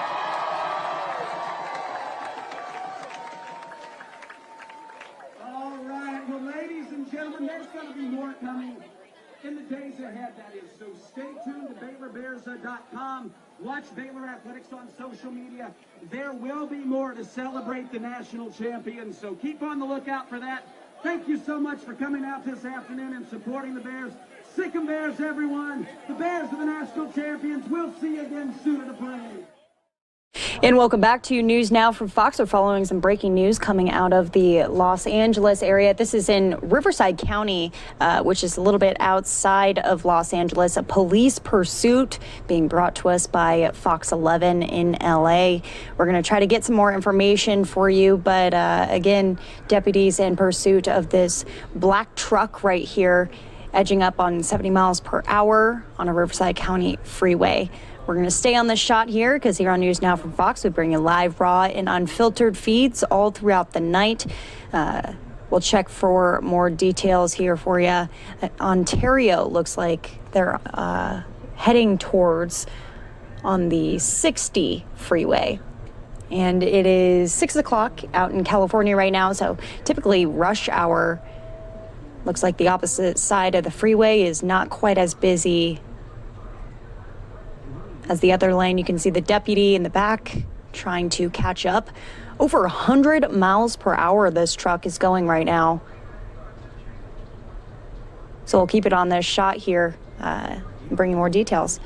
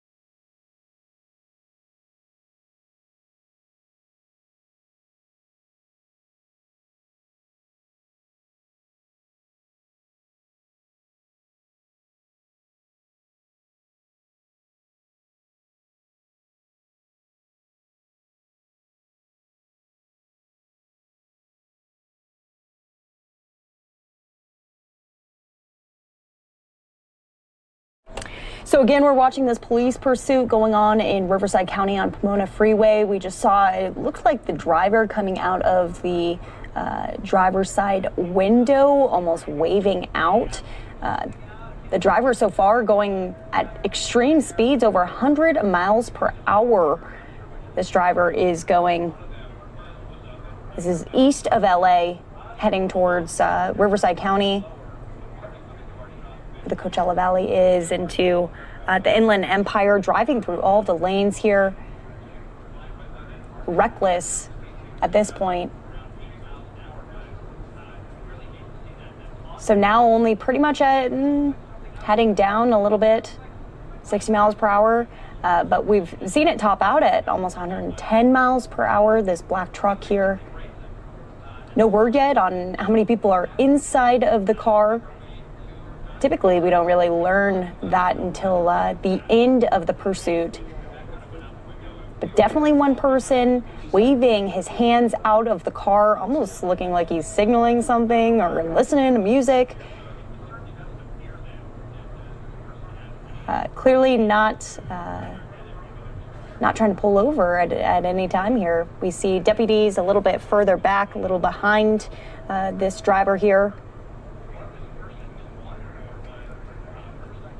There's the deputy right there. Riverside County Sheriff's Department is on this police pursuit. Looks like a male driver in this black truck here.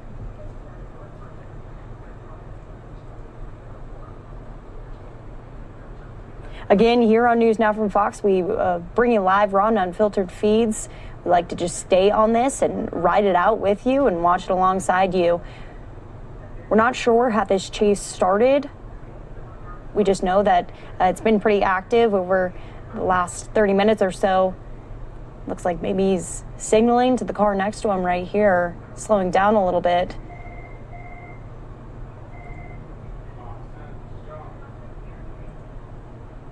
The majority of our police chase is coming out of the LA area, but this one heading east outside of Los Angeles.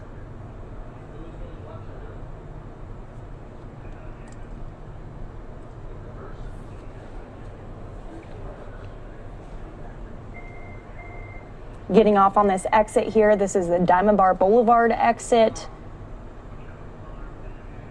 The deputy close behind, maybe just one deputy here, possibly more units. We haven't really seen many more than just that one that's been trying to keep up with these erratic speeds.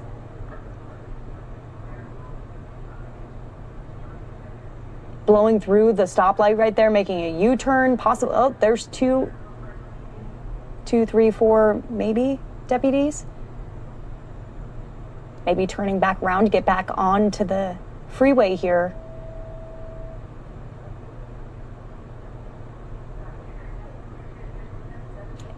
Again, East San Gabriel Valley in California, just outside of LA. The Diamond Bar area. This is actually where we saw a different police pursuit not that long ago. Authorities also reported a few people being dropped off at some point during the chase before the driver continued on, now just making circles, seemingly. It wasn't really immediately clear why the driver was being chased, but sources said that the driver might be armed. That's always a concern in these police pursuit situations. That's why they try to just follow behind and keep it from being a dangerous situation. We're hearing there's reports that this started in San Diego, so a pretty long chase. It began at 5:30 in the San Diego area. It's now 6:10. So if you're familiar with the California area, I lived in the California area in the Coachella Valley. Riverside County is really just a couple hours away from San Diego, pretty close to each other.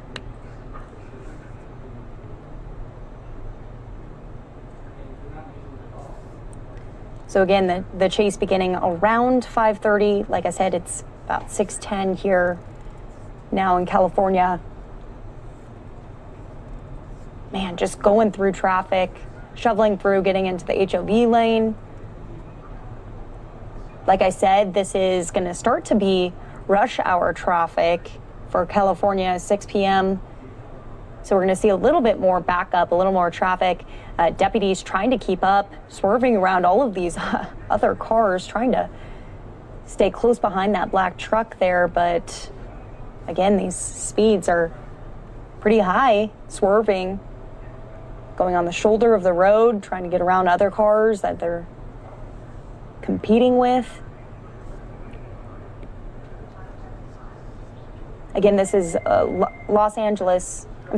Riverside County Sheriff's Department has picked up this chase now.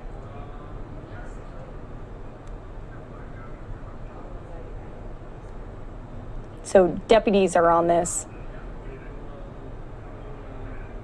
Driving, not even in a lane at this point.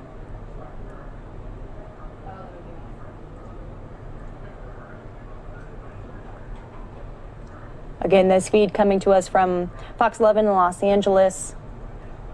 Haven't seen a police chase in a little bit here on NewsNOW, but most of them coming in from our team out there.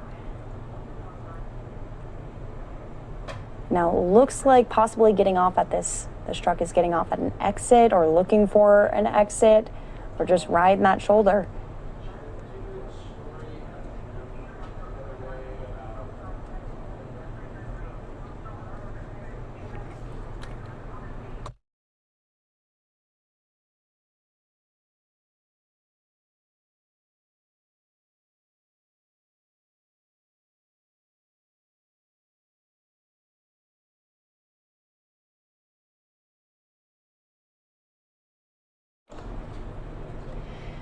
So this is the 60 freeway in Los Angeles. This is pretty much one of the major freeways that people use to get to and from work. So we're going to see a little bit of a backup here. It should be interesting to see if any of that causes this truck to slow down and deputies to be able to catch up. But it seems like for the most part right now, we haven't really had a wide view, but looks like they've lost the deputies to an extent. Again, this driver just waving his hands outside of the window. The driver's window has been down for the past 15 minutes or so from what we've seen since we've taken it live. He seems to be waving his hands out there, not sure if he's gesturing something. But again, no signs of slowing down. So just to reiterate what we do know at this time, preliminary reports saying that a few people were dropped off at a certain point during the chase before the driver continued on. Still not really clear why. Well, it looks like throwing out some trash or something out the window. But we still haven't really confirmed why the driver was being chased in the first place. But there were concerns that the driver was possibly armed. Here, the deputies have caught up to the truck here. And here's a split decision, trying to decide which way to go. Looks like the truck turned around under that overpass, and another deputy waiting for it to come around. So we're going to see a little bit more of that. They're aware of this chase. They're probably signaling all of the deputies in the area as to which way this truck is going. And new information coming down right now. CHP in Los Angeles saying that the suspect being pursued here in the Inland Empire is a murder suspect. That's what is being reported at this point in time. So an even higher sense of urgency to get this truck pulled over in a safe manner. Still not sure if they're possibly armed.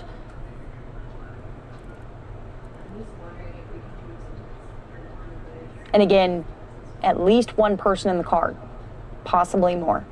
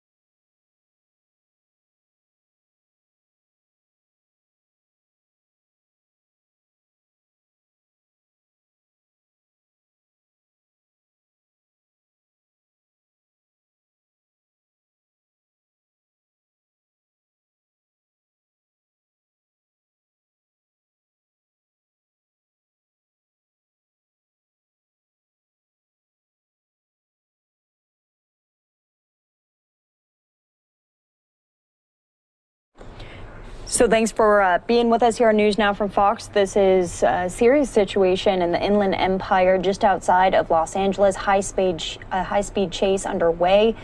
The Riverside County Sheriff's Department is in pursuit of this suspect driving a dark-colored pickup truck. Officials didn't specify what the driver was originally wanted for, but the suspect reached speeds of over 90 miles per hour while blazing through the 60 freeway. Here on News Now, we saw over 100 miles per hour. So clearly erratic speeds right now.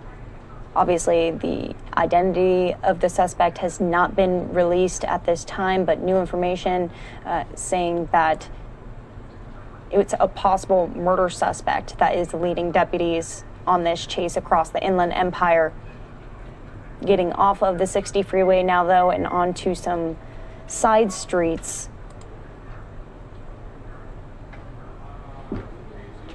And again, we just want to keep reiterating the fact that this is rush hour at this time, and keeping safety of the public in mind is essential right now for police, as this driver seems to be waving outside of the window there. They're not sure if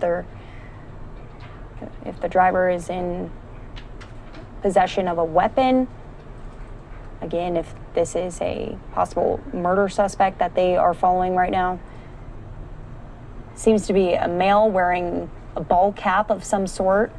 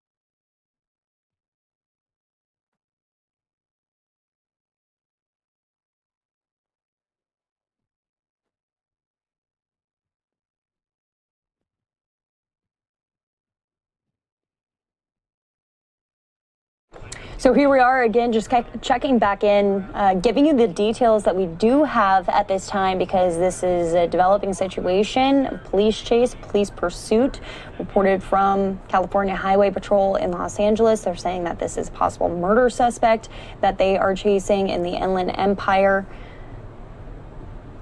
Keeping our eyes on these speeds that they're going at, because definitely unsafe, especially during such a busy hour in California. We're going to go out to Fox 11 Los Angeles for their coverage. We have it right now for this deputy pursuit. That vehicle in itself is considered a deadly weapon. And when suspects use their cars to ram police cars or to push into people, that is an aggressive move that is considered a deadly type of forcible move. And now on surface streets, now on Hawthorne Place, being even more dangerous now, a very narrow street, unclear if this individual even knows this neighborhood at this time, but doing whatever he can. But those units are still behind him. So, Rick, also, and Alex, we don't know how much law enforcement knows about this driver. Right. And if there might be anybody else inside the truck there. Whoa, stopping? Stopping. Sort of, not really. Stopping a little bit, but then, he's... Gauging traffic, perhaps? Erraticness. Yeah, something just came out of the car. That went high. What was that? That was a high throw. Unclear of what that was. And we don't know if it's evidence. We don't know if it's him just gesturing and doing whatever he can to sort of distract the situation. These moves here, though. Those answers will come later. We've seen the driver drive pretty steady there on the freeway, and now these kinds of moves that make you think, might that driver be looking to stop and end this pursuit? Remember, authorities know that it is a murder suspect. I'm wondering how much they know about the driver. Do they know this person's name? Are they in contact by cell phone? Or or is this driver trying to throw something out so that maybe they'll go look at what that is instead of following him? It's interesting. He's been driving for quite a while as well with his flashers on, Rick, as well. Every once in a while, turns the windshield wipers on. So not, tremendous control potentially of everything that's happening here. Yeah, and sometimes those wipers will come on because he's flailing. He's like moving around in the front seat there, and he'll bump them or what have you, whether or not it was intentional or not. Can we tell if there's anybody in that passenger side? Yeah, it's hard to tell. That was our best look so far. Those. Whoa! Up on the curb, now into it looks like just in an alley. This is a really narrow alley, and this is, again, there could be a kid on his bike out there or somebody walking. So this is a situation where. Right, and let's remind people that are watching us from this neighborhood right now, do not go outside. This is really dangerous. You see a pedestrian right there watching us, this other person potentially hit here. The human nature is, we want to see, this is in my neighborhood, let's see what happens here. We want to This guy is driving. Now we see other people that have walked outside, clearly are not listening to that. But this is very dangerous for people that he could hit somebody on this road, especially driving at the speeds that he is. And the vehicle, like I said, Alex and Christine, this is a heavy-duty truck. That is a deadly weapon in itself. And any vehicle that he strikes... Wrong way. Oncoming traffic there. Oh, my. Wrong way on Holt Avenue. There was just a collision there. There was just a collision there with that box truck. A head-on crash, and unclear if that box truck, what he was doing, because he went over towards the opposite side. Right. So we've already seen one incident. Could have been startled. Wasn't going, I think, at a high rate of speed. We don't know. And this driver is just doing whatever he can to evade police through an intersection again. And it's just one of those situations. When is it going to come to a point where running through a red light and he's going to have opposing traffic or he comes upon somebody, as we've seen so many times, and he makes impact with those people because he is doing whatever he can. And if he is indeed, because again, we're hearing an alleged murder suspect, he's doing whatever he can to get away from police. He's gesturing at our helicopter, at officers. You could see the front passenger side, the window still down as we zoom in with our Extreme Nav system on Skyfox. And if he has had run-ins with the law in the past, which is often the case for people that are pursuit suspects like this, he's going to take it. It certainly seems like this guy's going to take advantage of his moment right now, and seems to be enjoying it based off of the dancing in the cab and gesturing and throwing stuff out. And it seems like, this is my party. I'm going to enjoy this for as long as I can. And the sad part, Rick, is the person that was just driving and ended up in a head-on crash. We don't even know anything about their condition now, just going about their way, who now is, a victim of this. One thing I'm seeing now, though, as we widened out, I'm not seeing the close trailing of this alleged murder suspect with the Riverside County Sheriff's Department. So they may have finally pulled off a bit. That's the 10 freeway at Indian Hill. Indian Hill is a north-south thoroughfare there, a surface street, a boulevard there you could see. And then the 10 freeway is an east-west freeway. It got a bit more dangerous there, and that could be why they have pulled back. And we are hearing that there is a passenger in the vehicle. We can see there. And still wondering how much law enforcement knows about this driver. If they're saying a murder suspect, do they know who this driver is? They just threw something out the window. On the passenger side, that's confirmation. Looks like that there is a passenger there. So you wonder who that passenger is, and are they armed, and what their connection is to this person. So that adds, yeah, exactly. That adds more, more details to what we're covering here. And I'll tell you what, that it appears, we may widen out again, as now we're on Laverne Avenue here. I'm trying to track this with my mapping system here as well, but staying on surface streets very close to the 10 freeway. The 60 and 10 parallel each other, and the majority of this pursuit on the freeways was on the 60 freeway, coming out of the Inland Empire, out of Riverside County on the westbound side, exiting at Diamond Bar Boulevard, doing essentially a 180, and then getting back on the eastbound side of the 60, and then exiting the 60 freeway a couple miles up because of that big backup, because of that problem on the 60 freeway eastbound at Central Avenue. On San Antonio Avenue, this is very close. Against traffic again. This is just, and I'm not seeing, again, Alex, Christine, I'm not seeing any units real close by at this point. It looks like they may have gone into what we call tracking mode. You have to wonder about that passenger inside that vehicle. Now, is that a willing participant?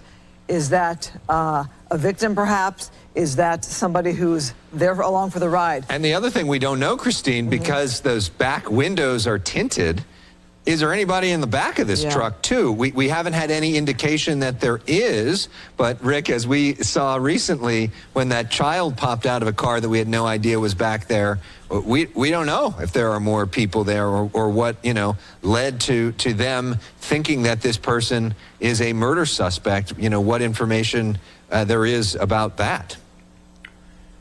So Town Avenue, exactly, and of course they have looked into as much as they can to find out. They may know a lot more than we do. Who's so close. This is Town Avenue. Just for you folks who aren't familiar with this area, this is in the Pomona area. Town Avenue is a north-south street here that runs between the 10 and the 60 freeway, heading northbound on town. That would take this pursuit up towards the 210 or the Foothill Freeway. We have those three major thoroughfares. The 210, farthest north, the 10 slightly south of there, and then the 60, all of which run east and west, coming out of the Inland Empire into Los Angeles County. This pursuit now on Town Avenue, and it does say northbound on our extreme nav system, meaning that this pursuit would take its way up towards the 210 freeway. It's amazing that, not amazing, but surprising that this individual who's driving so erratically has not made impact with anybody yet. So as we watch this pursuit, we picked this up here in Fox 11 around 5:50. We're now coming up here close to 6:30. It's interesting to note that we're kind of getting out of the rush hour time slot, yet the suspect here staying on the surface streets and not getting back on the freeway. The bulk of the pursuit was on the freeway.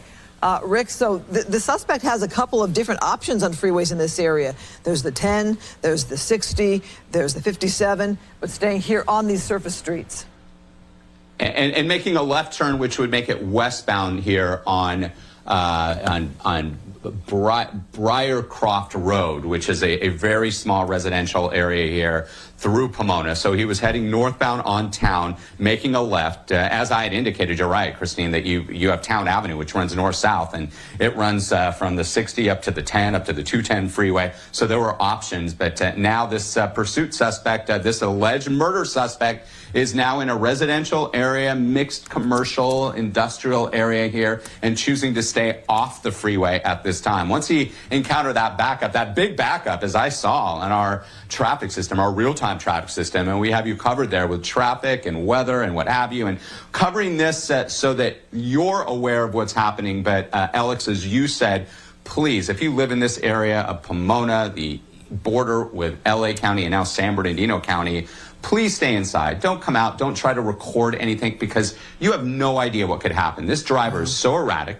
He's an alleged murder suspect. He could be armed. He's driving at a high rate of speed. We've seen a lot of near hits, not near misses, but near hits. We saw a box truck collide head on with another vehicle, possibly because that they were startled by what was happening here. And you could see this is just a situation that could really end in a bad way. And again, what I'm not seeing, as I toss back to you, Alex and Christine, I'm not seeing any units. I'm not seeing those SUVs from the Riverside County Sheriff's Department, at least as we widened out. So they could have backed off because of the erratic nature of this driver, and they're following him just from the air, from the helicopter. It is now 6:30. We are staying on with extra coverage now, breaking news coverage, preempting for now our friend Harvey Levin and TMZ. Christine, as we watch this murder suspect being chased through the streets of Southern California. What I haven't really noticed, Alex, are people on the sidewalks too much or in the crosswalks. We've been lucky, given this hour could be a time where people out perhaps, you know, walking to get a bite to eat or walking their dog. We haven't seen a lot of that. It's been a dangerous pursuit with the driver kind of weaving in and out of traffic on the freeway and now kind of maneuvering through these surface streets, kind of staying in the Pomona area. It started in a Riverside area, so not where it originally started. But as we watch this here, staying on these surface streets, despite the options to get back on the freeways, which will be much more open at this hour. Yeah, just getting some new information from our assignment desk. So the initial, we've been talking about this as a possible murder suspect, also wanted for assault on a sheriff's deputy. Again, Riverside County Sheriff's deputy. Not clear if that was, they were trying to apprehend this person, potentially for murder, and then the assault happened. Still need more details there as we now go into a residential neighborhood, driving through an alley here. But now, narrow alley. Look at that. Those are two things, Rick. If you want to say two things that will get law enforcement riled up and get the attention of law enforcement, it is one, to be a murder suspect, and two, to then try to attack a sheriff's deputy as well. Absolutely. So we're learning more about this. So is that in addition to the murder suspect, the murder one? We believe it is in addition to. We do not have any reports, at least yet, thankfully, of the death of a law enforcement officer, but we're still trying to get details on everything that's happening here. And that assault may have occurred during the early stages of this pursuit. That typically happens. We see that where once a suspect knows that he or she is being tracked and then chased by law enforcement, they start driving erratically, and perhaps he did bump a Riverside County Sheriff's deputy. We don't know that yet. We don't know the details on that, but that does happen at times. Or maybe it was a different situation that happened a day or more ago. Those are questions that will be answered. But the bottom line, this suspect, this an alleged murder suspect, and a suspect who's wanted for assault on a sheriff's deputy, is ripping through a residential area in very narrow alleys where kids could be playing. People could be walking their dogs. It's sunset, it's evening, it's springtime. The temperatures are beautiful out there right now. No strong winds. People out enjoying Southern California. And they're at risk. And there you go right there. Yeah, just a quick left turn there, a hard left turn, and that vehicle was coming upon that suspect in that black pickup truck. So, okay. And there's a law enforcement vehicle right there. It looked like Yep. made a So turn, that's and it's the going to first be one I've on his tail. We'll see if he's able to catch up with him here. So now it looks like law enforcement. Or if the driver just came upon him, you know, because he may not be White one and Bonita, again, still in the Pomona area. And those are the turns right there that are so dangerous. Coming out of an alley, a narrow alley, and really not looking. Right. You could see that law enforcement helicopter that just zipped by in front of our Skyfox camera there. Our extreme nav system, we always have you covered there. You can see the speed, the speedometer there in the upper right corner, indicating how fast that suspect is trying to evade the law enforcement agencies in pursuit. They're ripping through that stoplight. And again, they can technically write this suspect up for every single traffic violation, doing loops, 180s. It's even hard for us, even with our extreme nav, to keep track of the exact location. But this is a really dangerous situation. And again, not a good situation to try that pursuit intervention technique in terms of that hit maneuver, trying to spin that vehicle out. It's a heavy-duty vehicle, and there's a lot going on likely in this residential area. And Rick, to just get some clarifying information from what I said before, because we are getting more information from law enforcement now. So this person is a murder suspect. Law enforcement, Riverside County sheriffs in the neighborhood surveilling the murder suspect. At that point, during the surveillance of the murder suspect, a deputy is struck. Not clear if that is with a vehicle or, you know, some other sort of interaction. At that moment, the pursuit began, and that is what we are still looking at now at 6:36 on this evening. The pursuit of this murder suspect, who also was violent with law enforcement as well. And very interesting how brazen the suspect is. It appears that window, that driver's side window, if I'm not mistaken, Alex and Christine, has been rolled down pretty much the entire duration of this pursuit. And the bottom line is that they're running because if indeed this male suspect driving the vehicle or the passenger, we're not sure, is the murder suspect, they're going to do whatever they can. Why do they run? Because they want to get out. They want to get out of the way of police and try, just by that slim chance, to get away into a gas station. Get gas. Does this come to an end right here? Is this oh my God! No, is that a drive-through, or is he using this to turn? I couldn't tell if that was a drive-through or a gas station, but just use that as a little cut-through. Yeah. And now on Gary Avenue, staying in the same area, though, I will say, knowing my geography, through that intersection there, that's where I just, you got to hold your breath because you don't know what's going to happen. The bottom line is... Look at the speeds here, too, Rick. In the upper right. Yeah. Staying in the same area now, though, I will say that. It seems like the suspect now is doing loops in the same Pomona area. You know, the Pomona Fairgrounds there, near where the 60, the 10, the 57 all merge, the 10 to the north, the 60 to the south. The 210 is the farthest east-west freeway to the north, the foothill. Route 66, as we all know it here in Southern California. And off to the right there, slowing down. So thankfully, close. no collision there. Yeah. And we know that was within inches. Can be a collision. We do have some video from a little earlier. If you're just joining us, usually watching TMZ at this time, we want to show you. So on the bottom of your screen, this was from a little earlier. You see the driver leading right there to a crash between two other vehicles, not involving the driver itself, but because the driver was so brazen, there was a crash. Well, I think I kind of was saying they might have bumped bumpers, not so much high-speed kind of crash if they were going at full speed, but kind of tapping bumpers. But you do have to wonder why that one vehicle did bump into the, you know, like a head-on type of crash there, because I'm thinking perhaps they were... Oh, look at that. Really going against traffic there. Coming down Town Avenue, which is a very busy thoroughfare there, 50 miles an hour, now back over to the right, thankfully staying in his lane, so to speak, but still, and they're watching this. Law enforcement agencies from all over that area are watching this, and they're at a command post now in through that inner area where, because they're seeing the backup, because there's a light here, and this is a situation he's going to rip through that light, make a hard right turn there onto Arrow Highway, still staying in the same area. How are they going to bring this to an end? Because every second that this pursuit continues with the erratic nature, Christine and Alex, of this suspect, this alleged murder suspect, this suspect who allegedly made impact with a sheriff's deputy from the Riverside County Sheriff's Department. How long are they going to let this go on? Well, Rick, I'm wondering now if law enforcement does indeed know who this driver is. If they were doing surveillance on a murder suspect, the driver then took off, and that's where you have the assault on a deputy. I'm wondering if those units are right behind this person him. lives and who they are. It seems like it seems like they have more intel on the suspect than we do, and that they were from what you and Alex reported, Christine, that you both heard that they were tracking. They knew about this suspect. They were essentially going to try to perhaps serve a warrant or arrest that suspect, and in that particular situation, you could see all those units there. Yeah. There was an opportunity for that driver to get away.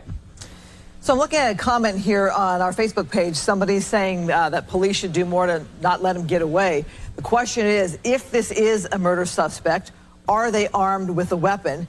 And then do you do a pit maneuver? Do you do a spike strip? I mean, Rick, has the driver been going in a similar area where they know how to predict where to throw out a spike strip? No.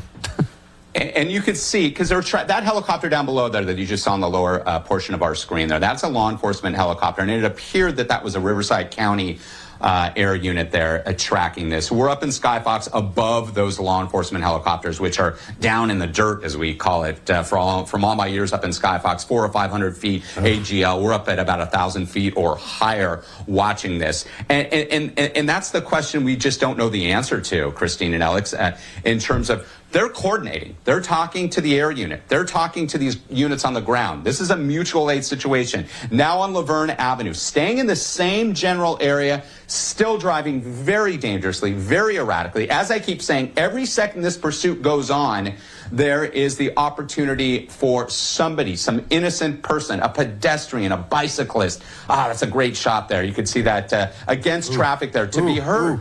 And you could say, what is this guy? Oh no, that's a unit. It appeared first that it was an unmarked unit. But they're trailing heavy duty this vehicle. suspect. They're not giving up at all. They're not giving up at all. They're staying on this suspect. They want to bring him into custody. Again, an alleged murder suspect and an individual who we're just hearing now that may have had some sort of incident with a sheriff's deputy as well, which adds to the energy here, trying to bring this suspect into custody, an alleged murder suspect. The bottom line is that this suspect was lit up at some point, didn't pull over, and the pursuit was on. And it's gone on from the Inland Empire into LA County, back towards the IE, on the 60 freeway, first westbound coming out of Riverside County into LA County, exiting in Diamond Bar in Los Angeles County, doing a quick 180 back onto the 60 freeway eastbound. He encountered a huge backup on the 60 because there was a problem at Central Avenue, which I was tracking with the California Highway Patrol. And then now on surface streets in that same general area, very close to now the San Bernardino and Los Angeles County line. And it's unclear if this suspect even knows this area at all. And we see these pursuits, Alex and Christine, end because sometimes they make a left turn into an alley or in a cul-de-sac there's nowhere to go. So we'll now see. we're in a parking lot. And now we're getting back onto so now there's that heavy duty law enforcement vehicle. Almost tried to hit him. These units are all over. They are all, and one benefit to law enforcement now is that because the suspect is choosing to stay against traffic through the rail system there, that's the Metrolink rails that run east and west coming out of the IE into LA County there. What they're able to do now, because the suspect is choosing to stay in a general vicinity in this area off the traffic, wrong way and traffic. Wow. There's units all over. There's units to the wow. You almost want to look away because you don't want to see how this could end. Okay, so this is getting more and more dangerous. We're now high stakes, going the wrong way against traffic at 60 miles an hour. This desperate murder suspect who also apparently attacked a sheriff's deputy on the loose, and you feel for all of the folks right now who do not know what is coming and their direction as this truck is driving. He's heading northbound, northbound and southbound lanes, Alex and Christine, on Town Avenue, which is a highly trafficked area. You can see that white sedan pulling over to the right. Okay. These drivers don't know. They're coming up There we southbound. go. Now All right. making Well, a at least left we turn avoided a onto collision Foothill there. Boulevard. Yeah, which is good Route news that we 66. avoided a collision there. I mean, the thing that also, you know, if and when there is a end to this pursuit, the apprehension of these suspects is also a very dangerous situation, because we know that there's at least 2 people in that truck. We don't know if there are more. We know at least one of them is wanted for murder. We know that at least one of them assaulted an officer. Now this guy, again, throwing his hand out the window, taunting the law enforcement behind him as he drives through traffic. Now up onto the sidewalk. Up on the sidewalk. No. On the sidewalk, 60 miles an hour. That's Foothill Boulevard. That's a 60. You wonder about that car there. That is Route 66. Route 66 that parallels the 210 freeway there, but now made a right turn back onto Gary Avenue, again, staying in the same general vicinity. And it's unclear if that's just by chance or perhaps this suspect knows this area, although we heard that this started well east of this location. 95, 80 miles an hour on Gary Avenue here. This is, again, every second, every minute, Alex and Christine, I'm holding my breath here, because I've seen so many of these situations, and where just an innocent person is either struck, a pedestrian, a bicyclist. Okay, now something's stopping here. The way law enforcement are did a acting. 180. Turn around. Did Oh a my 180. gosh. Back now south on Gary Avenue. So northbound on Gary wrong way Avenue, now again, wrong way. southbound on Gary Avenue. Speed 75, 80 miles an hour. This isn't a freeway, folks. This is a major thoroughfare here on Gary Avenue, and you know, we talk about, Alex and Christine, have we ever seen anything like this? Is this the most insane pursuit that we've seen? No, it's not. We've seen this situation play out so many times, and I believe that there has been an uptick during COVID times as well with these pursuits, and all we can do is hope and pray that this ends where nobody who's an innocent person out there, whether they be in a vehicle, they're walking, they're running, they're riding their bike, are not injured. Well, and it's interesting, Rick, the way you phrase that, because, you know, when we first joined this pursuit about an hour ago, a little more than an hour ago, that, you know, it was like, okay, this guy is just driving through traffic. What is this? And as we've been together, watching this together with our viewers, we learn that he's wanted for murder, that he's wanted for assaults on a deputy, that he is clearly driving erratically, that he's willing to go against traffic, that he has thrown the middle finger at law enforcement out the window, thrown evidence out the window, and all of these things that have made what started as a pretty benign pursuit where we didn't even know what he was wanted for into a really dangerous situation, and one of the more dangerous pursuits we've seen in some time, Rick. And now we see pedestrians out there. On the exactly. Again, taking pictures, video. Please stay inside safely, because you have no idea. We already saw this driver went up on the curb for a short time, and you're putting yourself in danger. If you have your kids out there, you're going to put them in danger. Bottom line, please stay inside. Don't try to be a hero. You don't need to record it. You can watch it right here from Skyfox. We've got great pictures. We have our Extreme Nav system tracking exactly where, geographically, here in Southern California, where this pursuit is. All right, now it looks like this is right up against the tracks. Those are Metrolink tracks, which run east-west here. Still staying in the same general vicinity here. And there's more people. There you go. Recording people right on there. the corner. The one thing, on the sidewalk, very quickly, Alex and Christine, the one thing that is good about the situation is that this alleged murder suspect, and a suspect who may have had an incident with a sheriff deputy, that they're staying in the same neighborhood. So officers all over are holding traffic and trying to prevent anybody from getting hurt. And this driver now slowing down. Yeah, this driver coming to a crawl here after that intersection there where there were people there on the sidewalk.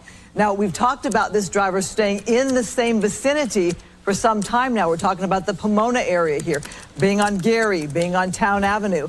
You have to wonder, did that driver know those people on the corner? They seem to be reacting to the driver or not, but that driver did come to a slow there, and more people there on the street reacting, perhaps. Getting closer. I mean, are they going to try? The speeds are down. The speeds are down under 35 miles an hour. That's typically the threshold, but this is a heavy-duty truck. To spin that vehicle out is not an easy task, but this is the closest that I've seen this unit, and it's a K-9 unit there, and it's unclear if that's still the Riverside County Sheriff's Department. They are the lead agency. That's the agency that we heard that there was some sort of confrontation, some sort of incident where this alleged murder suspect had some type of situation with a deputy from the Riverside County Sheriff's Department. Well, that's slowing down a little bit. Not only here. that, remember they were doing surveillance on a murder suspect when that happened with the deputy there, that assault on the deputy there. So the question now is, who is that driver and who is that passenger in the vehicle that's been there the whole time during this pursuit that's gotten really dangerous at times?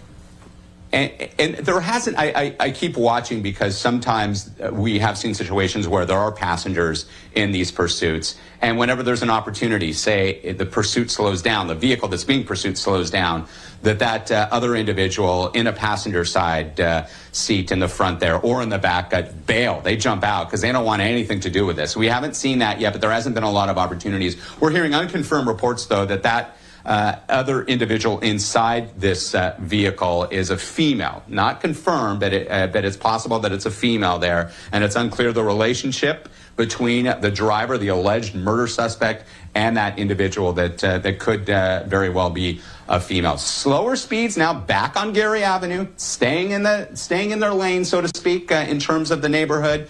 And it's unclear. They could be talking to family, to friends, to law enforcement. They could have called 911 and said, "Hey, this is the situation." We've heard that before as well. How do we end this? What do we do? But definitely seeing a change in the tone of the driver. Would you agree? Yeah, you wonder if something has happened to the vehicle, if the car is running out of gas, or what would lead to this, dramatic slowdown at this point. And this is the kind of speed, Rick, where you would potentially see a pit maneuver. Yeah, but again, that SUV, that law enforcement SUV, just 20, 30 feet behind this big, heavy-duty pickup truck, that's a hard task, but they can do it. We've seen it before. You could see the driver's side window still rolled down there. Again, perhaps a female inside the front of that vehicle as well, but definitely a change in the tone. Looks like he threw something out again outside the window there, but still staying on Gary Avenue. That was the 10 freeway, by the way, that crossed over Gary Avenue. Gary is, again, a north-south street, and they are staying, this suspect, this alleged murder suspect that has led deputies from Riverside County, from other law enforcement agencies, on a long-term, high-speed, dangerous pursuit, coming out of perhaps Harupa Valley, westbound on the 60 freeway, through Moreno Valley, towards the Riverside interchange, into LA County, towards the 57, Diamond Bar Boulevard, exiting there, making a 180, getting back eastbound on the 60, huge backup because of a bad accident at Central Avenue that had at least one lane blocked. He exited the freeway and now pretty much staying on surface streets in this area, now making a left turn onto Holt Avenue from Gary. It's interesting to think of why the driver is staying in the Pomona area. Remember, this started in Riverside around the 215 with Riverside County Sheriff's Department. And now, since the driver has gotten off on surface streets, largely staying in this Pomona area. But Rick, can you tell, is the driver going like in circles where they could possibly put out a spike strip? That's a great question, and I will tell you, as I had mentioned just a short time ago, this gives law enforcement an upper hand that the suspect is kind of following the trend of staying in the same general area. That means more out the window. Looks like something else was just thrown out of the vehicle there again, some white object, that they're going to have more law enforcement officers, whether it be from local municipalities, whether it be more from the Sheriff's Department, from Riverside County, from LA County, because we're in an area right now, as we've got a little bit of a hiccup there, back on it on Skyfox there, that they are able to essentially encompass this whole area, hold intersections that's busy, to hold people back, knowing that, you know what, this pursuit might be ripping through this busy intersection, and this driver has shown a tendency to run red lights at a very high rate of speed, endangering the public, so they can set up at those intersections, hold them back, they can set up a spike strip, as you said, they can do whatever they can to try to bring this to a safe ending. And now we're in a parking lot here. We'll see how this plays out. Unclear if this driver, this alleged murder suspect, has any plan at all, except trying to evade police. Yeah, but again, staying in his Pomona area, which is so interesting, you do have to wonder how much gas is in that vehicle and how long they can go. Okay, whoa, passing. look at that. And the law enforcement right there. Look at all the swarm That's a of law command enforcement post. vehicles I mean, look there. at how many officers are there. Look at how many officers are there. Like I said, they're just setting up shop in this area because the suspect isn't trying to make his way north, well away from this area, east or west, now picking up speed again, just as he thought that perhaps he was going to back off a little bit and the tone of this pursuit changed. He said, forget it, because he saw all those units. He said, I'm out of here. I'm going to try to do whatever I can because I can. The longer that this pursuit goes on, the longer I'm not in custody. That's the mindset. And you can see all those people on the corner there. It looks like a mini market of some sort making a hard right turn. Now into a narrow look at the passenger alley. side there. Rick, we finally got an inside look there of that passenger in a red shirt. Again, we don't know if that person is a willing participant in this entire pursuit. There's been no attempts to bail or to let the passenger out. We've been covering this for more than an hour now. They have their window down as well. We got one unconfirmed report. It could be a female. That has not been confirmed at this time. But now just ripping through these residential areas. And again, it's a beautiful evening here in Southern California. We're coming up on 25 minutes or so until sunset. Temperatures are pleasant. There isn't any high winds. People perhaps out after a day at work or what have you, enjoying a spring break week. And thankfully, we haven't yet seen anything tragic happen. But with each second, with each minute that goes on, the threat of that is definitely in the air. Now on San Antonio Avenue, back on a busier street here. But as you mentioned, Christine and Alex, still staying in the same general area. Now Beware of these people. Going into a parking lot here. It looks like a grocery store parking lot. A mini and mall, a strip mall. like type, People are there, people out for the night with their kids, people parking their vehicles, and then all of a sudden, this comes into their neighborhood. In this parking lot here. In circles in the parking lot. Ooh, watch wow. out. Across. Oh my God. And you feel these people that are in the middle of all this. This is awful. This is awful. And that's the other thing where I say it gives law enforcement the upper hand because now they're staging in this area. We saw almost like a little mini command post at that last intersection. But what it also causes is for more and more people to come out. Hey, that's right down the street. Let's go out. Let's check it out. Let's video this. Not safe to do. Please, everybody. Make contact with the big rig. This was just a pursuit end like this. It was just. It was waiting to happen. Will it Now keep trying to drive? That's a canine. That's a canine unit right now, and that canine is going to go in and get that driver if there's that opportunity. Big Rig's pulling up. Big Rig doesn't know. That driver doesn't know what's going on. Guns drawn there. It looks like the airbags have been deployed. It looks like the passenger side, somebody could be gesturing out there. The windshield wipers are on. That could just be a bump or what have you. But it was a significant, severe enough impact with that Big Rig. And if this vehicle, if this pickup truck, Alex and Christine, had an impact with anybody, get me out of here. A big rig is the perfect vehicle because other vehicles, those smaller sedans, would have been taken out. That big rig took that crash, and now we're surrounding the vehicle, and this is where it gets ultra dangerous. And it's unclear if the driver of that big rig even knows, wait, what is this? Just was this guy just coming along and hit me? Does he know? Probably not. He sees the police. That driver got out of that truck very quickly because you can see that many law enforcement behind this guy. You can tell this is a serious thing. I mean, as we pull out a little bit, you can see just the number of different law enforcement that is there, including that police with the canine there. And now this, we'll see if this turns into a standoff situation. We also don't know if the driver or the suspect are injured at all by the fact. I mean, that was a pretty hard collision. The passenger there.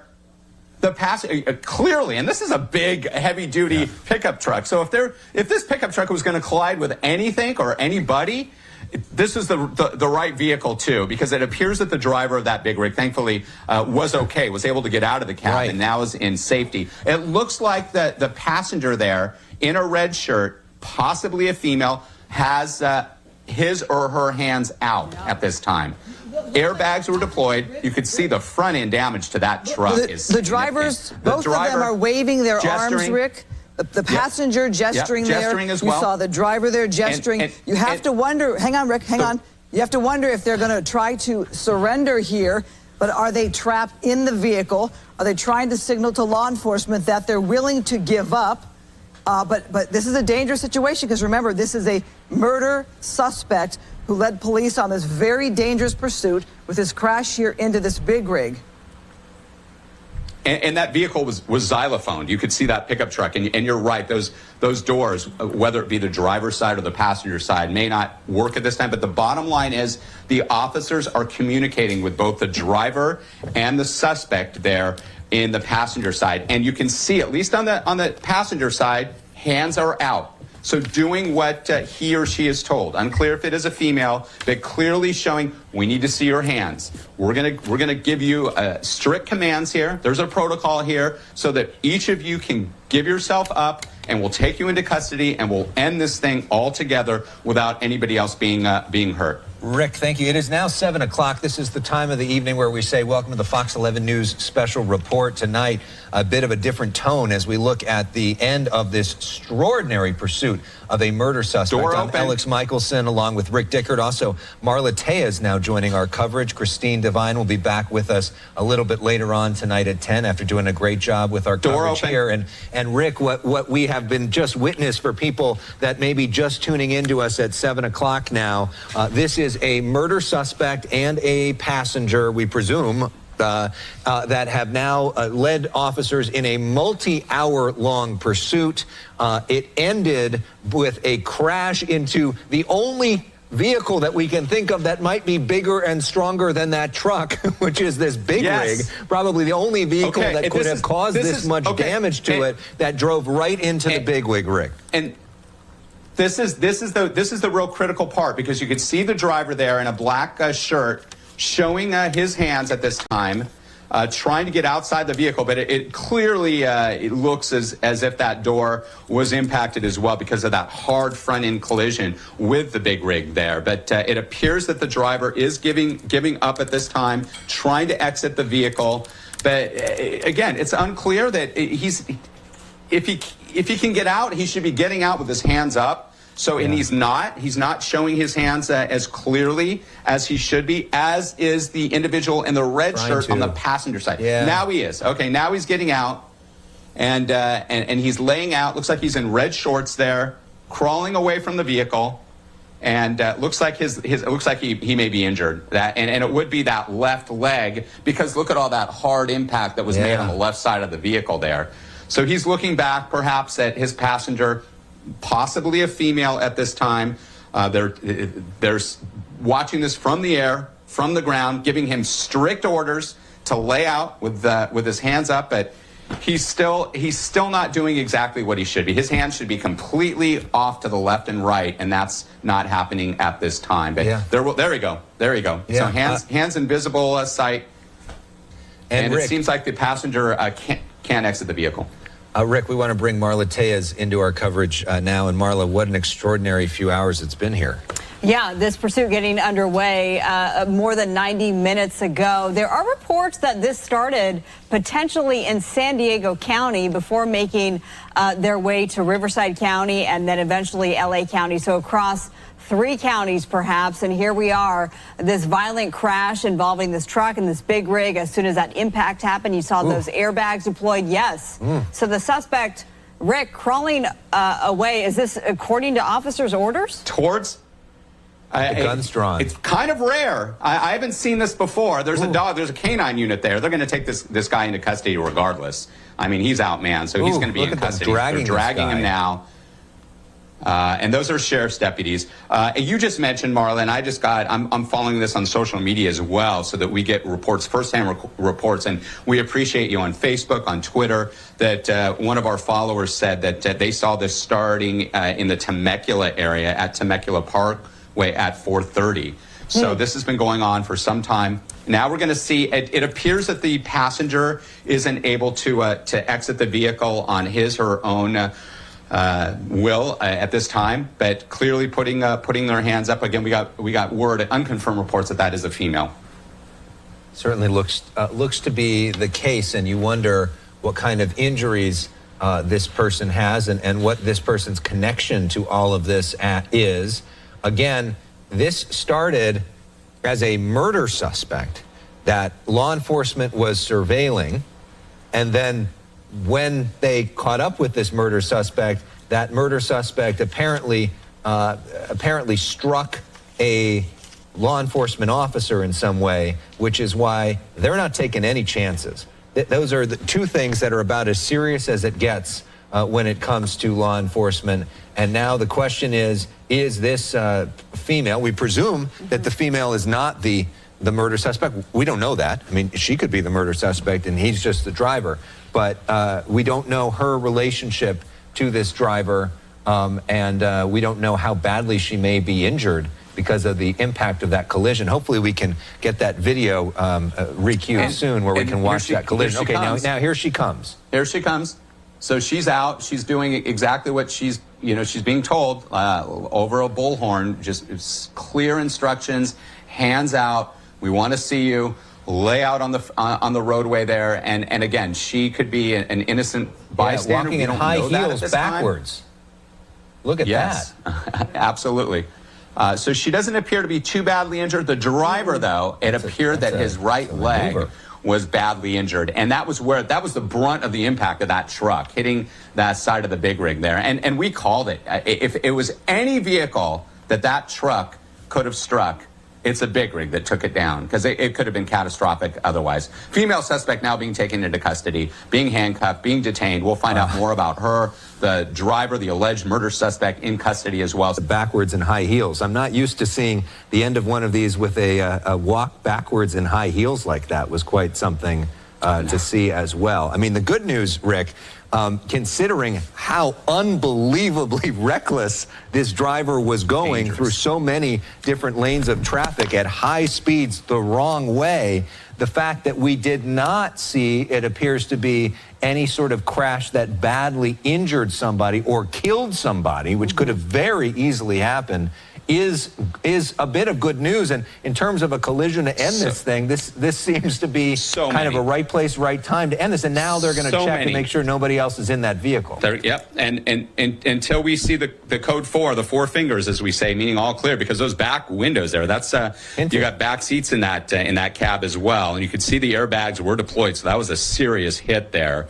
And thankfully, it did not appear that the big rig driver in the cab was seriously injured. The impact happened on the passenger side of that cab there. And once they clear that, the 4 fingers, the car is clear. 2 suspects in custody. 1, the driver, the male driver, an alleged murder suspect, and unclear the relation and what the situation is with the female driver in the front. Yeah, and for the location, if you're just joining us, this all came to a crashing end in Pomona. This intersection is North San Antonio Avenue and East Holt Avenue in Pomona.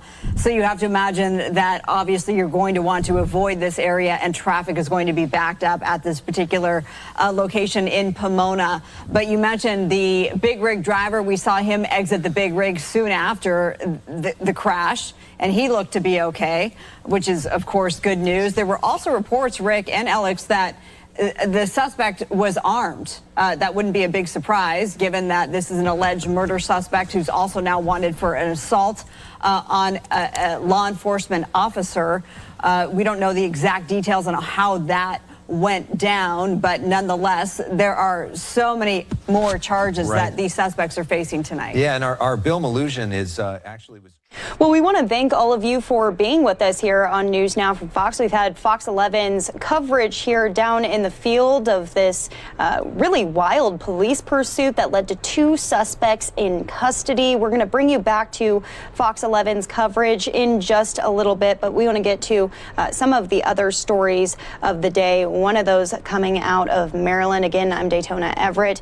Tonight, investigators are looking for answers after they saw a Navy medic shot and wounded 2 U.S. sailors at a military facility in Frederick. The suspect then fled to nearby Fort Detrick, where officials say he blew by security and was ultimately shot and killed. Fox 5's Josh Rosenthal is live now at the sprawling crime scene tonight with the very latest. Josh, what do you have for us? Well, those 2 initial shootings happened just across the street behind me here, but then the bloodshed spread, as you're about to see, to Fort Detrick, about 3 miles from here, and also to this business as well.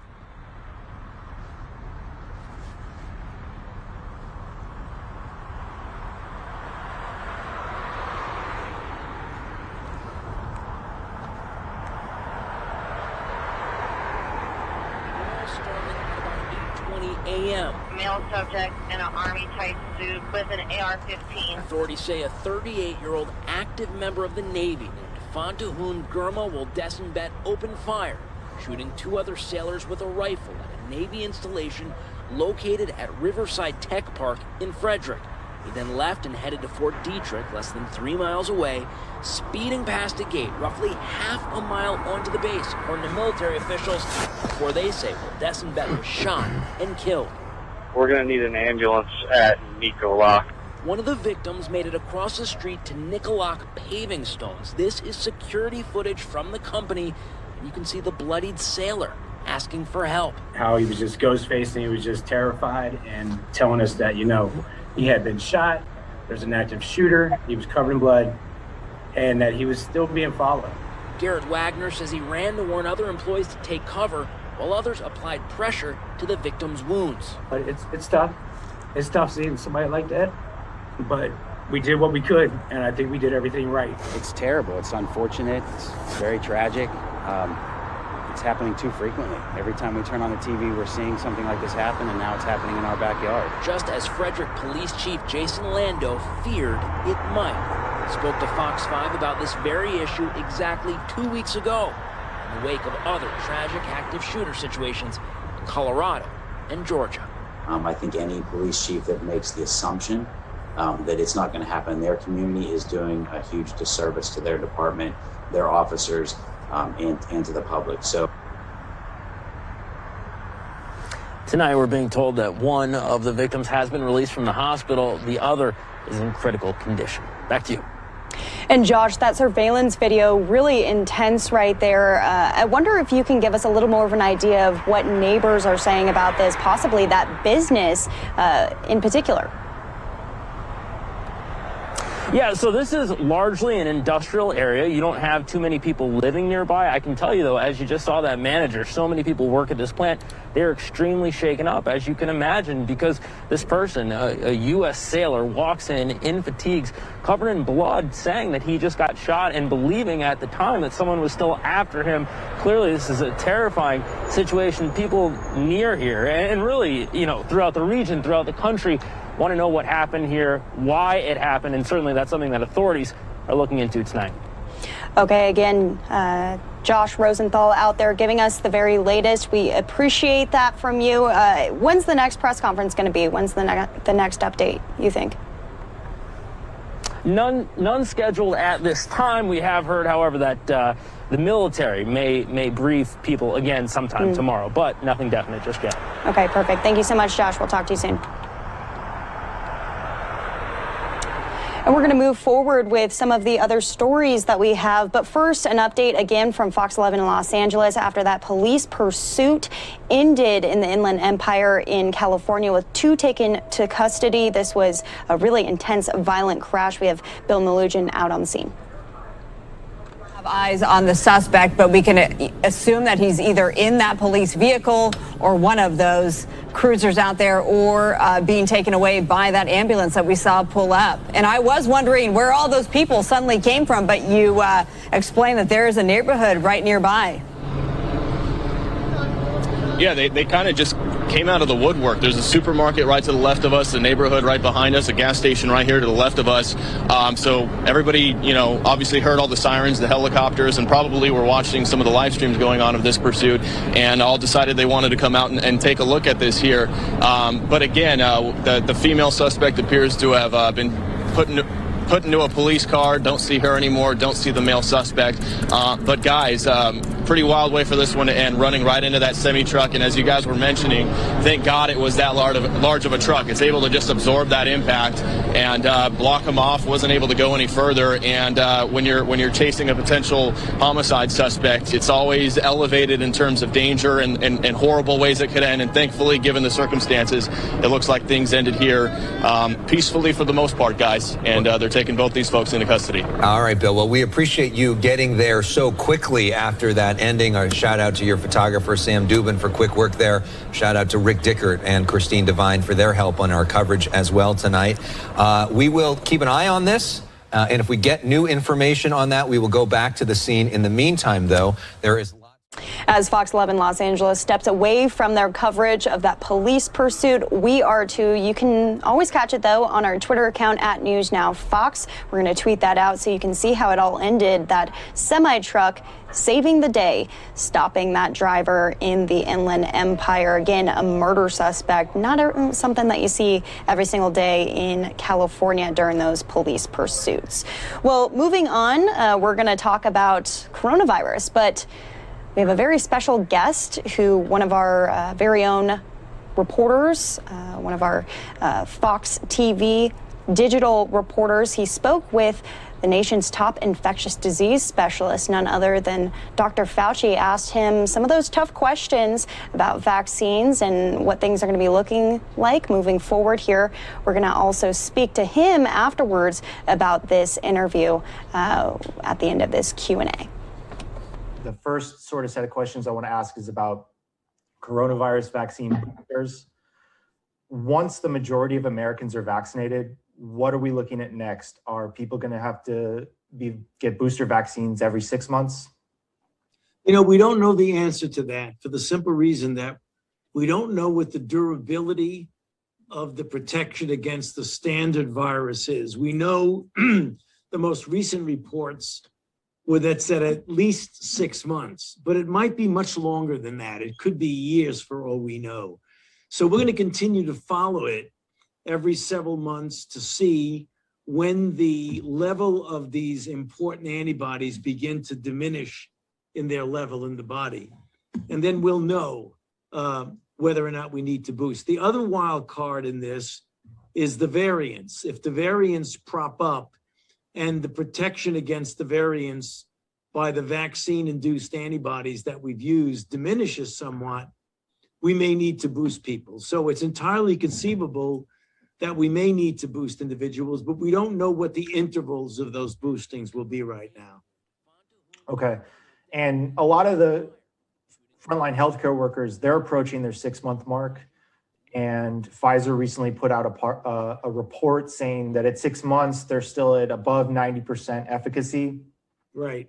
At what point, do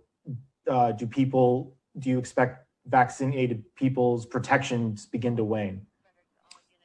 We don't know the answer to that. If you look at the curves that they published, the level of the antibody goes up after vaccination, then it goes down, and it continues to come down very, very slowly. We don't know where it's going to end to the point where it gets below the critical level of protection. We have what's called correlates of immunity that we will figure out. In other words, what the correlate of a level below which the protection is going to diminish. Certainly, looking at the curves now, the people who've been vaccinated are way above that level. So they have a way to go yet. But if you follow over a period of months till you get to a critical cutoff point, then you'll say, we probably going to have to revaccinate or boost people. I see. I read a report from the CDC that, the current seasonal flu vaccine has about ranging from 40 to 60% efficacy, and that prevents millions of hospitalizations for flu. Could you maybe explain to people that don't really understand how efficacy works, at what percentage do people start to need to be maybe concerned that they need to start thinking about, oh, I should probably get a booster? Well, I think you're going to get into some confusion when you compare influenza vaccines because, right away, the overall efficacy of the coronavirus vaccines is substantially greater than even the best of the influenza. So you got to be careful. Influenza, you change the vaccine usually every year because the virus is known to drift a bit in the sense of changing. We're not sure once we get the level of virus so low in coronavirus, whether or not the virus will have a chance to drift because it has to replicate in order for it to drift. Now, if we suppress it in the United States or in the developed world, that's going to be great. This brings up a real important question. As long as you have virus replicating anywhere in the world, the chances of developing variants are considerable, which will ultimately come back and could perhaps negatively impact our own response. That's one of the real prevailing arguments for why we need to make sure the whole world gets vaccinated, not just the people in the developed world. Yeah, of course. And just to get a little bit on those variants, Dr. Michael Osterholm of the Center of Infectious Disease Research and Policy said that the current B117 variant is he called it a brand new ball game, a game changer due to its mutations and its apparent ability to rapidly infect a younger segment of the population, as well as its possibility to evade antibodies. Do you agree with that assessment? Well, I listened to what Michael, who's a good friend, said, and he's concerned about the rapidity with which this spreads from person to person. But what he does also admit is that the vaccines are very good against this variant. So that's what I keep saying. It's a race against a variant that's spreading rapidly in our ability to vaccinate people. But in general, the antibodies that are induced by the current vaccine seems to work very well against the 117, which is the one that originated in the UK. I see. So it's entirely possible there's not enough data. We don't know. It's possible we might not even need a booster, considering how successful these vaccines are. That is considerable. Excuse me, that is feasible. It is quite feasible that we may not. You want to be prepared in case you have to. So we're making the assumption that we're going to have to boost people, but we may not have to. That sort of brings me to my next question. Is the CDC or NIH, are you guys currently working on changing language now that, in June, we'll be at the 6-month mark for some of the first recipients of the vaccine. And that's when some people are going to get their very first vaccine. So are you already working on rolling out language from get vaccinated to get your booster? No, the reason is because we don't know the answer to when that booster is. What we are doing is we're going to be stockpiling enough vaccines to be able to give boosters to people. That means purchase vaccines to make sure we have them on hand. We're also doing some clinical trials to see if you boost, what happens to the level of total antibodies, what happens to the level of antibodies against the variant. So we're already anticipating the need to be able to adjust to these variants that might arise. And we're doing the clinical trials as well as purchasing more vaccine in case we do have to boost people. I see. I just want to briefly touch on the Rangers game on Monday, packed stadium, 40,000 people. I heard what you said about, we don't want to prematurely declare victory, but in the near future, assuming most Americans are vaccinated, I just want to know your personal opinion as a baseball fan yourself. Would you go to, say, a fully packed Nats game knowing that everyone in attendance was fully vaccinated? Well, if everyone in attendance was vaccinated, I would guarantee you that the level of virus in the community is going to be very low. I mean, they're going to go together. The more people you get vaccinated, the lower the level is going to be because the virus doesn't have any place doesn't have anybody to affect. That's called herd immunity. Right. So I mean, you gave a beautiful hypothetical. I would hope that we would have that situation where everyone agrees to get vaccinated, which I really hope they do, because the more people get vaccinated, the greater proportion of people that get vaccinated, the more easy it will be to get to the point where you could sit at a unlimited capacity Nat game, have a hot dog and a beer and not worry about anything. But if everybody was vaccinated, you would feel confident at the efficacy of the vaccine to sit there in a fully crowded game of fully vaccinated people? Yeah, if everybody was vaccinated, yeah. Okay. Is it not? It doesn't have to be everybody. I mean, if it was 95% of the people, I'd still feel comfortable. Oh, good. Okay. And that being said, there's some polling indicates a concerning percentage of people that don't want to get vaccinated. Do you feel it's possible we won't ever meet the threshold for herd immunity in the US or even globally? That's possible, but you don't want to make herd immunity an all or none phenomenon here, because it's somewhat of an elusive number and an elusive concept, because it's not only who gets vaccinated, but it's also who was infected and is now protected against reinfection. So, you could wind up getting to where you want to get, because the unfortunate people who don't want to get vaccinated could get infected and might be protected because of their infection.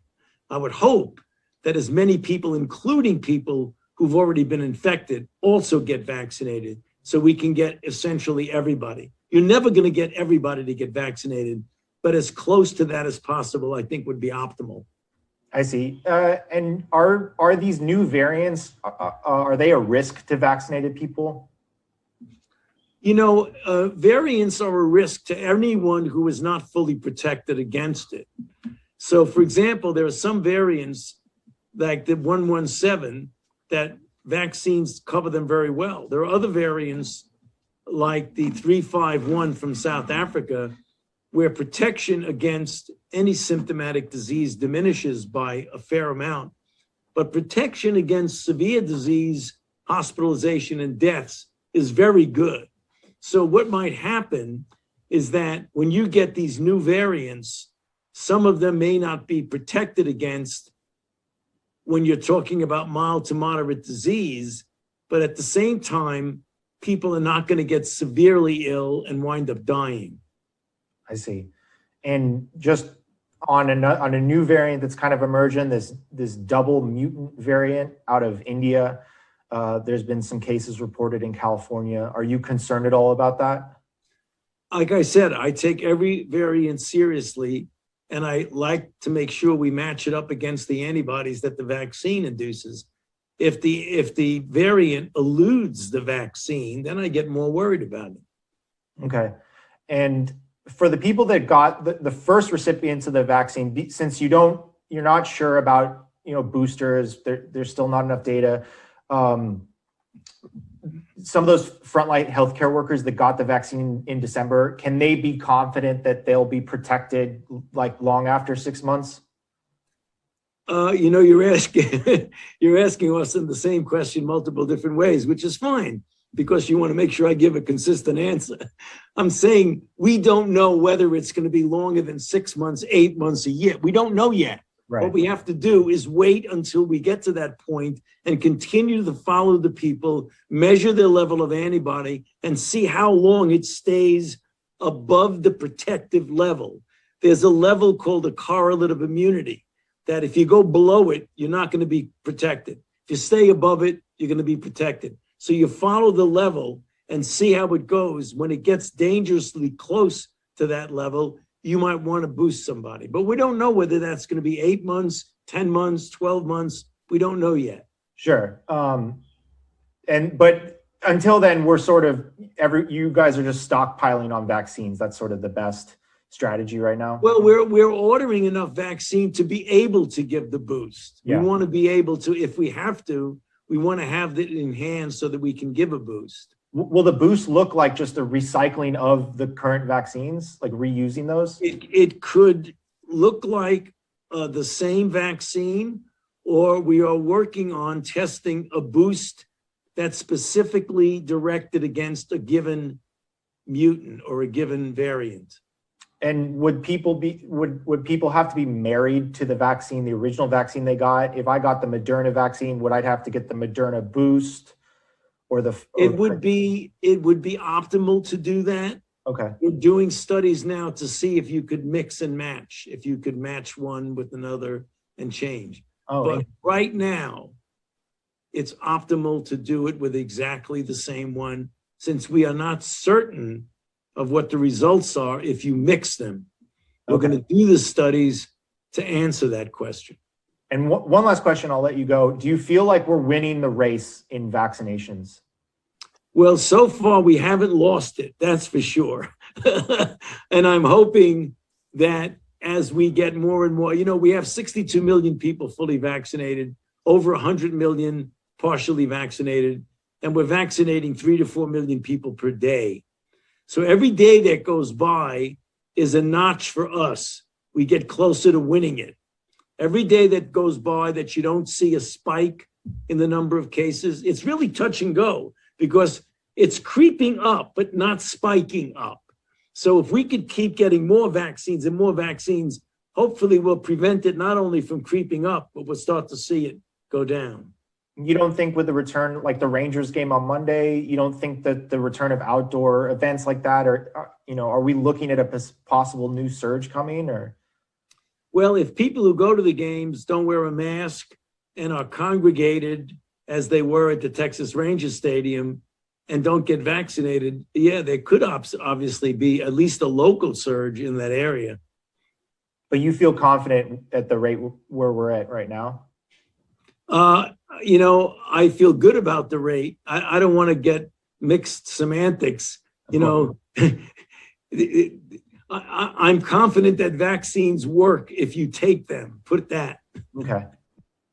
And a great last question right there. I'm bringing in now Austin Williams, who was in that interview with Dr. Fauci. Austin, thanks for taking some time out of your day to join us. Yeah, thank you so much for having me. Okay, so you asked some really great questions there. First off, how do you decide which questions you want to ask the nation's top infectious disease specialist? I mean, we've been dealing with the pandemic for over a year now, and I'm sure there's a lot of things that you wanted to ask. Yeah, as everyone knows, he's a very busy man, and we've been chipping away at his team to speak with him for better part of a year. So we had a lot we wanted to ask. We've had various stories we've worked on before that we reached out to him regarding other coronavirus stories. And for this one, we had a team, we brainstormed before and we figured out what the best questions, we wanted to get as much information as we could in such a short period of time that we had with him. And so there's a couple questions that I wanted to touch on again. One of those being the difference between the flu pandemic and the coronavirus pandemic. We all know that he had dealt with the flu pandemic in the past. What were your thoughts of his answers on that? Well, something that has been confusing to me is, when they talk about vaccine efficacy, they say that a vaccine is anywhere from 69% effective against the coronavirus. When I think of 69%, I think of that's a D, but in medical terms, that could be still really good.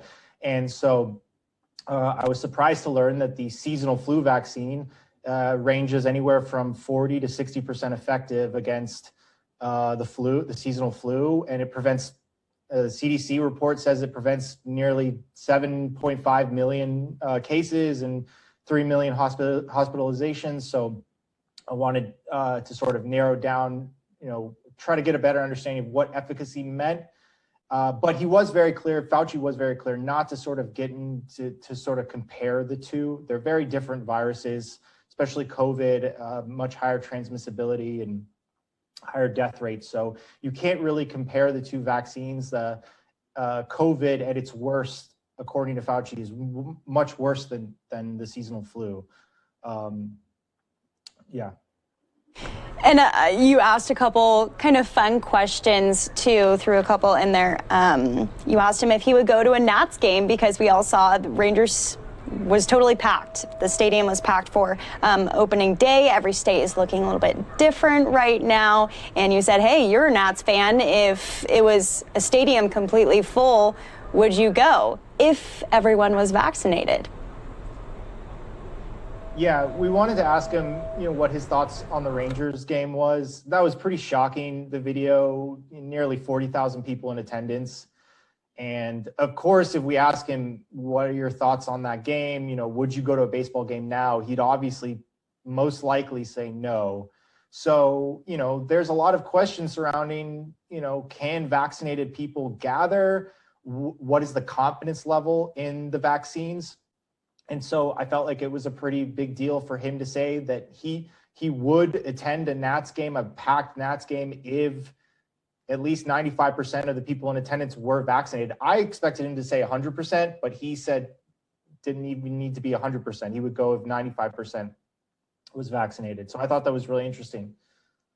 I think just like anyone else, I mean, we forget that, yeah, he's this guy, he's been put on bobbleheads and has been made a household name, but he's just a person like everyone else who I'm sure wants things to get back to normal so his days aren't as stressful. So I appreciated that personal note there. I'm curious, were there questions that you wish you could have asked him that you weren't able to ask? Your background is in digital reporting. You are reporting on all the top stories of the day from across the country.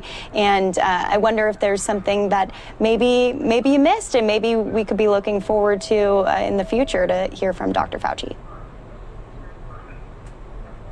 Well, I definitely like to get some follow-up. The whole angle of the story is on whether or not we're going to need regular vaccine boosters. Is this going to be something like the seasonal flu? So it'll be, and that only takes time for the studies to continue be undergone. And I definitely like to follow up and find out more information on that. I mean, yeah, this is Dr. Anthony Fauci. He's the most recognizable person in the country currently. And there's, when you're dealing with something like the coronavirus and a topic like this, I mean, when we were brainstorming what we wanted to ask him and we had such short notice, I mean, it can turn into a 2-hour-long conversation. So just grateful for the time that he gave us.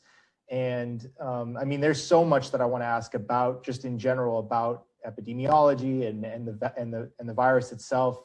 There's so much to know. It's really overwhelming. So, but it was just really awesome to get to speak with him. Yeah, and he's really an interesting guy himself, has been under a lot of pressure through all of this, but has been steadfast, and we're looking towards the experts to give us the answers to all of these questions. But great point there. The question of boosters will be something that we continue to follow, and I'm sure you guys will push the Biden administration for answers on that as well.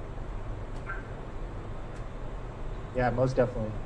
All right, Austin, thank you so much for taking time to break down your conversation with Dr. Fauci. We'll, of course, be speaking to you again. I think this was your first time here on the show, but we take a lot of you guys' content, so we appreciate all of you guys' reporting.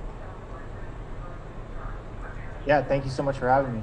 All right, talk again soon, Austin. Thanks.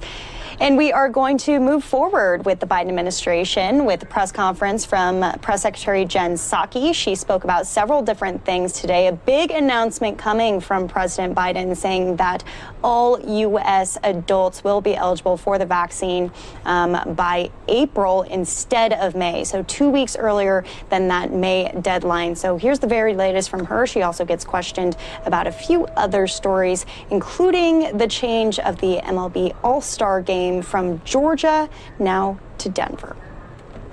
Announced the American Jobs Plan last week, so just wanted to provide you a little bit more of an update. As we noted yesterday, they've been hard at work throughout the congressional recess, making calls to Democratic chairs and Republican ranking members of the relevant committees and to appropriators. They've led briefings for major House and Senate caucuses. Secretary Buttigieg will meet with the moderate New Democrats caucus this week. The Office of Public Engagement will lead calls throughout this week with private sector, rural and agricultural stakeholders, climate groups, local chambers of commerce, faith leaders, minority leaders, community college groups, and more. And the Office of Legislative Affairs is coordinating about 30 briefings for majority and minority committee staff of committees with jurisdiction over the American Jobs Plan. These efforts will continue, of course, when members return to Washington. And as I noted yesterday, the president looks forward to welcoming members to the White House. And as we have that locked in, we'll provide more details to all of you. Today, Vice President Harris joined the COVID response team's weekly governors meeting to discuss our country's pandemic response, the progress we've made, and the work to come in our fight against the virus. The Vice President highlighted the country's work in the pandemic response to date, including today's announcement that the President will announce officially later this afternoon that we've reached 150 million shots in arms since entering government, and that by April 19th, all adult Americans will be eligible to get the vaccine. That doesn't mean they will get it that day. It means they can join the line that day if they have not already done that beforehand. She also noted the important work to come, in particular around ensuring access to the vaccine in every community and building confidence in the vaccine in every community. She highlighted best practices to ensure equity remains at the cornerstone of our vaccination effort. She also touched on the $3 billion in funding, largely from the American Rescue Plan, that will enable states and cities to support community-based organizations in launching new programs to increase vaccine access, acceptance, and uptake. And there was some more news today about how that will be distributed and used. She's also in Chicago today focusing on vaccine equity. In Chicago alone, the CDC will invest $33 million to support efforts to increase vaccine distribution and access with a specific focus on communities of color. Also today, in his weekly update, it's a part of the same call, I should say for clarity, COVID response coordinator Jeff Zients announced there will be more than 28 million doses across channels this week.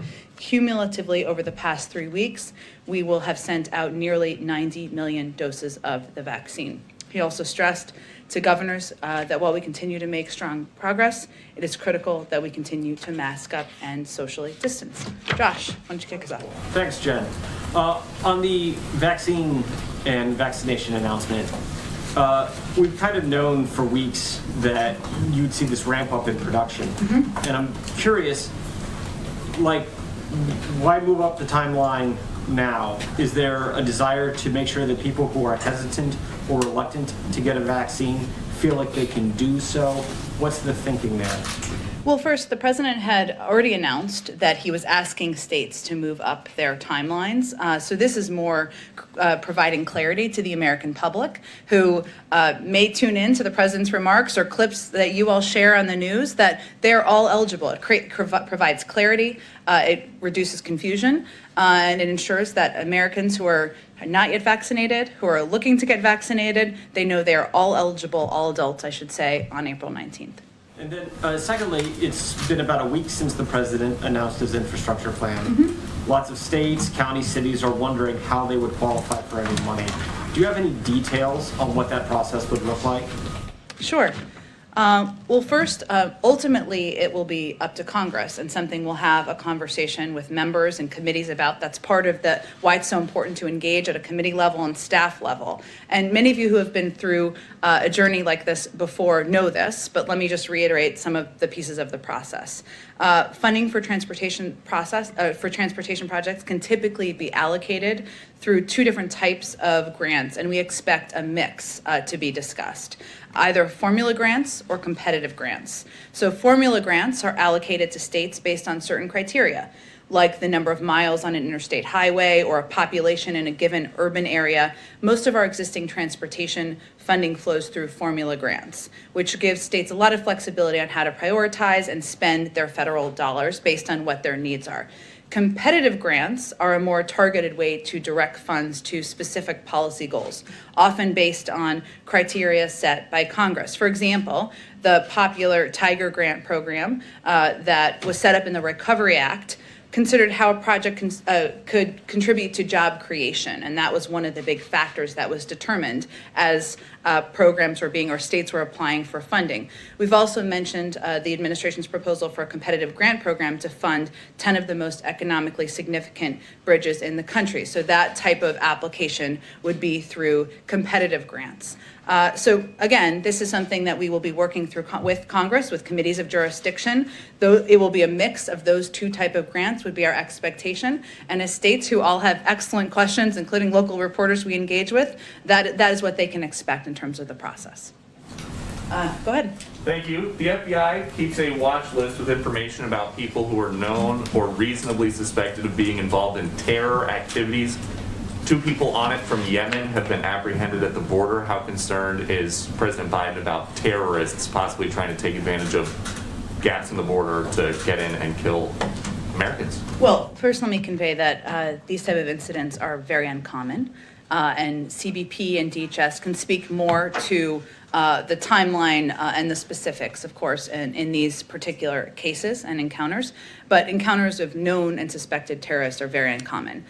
They do underscore the importance of the critical work that is done on a daily basis to vet those at the border. DHS works not just at the border, as you know, but also with international partners to share intelligence and other information, including to prevent individuals on certain watch lists from entering the United States. They adjudicate individuals encountered at and between ports of entry against several classified and unclassified databases. So while this is rare, this is a reflection of them doing their jobs. Another quick one about the border. The DHS secretary is reportedly looking to finish some gaps in the southern border.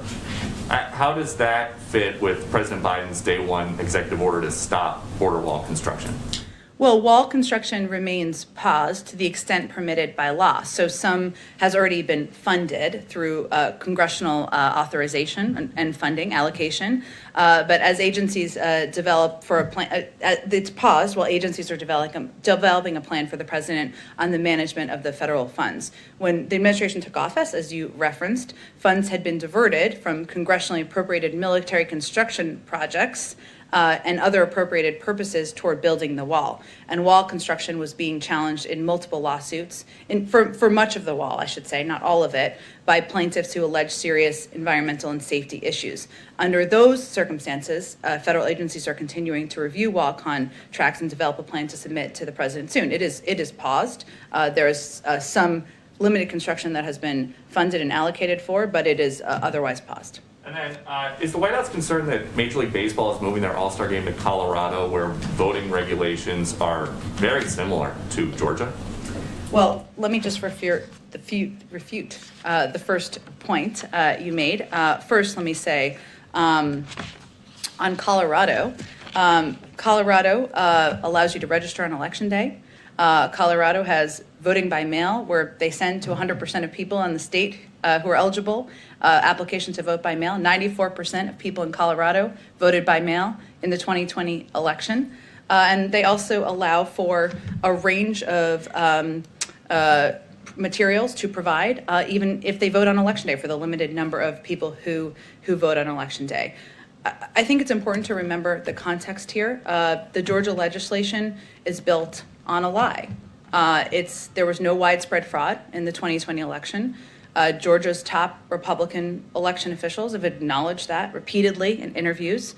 And what there was, however, was record-setting turnout, especially by voters of color. So instead, what we're seeing here is for politicians who didn't like the outcome, they're not changing their policies to win more votes. They're changing the rules to exclude more voters. And we certainly see the circumstances as different. But ultimately, sorry, let me add one more thing.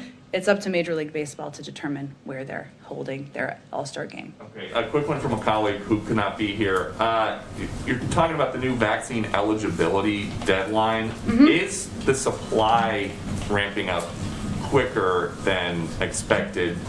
And if not, what does moving the eligibility deadline up actually do in practice? Like, are more people going to get vaccinated faster? That's our hope, absolutely. And we have expedited the supply. So there's been nearly 90 million doses provided to states in just the last 3 weeks. And that certainly is an increase over the weeks prior. That's part of it. But also we want to provide clarity. We're at the point with our supply and with our distribution to states that we think it's time to provide that level of clarity. Now, it's not just about the vaccine supply. We've also increased the number of pharmacies, more than doubled the number of pharmacies that are distributing the vaccine. We've also increased our commitment and our funding of community health centers, of mass vaccination sites, because we also know people need to have places to go, mobile vaccination vehicles, et cetera. All right. Oh, go ahead. Go ahead, Kelly.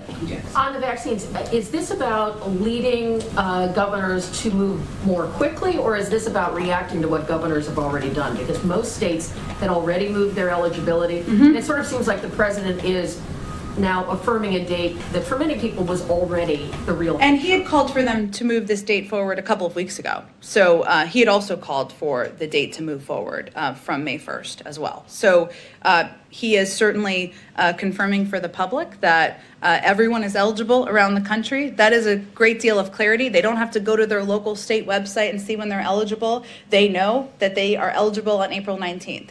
Every American out there who is not vaccinated. This is also part of the effort here, and part of what he'll be conveying later today is to communicate to seniors and people who have seniors in their community, maybe members of their family. This is the time to go now to ensure seniors who are your loved ones, your family members, people in your neighborhood to go now, because the lines are going to become longer. There are going to be more people waiting, so he'll also be sending that clear message. So this is more about public education than accomplishing a particular goal. Is that fair to say? Well, we certainly wouldn't be at this point had we not purchased enough supply to vaccinate every adult American, had we not increased our the number of vaccinators who can distribute the vaccine, put them in shots in arms, and had we not massively increased our investment in places where people could go. So it's a signal that, one, we're delivering clarity, but also we are at a point where there's enough supply, there are enough vaccinators, there are enough vaccination sites that every American adult is eligible April 19th. That is an accomplishment for the medical field. It's an accomplishment for the people who are running the operational piece. It's an accomplishment for the medical experts locally who are running these programs in different states. Briefly on Georgia, when the president voiced his support for moving it, does he have any regret now that by doing that, by adding his voice, it may have contributed to the environment where MLB makes this decision, and then there are these economic consequences to people in Georgia? When he and the vice president were there and couldn't do the car rally, and I talked about wanting to thank Georgia. Georgia's been important to the president and vice president electorally. Is there a sense of regret that perhaps he tipped the scale with his rhetoric, even if he doesn't have a direct cause and effect? Well, he was answering a direct question during an interview with ESPN about the opening day baseball, something not everybody, most people in the country appreciate and enjoy. And he was simply conveying that he would support that decision if that decision was made by Major League Baseball, just like he would support decisions made by private sector companies. We're not standing here and calling for companies to boycott. That's not what our focus is on from the White House. We do believe that the focus on Georgia is a reminder that, and should be a reminder, I should say, that this is much bigger than Georgia, that Georgia was just one of the first states to act on a concerted effort to use easily disprovable conspiracy theories to fuel their attempts to make it even harder for eligible Americans to vote. But according to the Brennan Center, as of March 24th, 361 bills with restrictive provisions have been introduced in 47 states around the country. So this is not just Georgia. This is something we are seeing a prevalence of this, a pattern around the country of, an effort to make it more difficult to vote. Mitch McConnell, the Republican leader still in Kentucky, said many positive things about the friendship and personal relationship he's had with the president for a long time, a fine man and so forth. Also says a moderate he is not. Does the president still identify as a moderate within the Democratic Party, or do you feel that he has moved more, or does the president feel he has moved more to the progressive wing of his own party? I don't think this will surprise you, but the president is not eager to be labeled by anyone in his party, or certainly even by his friend Mitch McConnell. And he is now president of the United States. He governs for all Americans. He is encouraged by, we all are encouraged by, the openness we've heard from some who would identify as moderate Democrats or Republicans of discussing components of the package that he has proposed. And he's looking forward to having that conversation. Go ahead, Jen. Two questions on the Federal Reserve Board. Is there any update on the effort to fill a vacancy, the vacancy on the Federal Reserve Board of Governors? I don't have any personnel update for you. I'm happy to check and see if there's any update we can provide. Thank you. And then also, has President Biden spoken to the Federal Reserve Chairman yet, Jay Powell? I don't have any call to read out either. So you can't say if they've spoken yet at all? I don't have any update on it. Let us know, please, if you can. I absolutely will. Okay, thank you very much. much. And then also, one other question about phone calls. Has President Biden spoken to President Obama about how to pass the infrastructure bill? Has President Obama given him any advice on how to pass that bill? They speak regularly. They, of course, were president and vice president, but they are also friends, and they share a bond of serving through 8 years of the Obama-Biden administration, but also a personal friendship and kinship. And he speaks with him regularly, but we're not going to read out those calls. Go ahead. Jen, you went through some of the numbers on the increase in supply and the pharmacies, but kind of following up on what Kelly had been asking too. Should we look for the president to maybe move up that July 4th circle date that he had said about Americans being able to gather in small groups? Can that also move up now, given that the eligibility is moving up by 2 weeks and the pace of vaccinations is increasing? Well, we're certainly encouraged by the fact that we are vaccinating. Our team is vaccinating. Our experts across the country, I should say, are vaccinating on average about 3 million people a day, which is far larger than any other country in the world. But we know that it's not just about having the supply or eligibility. It's also about people in the country, eligible adult Americans, going to their community health center, going to a mass vaccination site, going to a pharmacy to get vaccinated and get that shot in their arms. So any changes we would make in advising the public, we would certainly do in close coordination with the advice of the CDC and our health and medical team. I don't have any expectation of that at this point, but we're always looking at how we can provide clarity to the public. And you had said that the lines might start getting longer, so seniors should start getting their shots now just to make sure they're not doing it when it gets clogged up. Mm-hmm. Are you concerned that because the eligibility has expanded, that the supply can match that you can still be on pace to vaccinate all American adults who want it by the end of May? We will have enough supply by the end of May, and we certainly remain confident that we will continue to be able to provide the supply that states need to vaccinate people in their states, and we'll continue to provide supply also independently to the pharmacies, which is a program that has started out as a pilot and has been incredibly successful. So we are confident in what the path looks like ahead, but we also constantly contingency plan. We know things happen. Trucks break down. There are issues in manufacturing sites, as we saw just last week, and we are constantly contingency planning about steps we need to take to ensure we have adequate supply out through all of our programs. The president continues to urge Americans to be vigilant. We expect he'll do that today in his remarks. But over the weekend, we saw Americans traveling for the holiday weekend. We saw a totally packed baseball stadium in Texas yesterday. Basically, there are Americans across the country who are doing exactly what the president is telling them not to do. Is the message, are Americans not hearing this, or are they hearing it and ignoring it?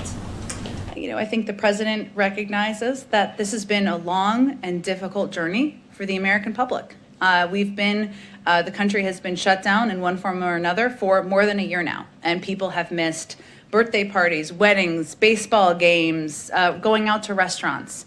It is difficult, it is hard, and what he's asking people to do is to sacrifice a little bit longer. And he will continue to make that case and make that argument. Now, while we saw the baseball game, as you noted, and other events over the weekend, and we certainly anticipate as the weather gets warmer, there will be a temptation. We've also seen communities where local mayors, businesses have conveyed to their communities that we need to hang together, we need to remain vigilant, we need to wear masks, and we will get through this together. So we are hopeful that that's exactly what the majority of communities in this country will do. Go ahead. Thank you. A couple of clarifying questions just on the vaccine stuff. One, does this change the date at all by which there is an expectation everybody is vaccinated? I mean, does that move up? Does the administration have a date where they expect everybody to be vaccinated? Well, getting to a point where the majority of the American public is vaccinated is about more than supply. So what this announcement is conveying is we are at a point with the supply we have available, the number of vaccines, vaccination sites, vaccinators, where we believe everybody in the country should be eligible, can get in line by April 19th. Many people will have been in line or will even be vaccinated, as we've seen by the numbers before then. But it is going to take the American people going, masking up, socially distancing, and going and getting vaccinated. We're going to make that as easy as possible. But there are roles that we can play, and then there are roles that the public have to play. My question is, once they get in line on the 19th, by the 19th, how long that line ultimately may be? There's not a new update on that. I don't have a new update on that. I think it's just important for clarity purposes to convey. It doesn't mean everybody will be vaccinated by April 19th, which is, I know why you were asking the question. It means that everybody will be eligible to go to their local pharmacy, go to their community health center, mobile vaccination site, mass vaccination site on that date and moving forward. One more unrelated to the vaccine. Over the weekend, there was reporting that at Guantanamo, a facility was closed and some detainees were consolidated. Mm-hmm. Is that indicative at all of the Pentagon's review of closing Gitmo, of the president's plan and a timeline to potentially make that proposal to close Gitmo? The president remains committed. That is his desire and the outcome he would like to see. Obviously, that process would be overseen by the Department of Defense, so I would refer you to them for more specifics about those moves and that announcement. Go ahead. So another foreign policy question. President Zelensky of Ukraine, he has said publicly that that country needs to join NATO to avoid a war in the Donbass region with Russia. We know that he brought that up on his call with the Canadian Prime Minister. Did he bring that up with President Biden on their recent call? And I guess more importantly, what is the president's view on that issue? Well, one, that has long been the aspiration of Ukraine, and one that has been raised in a range of conversations with U.S. officials over the course of several years. I would defer to them. We would, of course, defer to the Ukrainian government on reading out what they raised on the call with the president. But in addition to in addition to our reassurances that are consistently made to Ukrainian officials of our support for them and support for their sovereignty, we're also discussing our concerns about the increase in tensions and the ceasefire violations, regional tensions with NATO allies, and certainly would be here to hear from them, as we have for years, about their aspirations and the process they need to go through. But as far as an official White House position on whether they should be able to join NATO soon, is there a position? Again, it's been an aspiration of Ukraine's for some time. We've long been discussing that aspiration with Ukraine. We are strong supporters of them. We are engaged with them in working to push back on the destabilizing actions. But that's a decision for NATO to make, and we'll continue to be, recipients of their interests. Okay, and you said a minute ago that the Georgia voting rights law was based on a lie. Mm-hmm. We had a poll yesterday that showed that more than half of Republicans believe that the election was stolen from Donald Trump, and that the Capitol riot was led by left-wing agitators. Is there a public policy response to disinformation? Well, first, to disinformation in general. Look, I think that the prevalence of disinformation is something that is of concern to the president. He believes there is a range of reasons for it. Some relate to the platforms. Some relate to the individual actors who are promoting and provoking destabilizing activities and actions through their rhetoric. He's spoken to that in the past. This is certainly an issue that the president is focused on, and he will work with his team on addressing through policy measures, but I don't have anything to preview for you. Okay, just one more quick thing on the American Jobs Plan. Mm-hmm. There's a Moody's estimate that you have cited. Basically, their estimate is that 2.7 million jobs will be created over 10 years if that plan is passed as it's been proposed. I think that works out to something like $850,000 per job. Given that, are you open to ideas about a more targeted way, a cheaper way of achieving the same goal in terms of number of jobs created? Well, we're always open to hearing from members of Congress and on their ideas and what they think should be a part of the package. At the end of the day, the president's red line is inaction. He won't tolerate inaction on rebuilding our nation's infrastructure, something that has long been outdated. He believes that we need to invest in that so we can improve the lives of ordinary Americans and make it easier to do business. He also believes that investments in long-term economic growth will create good paying jobs There was another study that showed that about 75% of these jobs, a Georgetown study, I should say, would go to workers who did not have college degrees. And that is certainly a population in this country that needs extra assistance, and it would be highly targeted in helping give a leg up to people who need that help. He also believes that we need to invest in order to help us outcompete China and invest in our own emerging economies to do that, and that we need to invest in the American people, that the American people are the backbone of our nations, of our country, and that is part of our proposal in this package. Go ahead. Thank you. Just two questions. One on vaccine again. Is there any thought being given to a federally organized vaccine passport of some kind? Does the president see that maybe as some kind of tool that could be used, or would he lean more on the side of people who have raised objections over privacy and so on? Well, let me be very clear on this. I know there's been lots of questions. The government is not now, nor will we be supporting a system that requires Americans to carry a credential.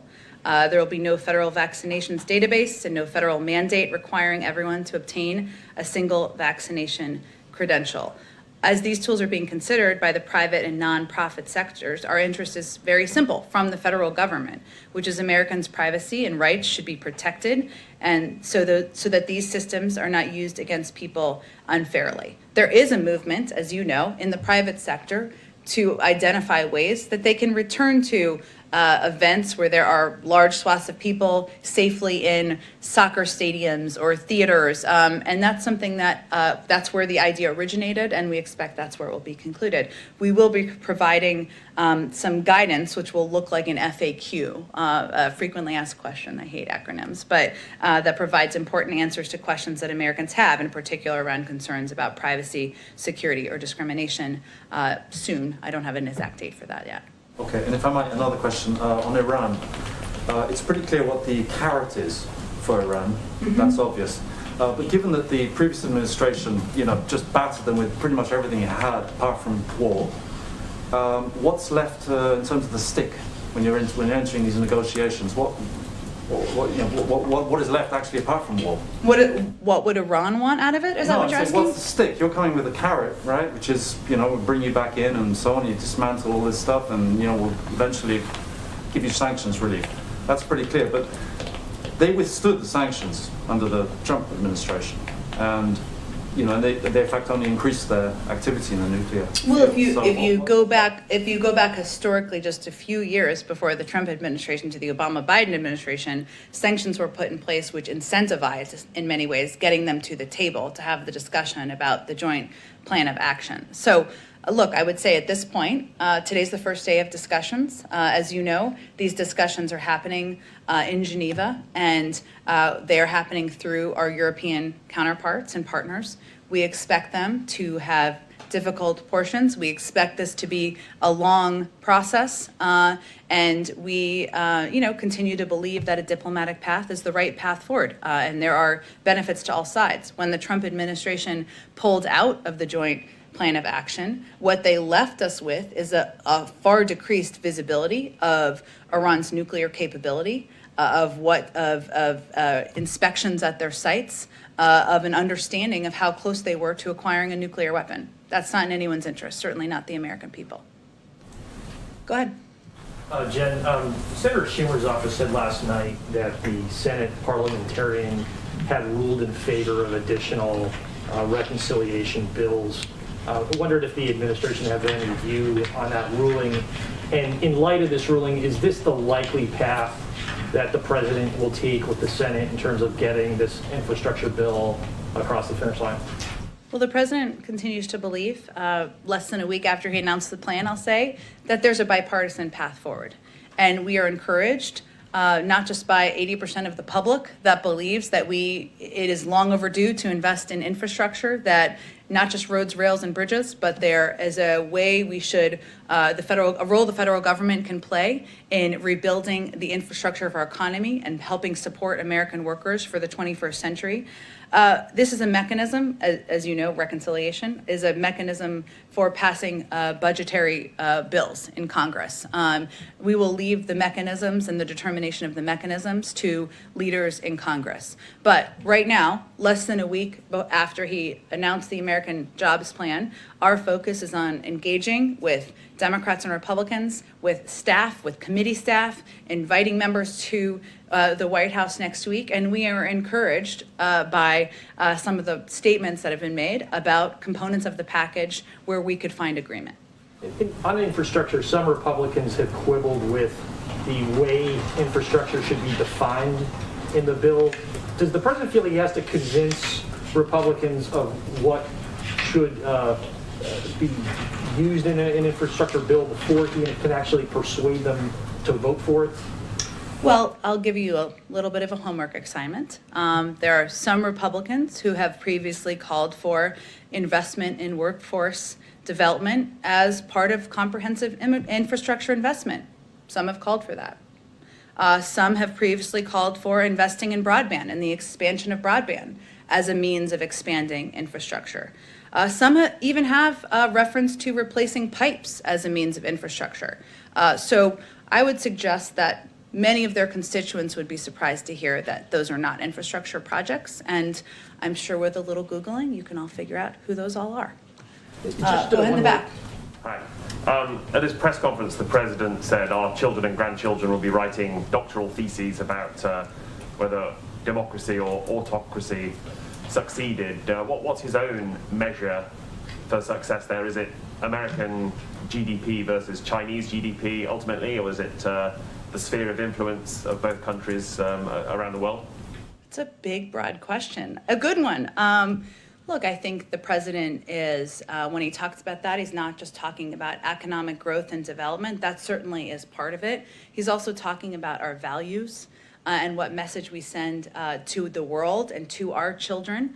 And so it has quite a broad meaning. And that's, I think, reflected, I should say, in how he has approached his presidency and identify the crises we're facing. You know, I think he has grandchildren now, so maybe he wants the rest of us to be able to tell our grandchildren, what role did we play in addressing racial injustice? What role did we play in addressing the climate crisis? What role did we play in helping rebuild the workforce of the future? And what role did we play in standing up for our values around the world? So has quite a broad meaning, but you know, I think that's a reflection of his approach to his presidency. Is he using the competition with China point as a sort of key selling point with Republicans on infrastructure and perhaps in a way that an appeal in other areas is not going to work? The idea that there's a danger of falling behind China, does he hope pragmatically that will strike a chord? Well, there is agreement across Democrats, Republicans, frankly, the American people, that we need to do more to invest here at home in order to compete with China. And he has conveyed, too, that and I have, I guess, as well, that our approach to our relationship with China is to come to that relationship from a position of strength. And that includes investing at home, ensuring that our workforce, our infrastructure, our broadband access is at a rate where it would strengthen our own infrastructure and workforce here so that we can compete globally. There's also been proposed legislation, I'm not sure if it's been formally dropped yet, but by Senator Schumer and others, that is focused on how we can better invest in our workforce to compete with China. We anticipate there's an opportunity for that to be bipartisan, because investing in our workforce here is something that Democrats and Republicans can agree on. Just one quick other thing, is the president disappointed by the... All right, and Andrew Kraft here on News Now from Fox. We're going to get just away from this for a little bit. We have a few more stories that we want to cover on this Tuesday night. Thank you for being with us and for choosing News Now from Fox for all the latest on the breaking news stories of the day. We're going to go to a quick commercial break. We'll see you back here in 2 minutes on News Now from Fox.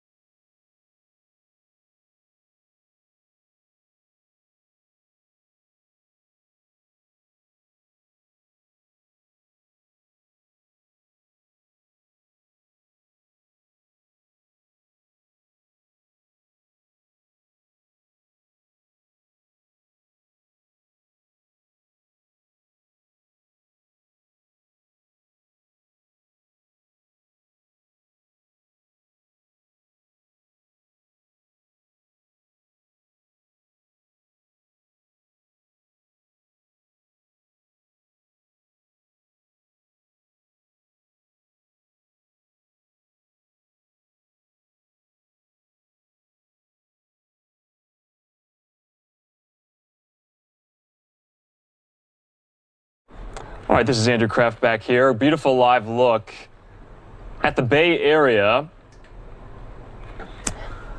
And you know, we've been following a lot of sports news today. And at the moment, in just a few moments, rather, we are going to get a live report out of Houston, Texas, as far as the latest for the allegations regarding Houston Texans quarterback Deshaun Watson. As you know, we aired that press conference a little bit earlier today, this afternoon, where a woman accusing the quarterback, Watson, of sexual assault spoke out, broke her silence for the very first time. Her name, Ashley Solis. She's a massage therapist. She was the first woman to go public with her allegations. And at the moment now, 22 civil lawsuits have been filed against Watson over the last month. We're going to bring in right now Fox 26 reporter there in Houston, Tiffany Justice. Tiffany, thanks for being with us here on News Now. What's the latest there on the ground? Right, the biggest news today was hearing from Ashley Solis, as you have mentioned. She is the first woman who has come forward putting a face to one of these allegations. And that was big news coming out today, along with learning much more about what each attorney for each side is working on. And Tiffany, we heard from the accuser today at that press conference. Her lawyer was by her side. Kind of give us a sense of how the city of Houston is responding, how fans are responding. Do we have any insight from the Texans organization, the NFL itself? What are they saying? Yeah, we actually reached back out to the Texans organization and we heard back from them today. They actually referred us back to a statement they gave us a few days ago saying that they are going to continue to look into these allegations, that they're serious about these allegations, and they'll move forward and keep us updated. As far as the atmosphere here in Houston, I think a lot of people have their ears tuned to what is going on with the once beloved quarterback, Deshaun Watson. Of course, this is a huge talker. I know that, of course, there are two sides. At this point, it's he said, she said kind of situation, and there's very outspoken, two very outspoken attorneys that are trying to present their side. And Tiffany, we've been following this story here on News Now for a little bit, especially today, and we were speaking to sports law experts, and we aired the press conference from earlier, and they were kind of saying that they're possibly just waiting for, with all these civil lawsuits, but possibly a criminal complaint or criminal referral coming down. That's kind of what they were saying that they'll be keeping an eye out for. Is that the same with you? Yes, we have been keeping a very close eye as to when or if HPD, the Houston Police Department, has received any formal criminal complaints. And we do know at this point there are at least two women who have come forward and filed a criminal complaint against Watson with the Houston Police Department. All right, Fox 26 says Tiffany Justice there live for us in Houston. Thanks for bringing us this story. It's one we'll stay on top of here on News Now. We'll see you again. Thanks, Andrew. All right, we do have just some beautiful scenes that we want to show you from around the country. We get them here on News Now. And we showed you this just a little earlier, the Bay Area there, San Francisco in the distance. And as you know, the stadium where the Atlanta Braves play there in Atlanta, Georgia. It's kind of been the center of the political universe and the sports universe for about the past week and a half. We also have a beautiful live look at the U.S. Capitol building here. In the meantime, I do want to go out now because we have some more coronavirus news that we want to get to, this time out of the state of California. Governor Gavin Newsom held a major announcement today saying by June 15th, Californians everywhere can go into many places at 100% capacity, getting rid of the tier system that each county in California went by for about the last year because of the coronavirus pandemic. It really hit California hard. So let's listen to this announcement here, and then we'll have some more coronavirus stories in this 8 o'clock hour here in Phoenix, 11 p.m. hour there on the East Coast. Here's Governor Gavin Newsom.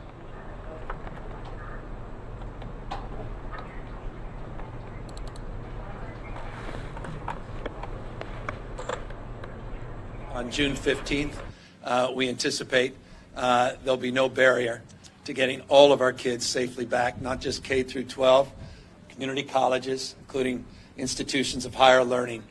So on June 15th, the answer to your question is yes, affirmatively, we will expect our kids safely back in person. Instruction to the extent that June 15th calendar is consistent with any ongoing in-person operations, at least K through 14. So there's an expectation, but not a requirement? There's an expectation across the board. We'll continue to work with the legislature. We'll have more to say as it relates to furthering the cause of expectation.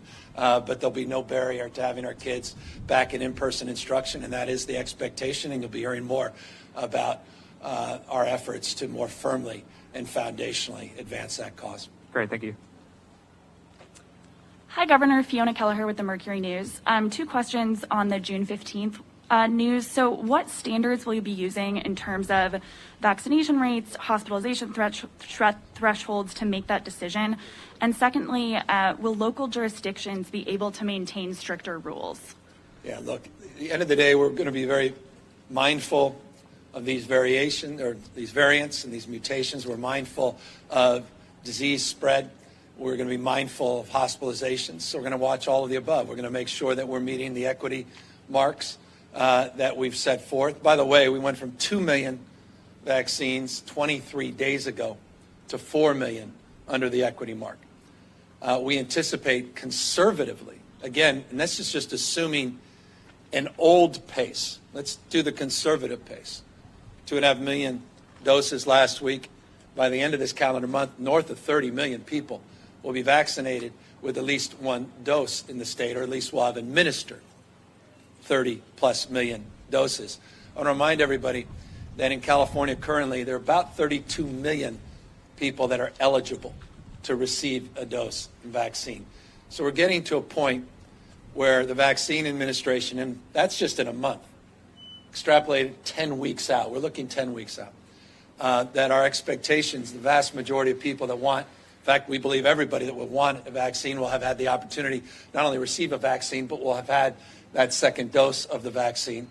We'll have had the opportunity to see at least a few weeks of those vaccines in people's arms. So the stability and the efficacy of those vaccines will be at peak.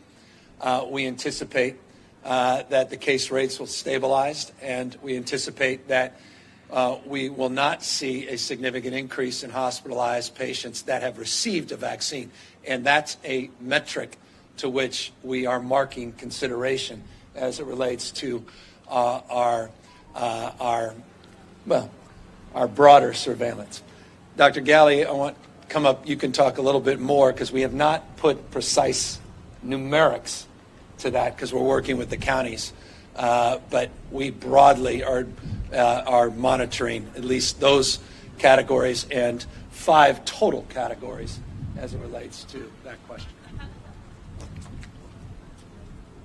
Thanks, Governor and Mayor. Thanks for hosting us. And Dr. Koufax, thank you for all your hard work. Indeed, we'll be looking at hospitalizations in particular. We're enjoying low hospitalizations across the state. You heard today 20 patients hospitalized in San Francisco with COVID. It's a tremendous number in the face of what we've been through over the last year. But we're particularly concerned about not just the hospitalization numbers, but also who's being hospitalized. Are those who've received the vaccines being hospitalized? We're looking internationally on the East Coast and the Midwest, and we're seeing many of those who are hospitalized today with COVID as those who have not yet received the vaccine. So the governor's point that this is a race basically between vaccines and variants and additional cases is key. So we're going to keep a close eye, not just on that hospitalization rate and number, but actually understanding who's in the hospital and whether those who are vaccinated are the ones who are hospitalized. If that is the case, and we see a number of people who are hospitalized that have received the vaccine, that's a different level of concern, and we'll be talking about that, like the governor said, with our local partners. Looking at vaccine supply, we often talk about accessibility, ability to get a vaccine in a timely way. So looking at, what's reasonable to get a vaccine, a couple of weeks from people's interest to being able to get that vaccine appointment is going to be a key marker that we'll be watching closely. Taking feedback from our county partners, our pharmacy partners, our federally qualified health centers, our big health systems to make sure that all individuals who are eligible have a chance to get vaccinated in a timely way. And then looking at that approximately 8-week period, a couple weeks to get the vaccine or to get the appointment, and then about 6 weeks further down the road to see both shots administered. And then that couple of weeks to begin to see peak antibody response so people can enjoy that protection and move around the state and our counties with confidence. Governor, follow up on the Oakland Coliseum site. With the state allocating and matching that allocation with the counties, ultimately, what are the numbers going to be like in terms of the number of people getting vaccinated at that site under the FEMA plan and under the plan with the state and the counties? Yeah, we're working through the details. It's, again, it's determination on the basis of what those two counties could put up, and we'll match. Same down in Southern California. So they currently are operating at about 6,000 a day. They have a couple mobile sites. In addition to that, anywhere from 6,000 to 7,500, depending on the day. So baseline of about 42,000 a week. But remember, this is not a zero-sum game. They're significantly increasing supply directly to pharmacies coming from direct allocations from the federal government, Walmart, Costco, among others last week, new pharmacies that are part of the pharmacy program. We're also increasing the number of options at federally qualified health centers. So there's multiple strategies. When these two FEMA sites came up, we're living in a different frame, a different world. Mass vaccination sites now represent just those two sites, a little less than, well, roughly 3% of the statewide distribution and allocation of vaccines. So we're in a different place. Those sites are important. They're up. They're operational. They're turnkey. We want to keep them up. We've been crystal clear with the federal government about that. We tried hard to get more direct doses of the vaccine. They're competing. We're competing with 50 other states. I can assure you it's just for what it's worth. I've talked to a number of the governors. They're a little envious that California got 2 sites, and we were the first state to get the 2 sites. Many other states, vast majority, haven't even gotten 1 site. So that's what we're competing up against with the federal government. So they made commitment to us. They fulfilled that commitment. And now we're working through with the counties to figure out what their doses are on the basis of this. The reason we can't answer that question is that the question requires new updated information from the federal government. This morning, we received word that we'll get about 16.5 million doses of Pfizer and Moderna nationwide, and then a variable on the J&J. We're translating what that means for California and then what that means for Contra Costa and Alameda. Once they have that information, we got that about 2 hours ago. Once they have that information, they're going to figure out their allocation. We'll figure out our match, and we'll be able to answer that question. But can we expect that number to be lower? I wouldn't expect anything until we work through those numbers. Regarding mask mandates, about a third of the states across the country have lifted their mask mandates or have never had them in place. When do you anticipate the state of California lifting that mask mandate? We're not anticipating in the short run lifting the mandate for masks. We think it's incredibly important. It's the most powerful and important non-pharmaceutical intervention we can do to mitigate the spread of this disease. And I want to remind people that this disease continues to be deadly, not only here in the state, across this country. And the disease didn't take Easter weekend off. It's not taking this week's spring break off. This disease is as deadly as it's ever been. The only thing that we have done is we have suppressed the spread. We've mitigated that spread because of the number of vaccines that have been administered, because of the antibodies that are that have obviously significantly increased across the state and country, and because of mask wearing. And so we are committed to extinguishing this disease, and we don't have any short-term goals as it relates to lifting the mask mandate. Hi, Governor. Stephanie Sierra with ABC7. Two questions here. The first being just a follow-up to what you just alluded to a moment ago. How many vaccine doses do you expect California will be receiving weekly by early May? And secondly, given that indoor venues will be able to reopen assuming criteria is met, what is the state doing to crack down on fake vaccination cards? So as it relates to vaccines, 2 weeks ago we received 1.8 million. Last week, 2.1 million. This week, 2.4 million. I just referenced, just had a call, governor's call, weekly call with Jeff Zients, who runs the task force for the Biden administration, and they set out the federal allocations. We're translating that. Again, we just got those a couple hours ago. And once that information is, once we receive that detailed information, then we present that to the counties. We present that publicly to you in real time. I anticipate those numbers to continue to go up. The one variable remains J&J. The stabilization on Pfizer and Moderna, we have more confidence in the short run. J&J, we have lots of confidence in the medium run and long run, meaning the short term with J&J variability begins to give way to more confidence in May that J&J will substantially come in at a much higher and more predictable number of manufactured supply. But the issue of supply, we have confidence that the numbers will continue to tier up and that by May we'll be in that frame that President Biden made clear a few months back when he said by May, every eligible American that wishes to access and get a vaccine will have the ability to schedule that access. And I believe that to be the case in May as well. Hi, Governor. Andres with Telemundo. Are you worried about the cases going up in some counties, like, for example, Alameda? Yeah, we're always mindful, and every day, first thing we do is we wake up and look at the case rates. We look at it by region. The Bay Area has seen a modest increase in the last number of days. Statewide, we've seen a decrease. As I noted, 1,367 cases statewide. Put that in perspective. New York had over 6,700, state half our size. Florida over 4,700, much smaller state. California less than 1,400.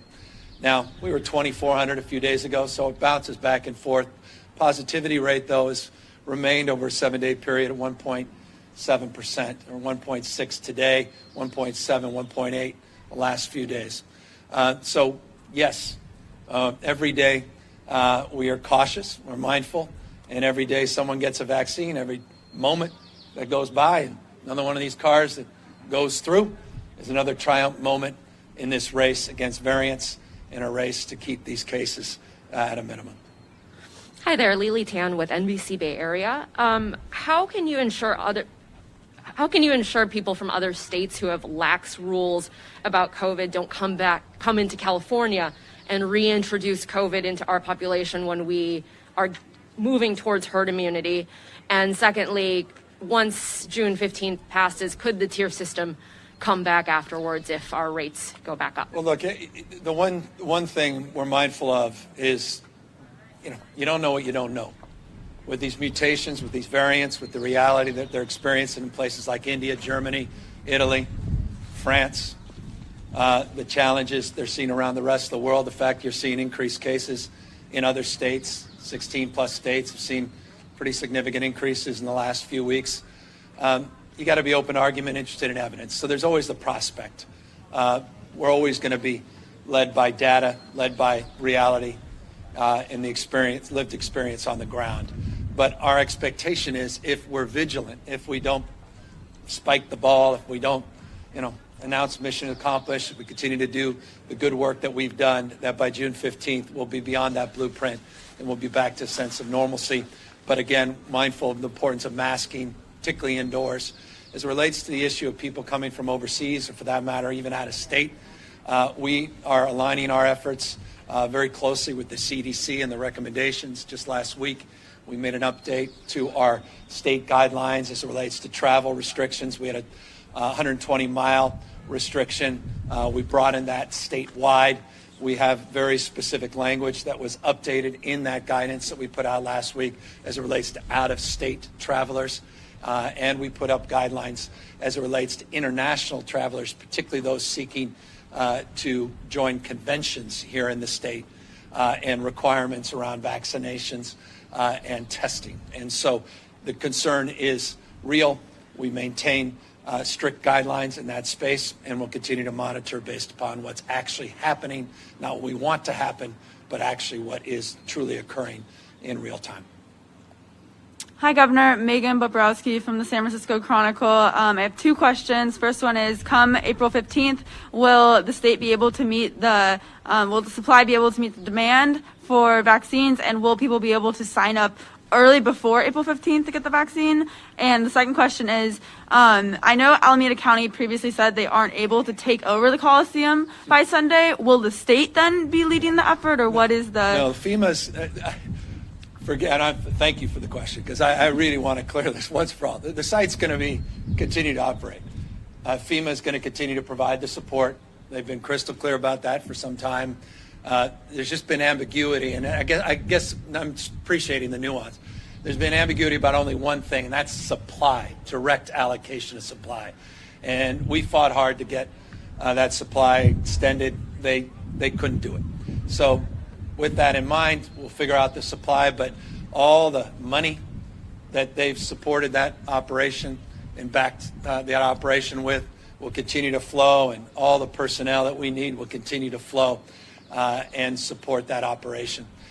We have augmented our efforts beyond just that site, and will continue to increase the total number of available opportunities for people to access these life-saving vaccines. As it relates to, again, the details as it relates to supply, we'll be forthcoming about that when we have more clarity later, hopefully this afternoon, once we're able to assess that 3-week window in terms of the supply coming in to the state.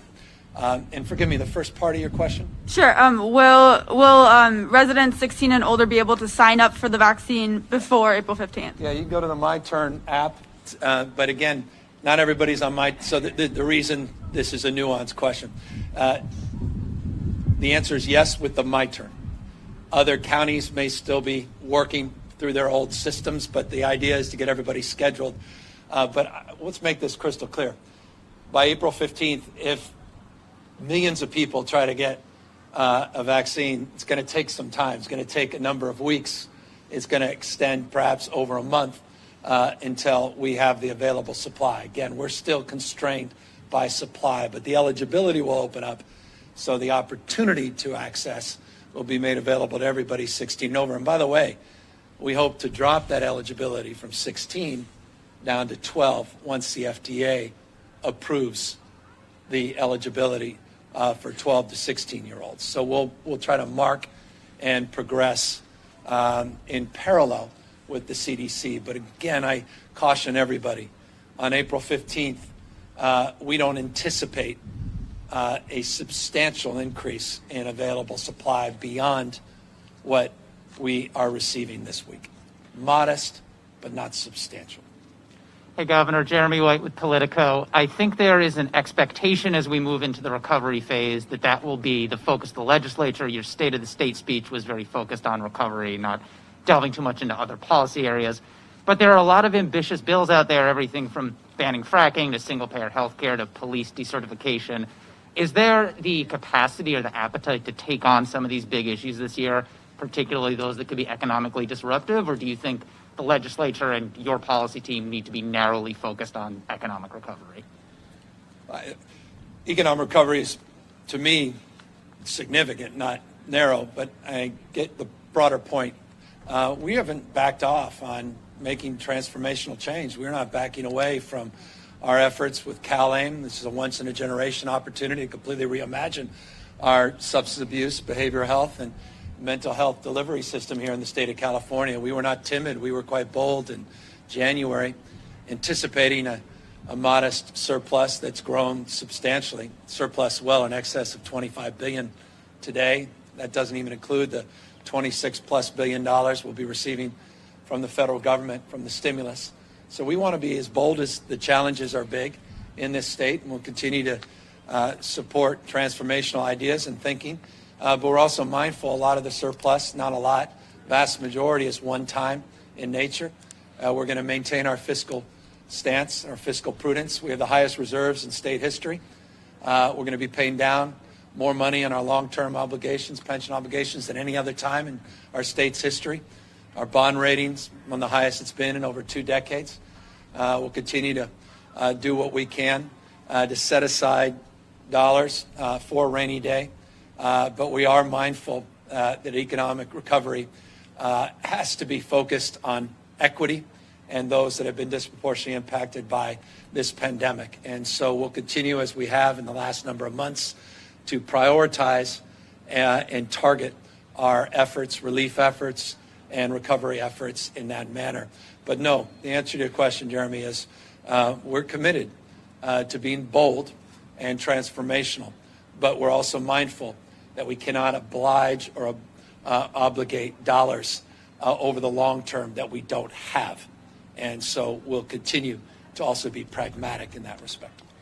Thank you, Governor. And then I had a quick follow-up on your earlier response about the mask mandate, which you said you have no intention to get rid of in the short term, the virus remaining deadly. But if we get to the point in mid-June where hospitalizations are low, vaccines are widely available, might you then contemplate lifting the mask mandate if we've hit these other indicators? Yeah, look, we're open argument. We're interested in evidence. This is the disease, the data will make that determination. Won't be done on a political whim, won't be determined out here in sunny west side of San Francisco early part of August. I mean, this disease continues to be rampant, continues to be deadly.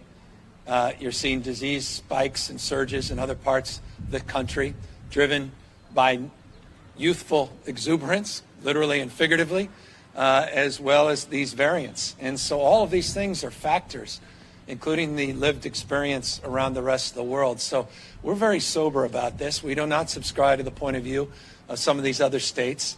There are few, baseball fans that I'd take a back seat to, but I was disappointed to see some of those images of, tens of thousands of strangers packed into a stadium without any mask mandate. And opening day the other day or yesterday, one of those states, that's not the lead we're going to follow here in the state of California. We're going to follow the lead of Dr. Galley and Colfax and others and continue to be sober and mindful of this disease and this pandemic. Last question. Hi, Governor. This is By Sean. the way, you remember, the mayor's still here, and she's always available for any questions. Forgive me, Mayor. God bless you. Hi, Governor. This is Sean Huang from World Journal. Just one question. Because people who over the age 16 can be ejected since April 15. So, can you talk the support of vaccines from federal government? For people give me again, the support from the federal government that's come from. So can you talk the support of vaccines from federal government? The broader support specific to the vaccines. Yeah. Well, the support we're receiving from the federal government is extraordinary, and I just want to note that it's come in many different ways. We're getting direct support for these 2 mass vaccination sites that will continue in the state of California, both in Alameda and in LA. That support will continue in terms of personnel and reimbursements in partnership with FEMA and the Office of Emergency Services, and with the support of the counties, LA, including Contra Costa and Alameda County. We've relieved direct financial support for direct vaccines. Again, I remind people, you can get a vaccine regardless of your immigration status, your ability to pay. Vaccines are free. And I want to encourage everybody 50 and over today to get a vaccine. On April 15th, everybody 16 and over will be eligible for a vaccine. We are in a race against these variants, and I want to encourage everybody that hasn't availed themselves to do so. And the sooner we do that, we truly can turn the page, move away from this blueprint by June 15th. Continue to do what you've done to get us to where we are today, among the lowest positivity rates in the country. Mindful always of these mutations. I want to again thank Dr. Galley and Colfax and thank Mayor Breed for extraordinary leadership, and thank you to the partnerships here at UCSF Community College and one of the larger vaccination sites, not only in San Francisco, but in Northern California. We appreciate everybody being out here today. Thank you.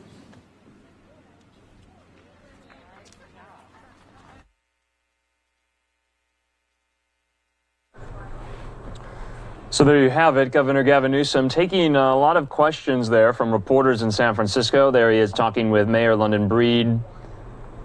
Let's just recap what was said, because a lot of news made in that press conference from earlier today. On June 15th, California will allow almost all businesses to reopen at 100% capacity. By then, everyone will have had a chance to be vaccinated, and then the state will get rid eventually of the county-by-county color-coded tier system that we've talked about a lot here on NewsNOW. But the mask mandate will remain, though, for now. So officials say that mask mandate dependent on science proving it to be necessary. They're going to be looking at the hospitalization rate, the death rate, the case rate.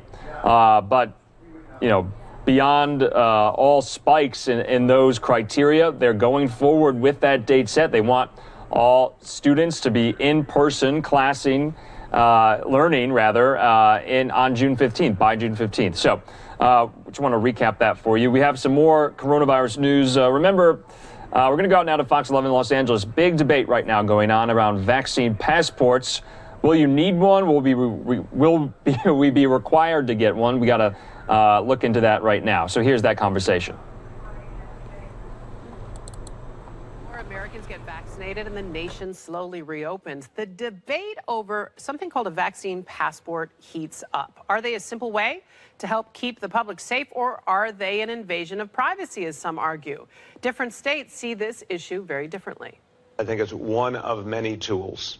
And I respect folks who choose not to get vaccinated, and we'll work with that as well. But I think particularly for some private sector settings, it could be a really valuable tool. Brian Del Monte is a former deputy director for policy development at the U.S. Defense Department, is now president of the Aviation Agency, and is here to talk more about the vaccine passport and the debate surrounding it. What are you hearing on the ground level with your peers about whether a vaccine passport makes sense for us domestically? Well, I think first we should understand what's the passport trying to solve, right? We have two problems. The question is, have you been vaccinated? And how do we know if you're telling the truth? So the goal on all this, of course, is to reduce the spread of COVID. Right. So the tension is between those who see it as a, kind of a benign health record, and others who see it as, essentially references to Nazi Germany, calling it like an Auschwitz, which I don't think it's that. So I think that's a bridge too far.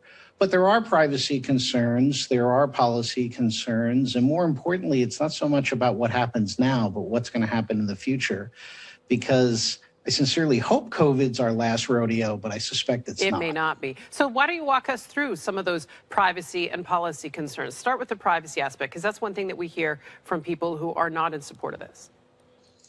Well, the concerns that they have is essentially the dominoes or the watershed argument. Yes, today it's just, whether or not you got a shot, but we're going to build this infrastructure for this, and thus it contains so much more. There's also concerns about all of the data that was collected in getting the shot. What happens with that data? Because it's not just, I got inoculated with this on this date. Like, I got my shot 2 weeks ago. I'm going to get my second one next week. They asked me all kinds of questions about my race, my ethnicity, was I married, Now, as a marketer, I interpreted most of what they were asking me largely to determine demo and psychographic Right, census information. kind of information, sure. Right. So, but the question becomes, well, who's going to get to use this data, and where's it going to be shared? Right. Right. So, anyway. And then you talked about policy issues and concerns. What are they? Well, I think, well, you had Bill de Blasio before I came on, and basically, New York is very forward leaning on the passport, right? They're working with IBM and others. But, it's a policy. Travel is a fundamental right. Okay. Now, the government does have the ability to mandate people get vaccinated. If you're interested, there's a case, Jacobson versus Massachusetts, was decided in 1905, I think, which basically said the government can actually force you to get vaccinated. So if they could force you to get vaccinated, they could probably force you to have a vaccine passport. But the question is then, okay, what's that going to mean? Can I not go to the ball game? Okay. Can I not go to the grocery store? How far is it taken? What exactly is going to be the policy implication of this? Because the right of travel is also a constitutionally protected right. Under whose purview would it all be? I mean, the government, private sector, in terms of who would design them? Well, I think, let me talk about what I'd like to see and what I think is actually going to happen. All right, I think if we're going to do this, I think it's an inherently governmental activity, so the federal government should lead. That said, the federal government's basically said they're not going to, so I suspect it's going to be a kludge between private enterprise and states and entities like a Super Bowl that try to screen people coming in. Well, we should point out at this point, they're not going to be federally mandated as far as the Biden administration says, but you might very well need them for international travel. Again, early stages in this. We're already hearing from various states, like we heard from New York, we've heard from Florida, I believe as well, about how they feel in their states. It's yet to see what California decides. Brian Del Monte, thank you so much. In fact, we'll have you back on because I have a feeling this is just the beginning, the opening salvos in this debate, to be sure. Yes, we'd like to have you back. I agree. Again, an aviation industry expert and president of the Aviation Society, Brian Del Monte. Thank you so much. Thank you. That is definitely the question at hand for a lot of people right now. Will businesses, will airlines, will concert venues, sporting venues require something along the lines of a vaccine passport or vaccine ID card once more and more people get vaccinated and more event spaces open up? So that remains to be seen, but a lot of people are talking about it nonetheless. Let's go out to Fox 26 in Houston. They did a great segment about the COVID variants right now and children that are coming down with them. Let's listen in. Experts are concerned that a highly contagious COVID variant appears to be infecting more and more children. So let's bring in Dr. Michael Chang, an infectious disease specialist with UT Health and UT Physicians. Dr. Chang, we know that the UK variant is present here in the Houston area, but are you hearing of more cases in children and teenagers right here locally because of this variant?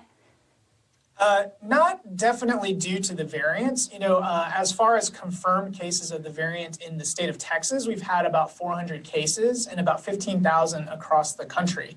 And so the actual sequencing of the virus to identify whether a child has the variant or not takes some time. And so I haven't heard of significantly increased cases due to the variant for sure. That said, we are seeing kind of an increased proportion of cases in kids and in teenagers, although it's still less than the number of cases we're seeing in adults. Okay, so with children, Dr. Chang, not being vaccinated, what is the risk to parents, whether vaccinated or not?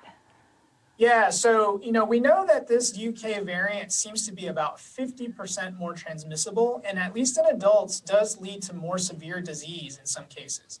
And so with kids being not yet vaccinated, there is an increased risk because it is a more contagious variant that kids could have more cases and they could more easily spread it to either vaccinated or unvaccinated parents. Now, the good news is that the vaccines that are available right now, the Pfizer and Moderna vaccines and the Johnson & Johnson vaccine do seem to still be effective against this UK variant. So if you are vaccinated, but your child's unvaccinated, you still have some protection, even if your child were to get infected with the new variant. Are the symptoms with the new variant any different, doctor? And can you kind of just sort of outline what parents should be looking for, because it is allergy season as well and things can get a little confusing? Sure, absolutely. So the symptoms in children, at least, are still similar to all the previous, COVID infection. So still, most kids may not have many symptoms at all. And if they do have symptoms, it may just be, 1 or 2 days of fever, some runny nose and congestion, maybe some coughing. So like any other cold. So luckily, even though this variant seems more contagious, it's not causing worse symptoms in kids. Now, differentiating from allergies is tough. We usually think about itchy eyes and maybe itchy throat and mouth that comes along with the congestion and coughing. And so certainly if you have itchy eyes or if this is your typical allergy season, you do want to keep that in mind. And you can always try an antihistamine for children to see if that improves the symptoms. Now, the COVID symptoms may also get better within a couple of days for kids, so it could be hard to differentiate. If you have any concerns at all, it can't hurt to get tested. And if you also have concerns about an exposure to COVID or that your child may have it, again, it can't hurt to isolate while you're waiting for test results. Okay, Dr. Michael Chang with UT Health and UT Physicians, and just a reminder that right now the vaccine is approved in 16 and up, and it could be approved relatively soon in kids as young as 12 as we wait for FDA emergency authorization there as far as the Pfizer vaccine goes. Dr. Chang, thanks for your time as always. Thank you. All right, great conversation there. If you had any more questions about children coming down with these COVID variants, as you know, many vaccine trials right now are in children going on with that age group to see how effective the vaccines are with them. Let's go out now to Fox 5 Atlanta. They held their own Q&A about all or some of the questions that you might have still on all vaccines, the pandemic, reopening, restrictions loosening, what have you. So let's listen into that. 9:33 is your time, and over the last year, many of us have really upped our cleaning game, right? Bleaching and scouring surfaces to try to wipe away the coronavirus. But the CDC says disinfection may not often be necessary, and the risk of picking up the virus from household surfaces is actually pretty low. The Fox Medical team's Beth Galvin joins us live now to talk about the agency's updated cleaning guidelines. Good morning to you, Beth. The CDC saying picking up the virus off surfaces, it's possible but not likely. Yeah, it is. Portia, I remember early on in the pandemic, I became so hyper aware about how many surfaces are around us that we're touching, and the fact that we're all touching our faces too. And I think we've all learned not to do that. And the CDC is just explaining that what we've realized over the last year is that the main route of transmission of this virus, it's a respiratory virus, is through close contact and through infected particles in the air that are emitted when a sick person or an infected person who may not have symptoms talks or breathes or shouts or coughs. And then if you're within close contact, within about 6 feet of them, it is possible for you to breathe in those infected particles and become infected yourself. And that's the main route of transmission. And what they're learning increasingly, and why they're sort of adapting or updating their guidance, is that it's usually pretty rare for someone it is possible, to have somebody come into a room, cough on a surface, and then you come in on top of that, touch that surface, touch your face, and infect yourself. But that doesn't happen very often, is what the agency is saying. Portia? Gotcha. So I'm thinking about we were all rushing around trying to find disinfectant wipes, disinfectant sprays, and now you're saying this. So given the most common method of transmission, how often should we be actually cleaning these surfaces, and what really should we be focusing on at this point?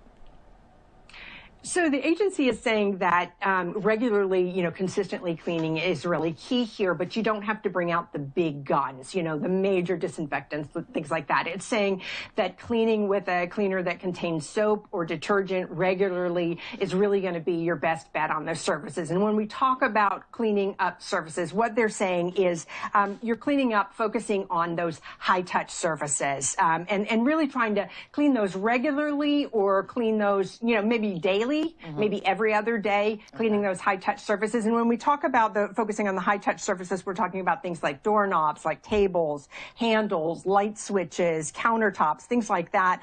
And then it says, as far as the other surfaces around your house, Portia, clean them, when they need it or when they become dirty, but you don't have to really be focused on cleaning every single surface in your house constantly. Just focus on those surfaces that have a lot of high contact. A lot of folks in your house are touching and then moving on. So what we would have been doing during a regular cold and flu season anyway is really where we should just continue, right? Are there times when disinfection is actually recommended? So the CDC says yes. For almost everything else, soap and water or, detergent cleaners are great. Up your game a little bit, use bleach or some other kind of disinfectant if you have somebody in your house who has the virus currently, or else if you're in a situation like it could be a school, it could be a workplace, it could even be your house where somebody within the last 24 hours has been infected with the virus and been in that space. Also really important, not so much surfaces, but keeping those windows open, keeping a good flow of air, because that can kind of lower the risk of somebody coughing on a surface in a very, stuffy place. If they cough on a surface, the germs can live on the surface for a while, but they just don't want people to be super focused on the surfaces and not paying attention to the social distancing and to wearing a mask and those kind of things. Portia? Understood. All right. Beth Galvin, good information on Good Day, as always. And it's good to see you, too. Good to see you, too, Portia. Thank you. All right, that does it for our coronavirus block here. We just want to leave you, though, with this viral video happened over the weekend. Don't know if you saw this, but a New Jersey couple temporarily was forced to deplane a Spirit Airlines flight departing Orlando, Florida for Atlantic City, accusing the budget carrier of lying when it said they and not their young child refused to obey a federal mask mandate. The couple from New Jersey were on, actually it was yesterday, not over the weekend, with their children, Ricky, 2, and Daniel, 7, who has special needs. After spending a Passover vacation in Florida, the mom is also 7 months pregnant. The couple told Fox News that a flight attendant kicked them off the plane. Non-compliance?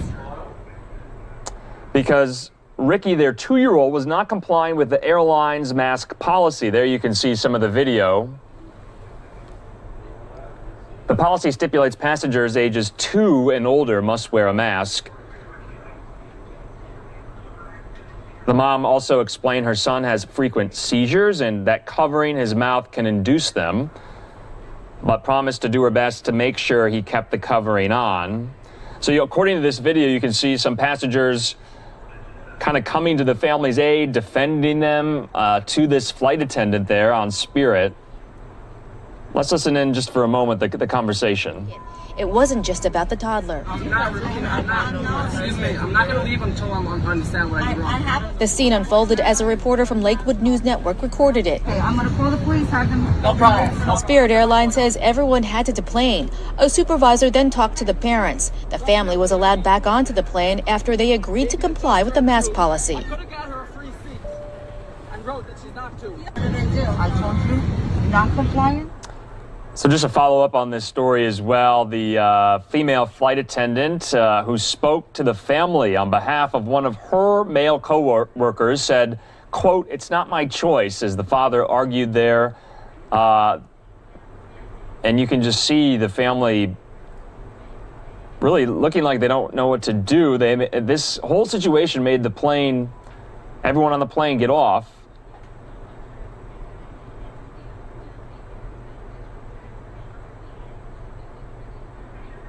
It was first reported through several outlets that a male flight attendant who originally made the request was reportedly not allowed back on the flight and was seen being escorted off the plane by Orlando police officers. But Spirit Airlines told Fox News there's no truth to those claims. The police became involved at all in this matter. So this is just the times that we live in, a lot of rules, a lot of restrictions, a lot of gray areas, especially when it comes to traveling on planes. So not a great story here on NewsNOW that we had to just bring you. But We do want to kind of touch on some of the biggest top stories from the day. We have a lot of them we have yet to get to. These are from our Fox News correspondents, but we'll do that when we come back from the break. Thanks for being with us on your Tuesday night.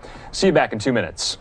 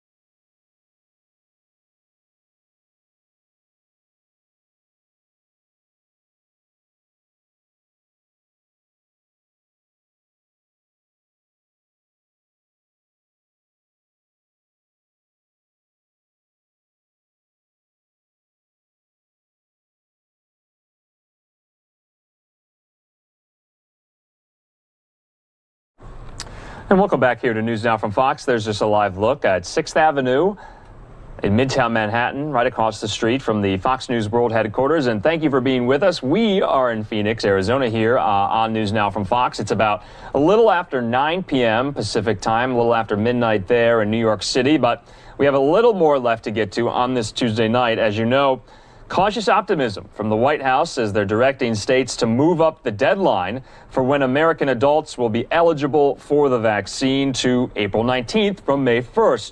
The president, however, says the vaccine is not the only way to slow down and stop the virus. Fox News correspondent Lauren Blanchard has more from Washington.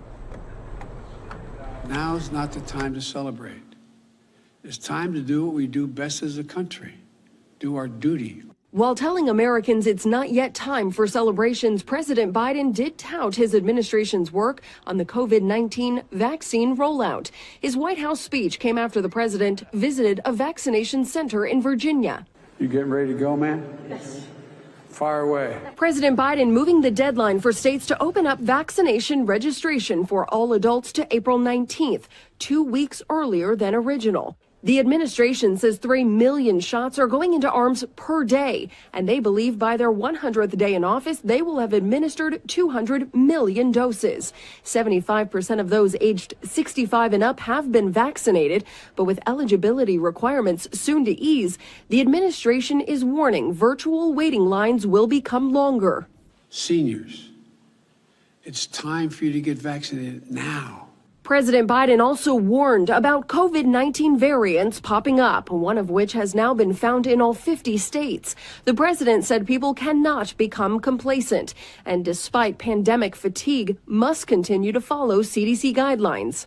We're still in a life and death race against this virus. Vice President Kamala Harris in Chicago on Tuesday, pushing people to get the shot. Remind people of their power to do something that will save their lives. The administration notes they did miss the mark getting at least one dose of the vaccine to all of those who work in schools and with children. The CDC says only 80% have gotten a shot so far. In Washington, Lauren Blanchard, Fox News.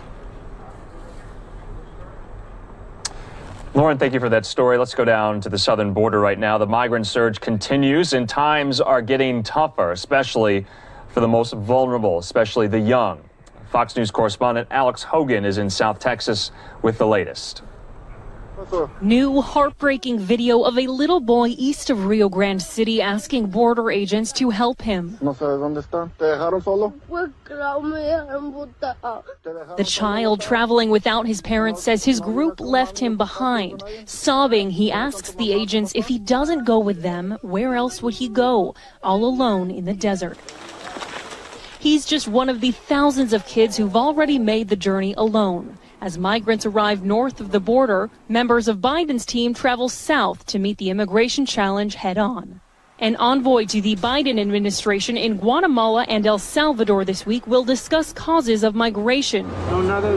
Congressional delegates of Republicans and Democrats alike visiting new migrant facilities. The White House plans to move kids out of Customs and Border Protection centers as quickly as possible. They don't want to do this. They want to be able to turn these kids over to the Department of Health and Human Services, where they can be treated by people who are trained to do this for a living. Republicans argue there's still not enough resources for border agencies. I'm sending the National Guard as well as the Texas Department of Public Safety to the border. Some Democrats agree, but point to another obstacle. How do you hire these officers? A lot of them can't pass the background checks. The issue of hiring people, we funded the positions, we're trying to fill them. Within just 2 months, border agencies stopped 2 men in California trying to enter the country. Their names appearing on the FBI's terrorism watch list as well as the no-fly list. Press Secretary Jen Psaki says these arrests are rare. They do underscore the importance of the critical work that is done on a daily basis to vet those at the border. Smugglers are using new means to reach out to migrants with advertisements on social media like Facebook or TikTok, promising safe trips for thousands of dollars. Something we have seen here is anything but safe. In McAllen, Texas, Alex Hogan, Fox News. All right, thank you, Alex, for that story. Let's go out now to Minneapolis, where we're going to get a recap of the Derek Chauvin trial. Jurors in the trial heard from Minneapolis police officers today who train in use of force and de-escalation techniques. Fox News senior correspondent Mike Tobin has the details from Minneapolis. The man seen in the passenger seat of George Floyd's car when police first approached, making his first appearance in the murder trial of Derek Chauvin. Maurice Lester Hall recently told the court he will invoke the Fifth Amendment if asked to testify. Today, the judge ordered the defense to write specific questions for Hall that he could later say falls within his Fifth Amendment rights, and the prosecution calling more high-level members of the Minneapolis Police Department to the stand. An official saying officers are taught to make critical decisions in dealing with people in crisis, and then de-escalate the situation. A use of force instructor answered questions about neck restraints. Is this a MPD authorized restraint technique? Knee on the neck would be something that does happen in use of force that isn't unauthorized. And under what circumstances would that be authorized? How long can you do that? I don't know if there's a time frame. It would depend on the circumstance of the time. Which would include what? The type of resistance you're getting from the subject that you're putting the knee on. And so if there was, say, for example, the subject was under control and handcuffed, would this be authorized? I would say no. On Monday, Police Chief Medaria Arredondo said it appeared Chauvin moved his knee to Floyd's shoulder blade before paramedics arrived. The defense is building the argument that the former officer did exactly what he was trained to do over his 19-year career. In Minneapolis, Mike Tobin, Fox News. And Mike, thanks for that story there. We'll have obviously live coverage from start to finish of everything Derek Chauvin and the trial into the death of George Floyd. We'll be carrying it live here as we have been since it started on NewsNOW from Fox. So we are your source for that. In the meantime, let's go out now because crisis possibly averted as Florida officials say the threat of a disastrous breach at a Manatee County reservoir has diminished with crews able to get a handle on diverting the water. Fox News correspondent Jonathan Seri has more from Palmetto, Florida. Manatee County authorities have lifted evacuation orders in the areas around Florida's Piney Point Reservoir, as officials say the risk of a full catastrophic breach has decreased. This is very much under control now. The risk has been lessened to the point that people will be able to return to their homes. Well water, drinking water is safe. Crews have already helped drain a significant amount of wastewater from the 77-acre retention pond and continue to work tirelessly to drain millions of gallons of contaminated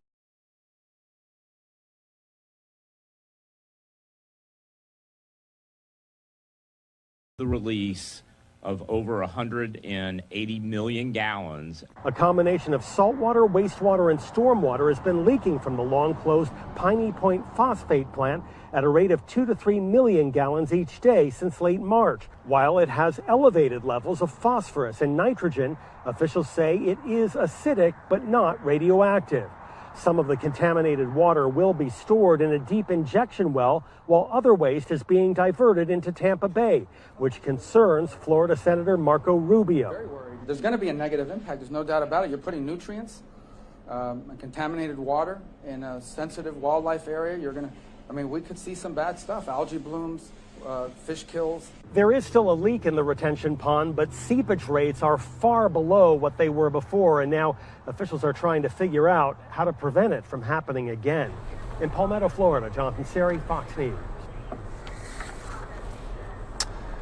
And Jonathan, thank you for that story. We've been covering that as well for most of the day here. Lots of press conferences, heard from Governor DeSantis just about that situation there in Florida. Want to stick with some political news in Florida, some sad political news, because we're learning today longtime Democratic Representative Alcee Hastings has died.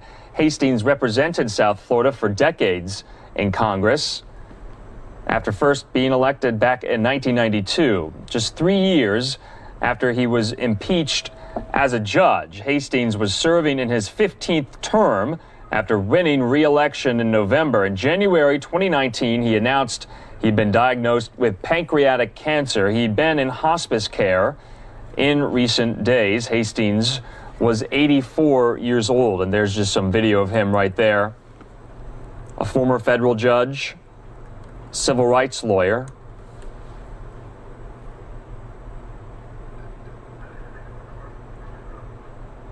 With his death, it narrows the Democratic House majority to just seven seats between the Republicans and Democrats. They're the majority. So our condolences out to Congressman Hastings' family, friends, and constituents tonight. We are going to take a quick commercial break. We have a little more left to get to on this Tuesday night of our live coverage. Just a few more things. Don't forget, follow us on Twitter at NewsNowFox. That's our handle. You can also visit our website, NewsNowFox.com, and that's where you can tell your friends and family where they can go to figure out where they can find us and watch us. We'd really appreciate that. And don't forget, News Now from Fox. We're all live, raw, and unfiltered feeds and events from around the country and around the world. That's what we do here, and I think we do it well. So thanks for watching. We're going to go to a quick commercial break. See you back here in 2 minutes.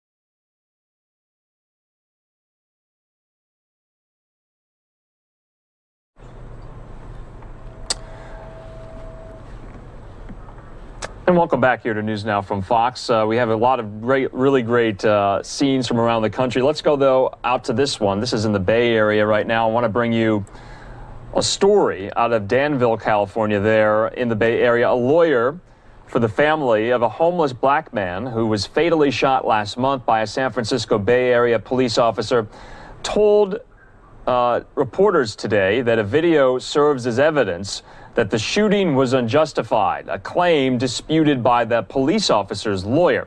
The video was taken by a motorist who was near the March 11th shooting of Tyrell Wilson by police officer Andrew Hall in the city of Danville.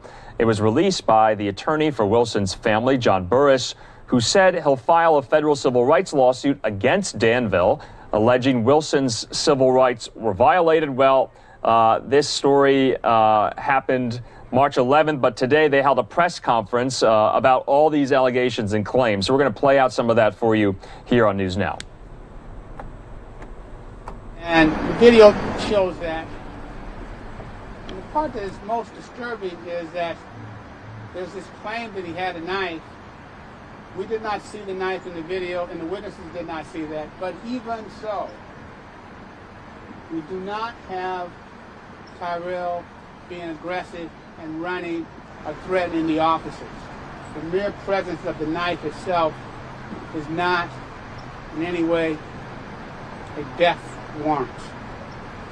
And it's more disturbing because it is no question that Tyrell had 3 strikes against him.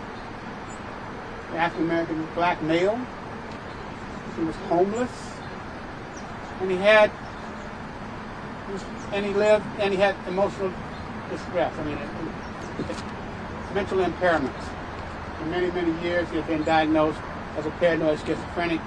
He lived out here in this embankment for a good period of time. And the beauty of all that, you should know, that not only have the people called me as witnesses, but many people out here who knew Tyrell and thought highly of him. He was not aggressive. They brought him food. They engaged in conversations with him. He was very, very likable. So, and that to me means that his desire to attack police officers in any kind of way was not his personality. You may or may not know, but he came from a law enforcement background. His father was in the military for many, many years, worked at a county sheriff. His mother worked, in postal service, but she comes from a military family as well. There's one thing that was always clear about Tyrell, even though he had his issues, he was respectful of law enforcement. And so therefore, for him to be suggested that he was attacking an officer is a defamatory statement about his name. And even though, he's gone now, his name to some extent needs to be reinstated and restored to the position that it was. He was not a bad person. He was a good person. He never would have attacked a police officer. Now, we don't know. All we do know is this, that whatever he was doing at the time he was shot was not being aggressive toward the police officer. And this brings into line, what liability does a police officer have? We all listen now, and we're hearing a lot about George Floyd and the trial there, and seeing a lot of police protocols that are being discussed. But part of that protocol is that is the sanctity of life. And you are supposed to engage in activity that, when possible, you protect life. You don't arbitrarily take life just because you can. In California, 2 years ago, the legislature passed a law, a criminal law, that says that just because a police officer is in a position reasonably to shoot and kill someone, it must be necessary. And if you look at the tape here, you will know that it was not necessary. This officer was in control. He was the one that was following Tyrell, and Tyrell was walking away, and he was running as if he had committed a crime. He was walking. All the witnesses who talked to me have all said he was walking. He wasn't running, but he looked like he was surprised that the police officer was following him. So, as I said, the issue about necessary, I'm telling you that what we're doing here from a civil rights case, is just a beginning. It's just a beginning. Because at the end of the day, this officer should be criminally prosecuted either under the state laws or the federal laws. And we are going to make that request. This man is a menace and has been a menace, certainly to dark people in this town. And so we must take some action, take action along those lines. So when I think about this, and you all know this, you don't know, I'm telling you, that this is the second person that he has killed in this community. We represent the Arbello family, where a Filipino young man was in Danville, and at the time he was kind of mentally distraught, unaware where he was, but he was trying to find a location where he thought the landlord lived, the office was. So he knocked on several doors. But a woman in the neighborhood, seeing this Filipino young man knocking, thought it was suspicious and called the police. Arbello then gets in his car and he leaves. But he's chased down by Officer Hall, who, for whatever reason that is unsurprising and is horrible, shoots into the car multiple times at a time when that officer was in a position of safety. And he killed this young man. Now, we're still in trial on this case, in court litigation on it. I have filed and sent a letter to the district attorney's office a while ago requesting criminal prosecution of this officer. I have not heard back from them. And now I'll have to send another letter. And the question is, how long and how many does it take? How many people can he kill before we recognize and appreciate this man is a menace, certainly to colored people? And so this is just the first step of this. So what I'm going to do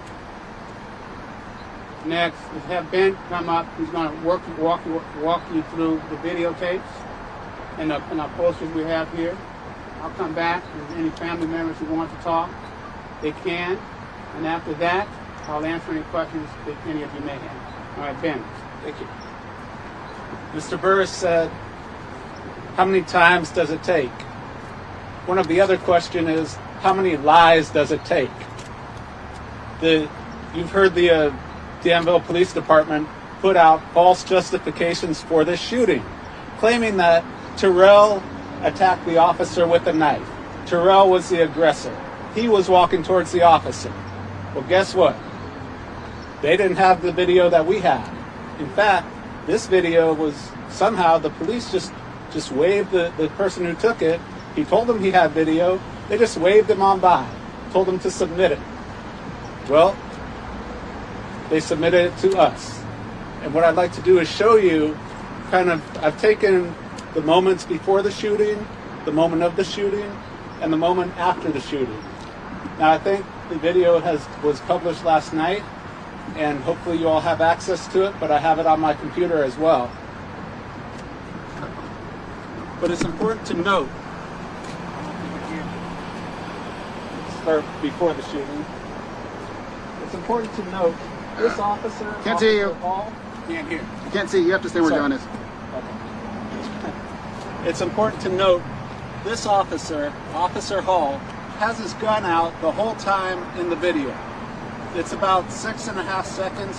The video starts about 6.5 seconds before the shooting. Mr. Terrell is walking away from the officer the entire time of the shooting. Eventually, the officer is yelling orders at him. Orders, it may be stop, turn around, something like that. And Terrell kind of turns back, turns around, puts his hands out at his side, a harmless gesture.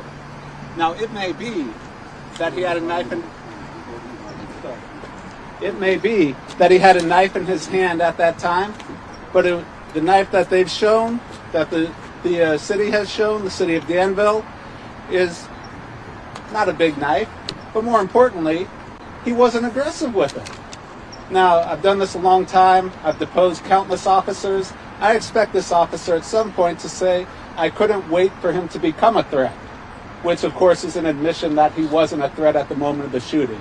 And these cases are measured and determined at the moment of the shooting. The moment force is used. You probably all have heard that in the Chauvin trial. Now, so here we have We have Terrell. He's turned around. He's glanced back at the officer. His arms are spread at his waist. They're not up. And he's not, he may be kind of walking in place, but he's not moving towards the officer in a significant, appreciable way. The officer has determined his location. The officer doesn't have to be 6 to 8 feet from him, but he chose to be that. He chose to do that. He was following Terrell. You see he's got the gun out, pointed at his head. He had it out the entire time on the video, pointed at Terrell's head. Was there a call of a man with a knife? No. The call that they put out was a call of a person throwing rocks from the overpass. And we don't even know whether the description fit Terrell. We have information that it was a white person who was throwing rocks from the overpass, which makes it highly unlikely that Terrell was the suspect. So we have moment by moment. These are 5 frames of difference. So five more frames into the video, 5 more frames, and then 5 frames later. Thank you.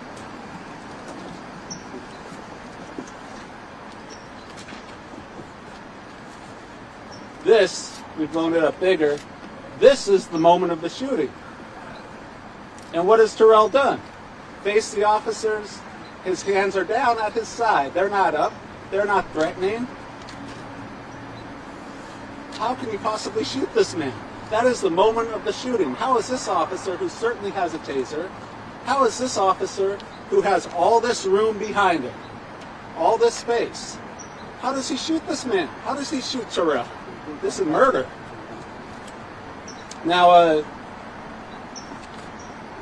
but you can see Terrell's on his feet at the moment of the shooting. He's shot in the right side of his face. And now, if there were any question about forward movement, whether Terrell was threatening him or running towards him or lunging towards him or even trying to attack him with a knife, watch what happens once he's shot.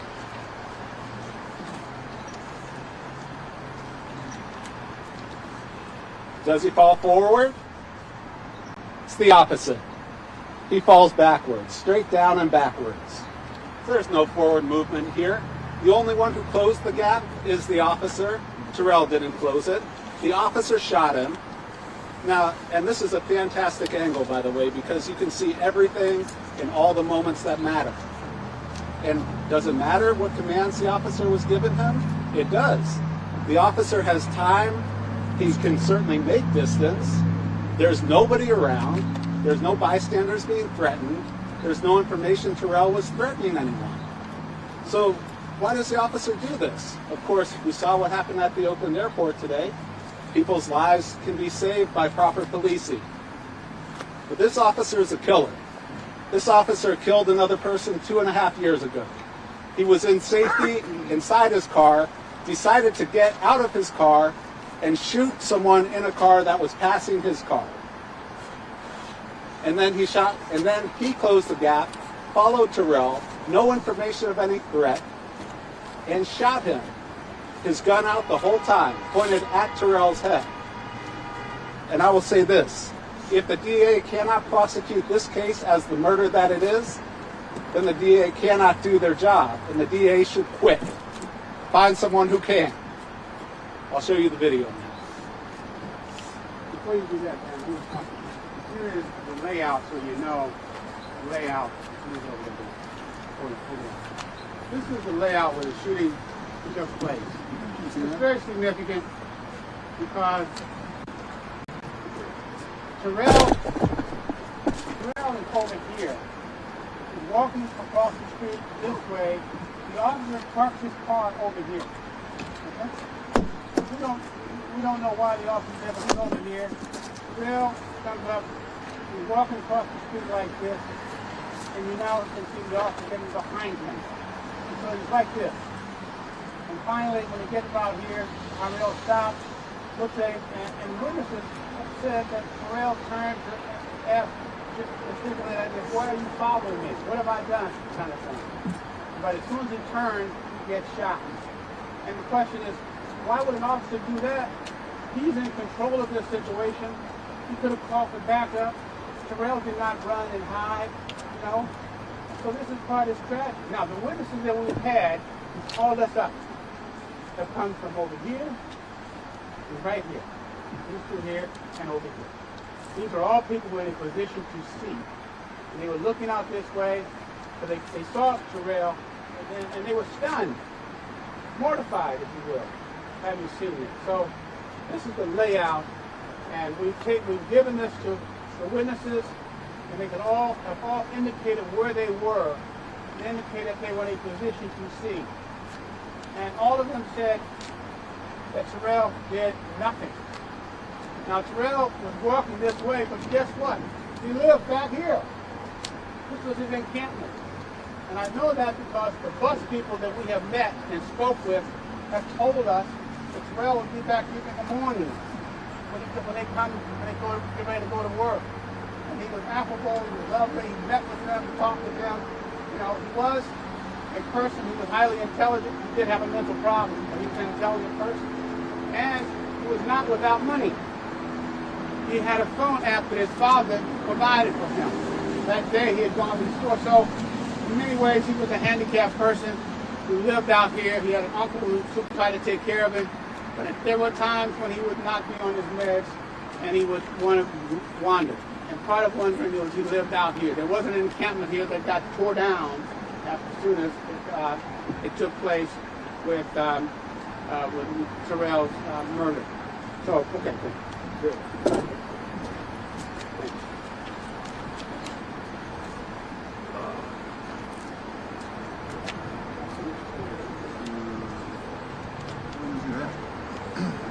Now, it's going to be difficult for the cameras to see that. Yeah. Can we get the actual video file at some point? The video has been posted on our, it should be available to all of you. Okay. We should have a link to it. Okay, all right. So, anyway, what I want to tell you though, and why it's so critical to watch the video. Look, police, when they think they have control over the evidence, they feel like they can say whatever they want. They control the narrative. They control the evidence. That's one of the reasons we're here to talk to you, to give you the reality. Now, this officer has his gun held out the entire time of that video. The shooting happens about 6¼ seconds into the video. That means this officer has been pointing his gun at Terrell's head while he follows him for at least that long, if not longer.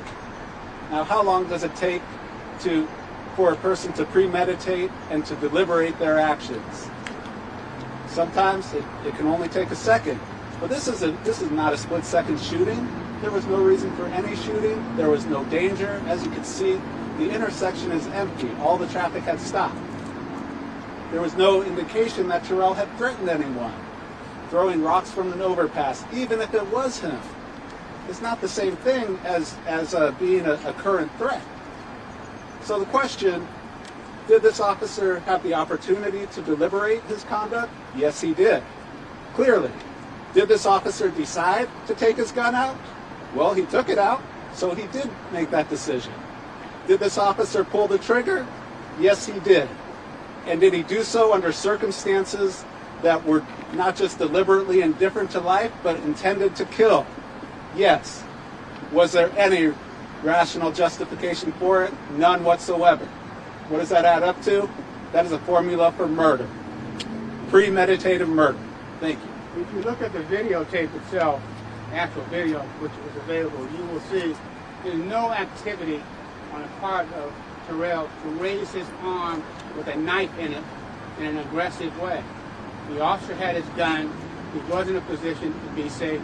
The important part about it is the officer never asked for backup. He's following this man through an intersection. He doesn't call for backup. And that, to me, means that it was really a dangerous situation. He would have done so, but he did not. And we know that there is a white guy out there, and everybody in this neighborhood knows, who throws rocks. And, you know, that's... And the Danville police are down here a lot. So they knew about the various homeless people here in this embankment. So there's no reason to believe they didn't know of Tyrell. But we don't have any information that this officer knew Tyrell personally. But even so, There were a lot of options available to him. We took one option, and that was to kill him, but he didn't have to do it. So, before I take questions, I'm going to let whatever family members want to talk and our friends talk. Let me come forward. Say after you first.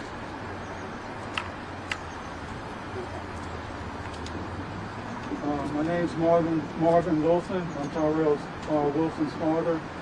I worked for the Sheriff Department in Southern California for 31 years before I retired. I was in the, I wasn't sworn, I was civilian, but I worked with the deputies there. And a lot of the training we had to do along with them. And one of the things was de-escalate. And I watched the video myself. I didn't need anyone else telling me what happened. I saw it for myself. You do not walk that close to a person with your gun drawn and aim at their head the whole time. This is not, this is not a combat area. I know that they take an oath to serve, protect, not just everybody, even the homeless. They're supposed to protect everybody, not just walk up and, as far as I'm concerned, do an execution. So Tyrell, and I can speak for myself, that I took him to the jails. He knew right from wrong. He knew a lot of deputies I worked with. He was not a violent person at all. And for this officer or deputy to do that, he needs to be taken off the street, because it will happen again.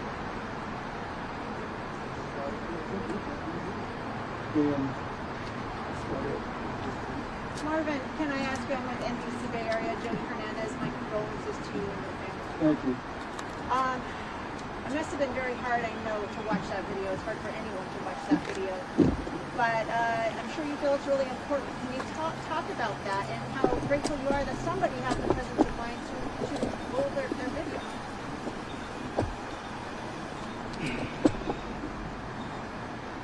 Well, I don't know. I'm very grateful because, like you say, once they get,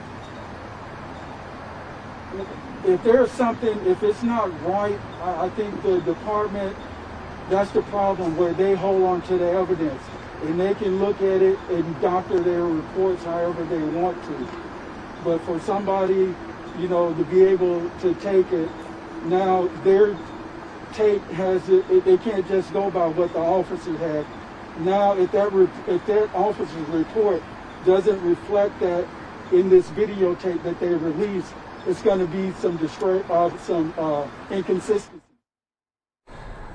So we're going to step away from this right now, but it's a story we'll definitely be following here on NewsNOW. That video showing Tyrell Wilson, 32, he's a homeless black man, and Hall, the police officer for San Francisco, standing feet apart and facing each other in a public parking lot used by carpoolers where Wilson had been staying. Hall appears to move toward Wilson as Wilson appears to step backward. Hall points his gun at Wilson, who is facing him, and then Hall shoots once. The video shows Wilson collapses on his back and Hall stands over him. Now Wilson's attorneys, well, his family's attorneys rather, they want to use that video as evidence. This is all happening in the Bay Area, so it's a story we'll be following here on NewsNOW. Anyway, we do want to go into some more lighthearted fare, some entertainment stories, just to end the night here on this Tuesday. But thanks for watching. We do appreciate it. So here's some stories from our Fox affiliates. One of them includes Fox 11 talked with Jay Leno, so we're going to hear some of these right now.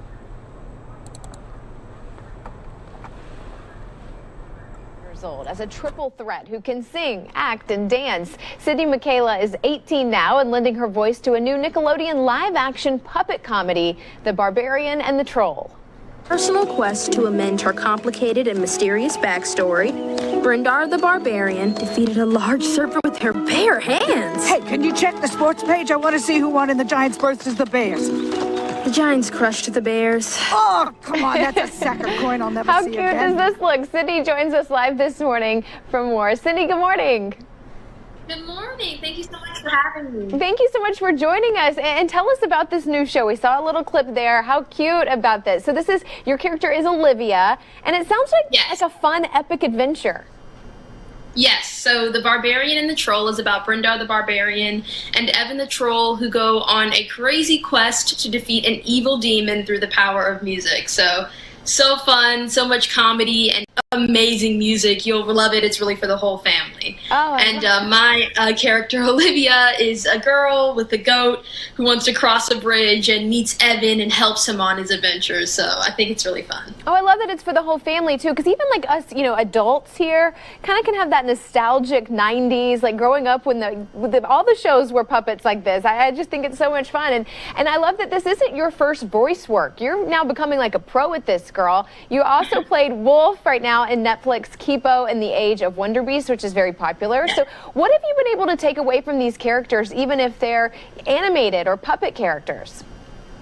I really enjoy it because I think each one of the characters I play, especially on voiceover, is so much different than myself. Wolf is an action-packed 10-year-old who does like 100 backflips in a minute. So she's kind of crazy. I could never do that, but I love voicing it because I get to kind of take that on and physicalize it, even though no one really sees me doing that. It's really fun. And same thing for Olivia. I've never even got to pet a goat in real life, but to be able to be a goat herder on a show is just so fun and kind of what acting is. I just love it. Oh, and you're totally able to show off all of your skills, especially with the singing too. And you've been doing this so long and with such success with all of these shows. What advice do you have for other young actors who are trying to break into this tough business? That's a good question. I think I always just say to train. It's really important to know what you're doing, to be able to play 100 characters, especially for voiceover, and just to be able to pull out anything in your back pocket, accents, songs, anything you've got, they want to see it. When we've seen you on screen, too, you also have a recurring role as Trina Robinson on the iconic daytime soap opera General Hospital. So what is it like being part of such a long-running hit show like that? Well, I was lucky enough to go on contract about 2 years ago, so I just feel so blessed to be able to do that. But Trina's also really fun because on screen I feel like I hadn't done as much dramatic acting as I had liked. So being able to be on the show, work with great professionals, and just be on such a positive environment while being able to pursue something and do something that's so different than I've done before, it's just incredible. You're doing it all. Okay, now, so what's next for you? What can we keep an eye out for? What goals do you still have, on and off screen? Okay, well, that's an action-packed question. But I would say what's coming up, I've got some crazy stuff coming up I can't quite talk about yet. But in the meantime, you can check me out as Maya on Craig of the Creek, which is on Cartoon Network. Also, in the future, I would love to do more live action, like movies and TV shows. I would love to do more dramatic acting. I think that's so fun. Oh, I think we'll be seeing you for a lot more. We're going to remember that name, Sydney Michaela, for sure, because I think you've got a lot of potential for sure. Thank you so much. I really appreciate it. Thank you, Sydney. Have a wonderful day. Thanks for chatting with us. You too. Bye. Our thanks also to Nickelodeon for help with today's interview. You can watch The Barbarians and the Troll. How cute is that? Fridays on Nickelodeon. All right, yeah, don't forget to watch, but let's go out now to Fox 26 in Houston. They interviewed the snake guy. I'll let you see for yourself. It's springtime, and in Texas, that means a lot of things, including snakes. And Texas is ground zero for many venomous types. So what do you need to be on the lookout for, and what do you do if you run into one? Let's find out. Joining us live is Clint the Snake Man Pustajowski to help us out. Good morning to you, Clint.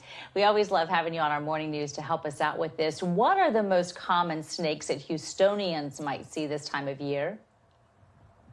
Okay, well, actually the most common type are going to be your little terrestrial and fossorial type snakes like brown snakes, what's called a Decades brown snake, rough earth snake, these little guys you see in your gardens, then your ribbon snakes. But then we have the venomous snakes that you want to watch out for that camouflage better than these other ones.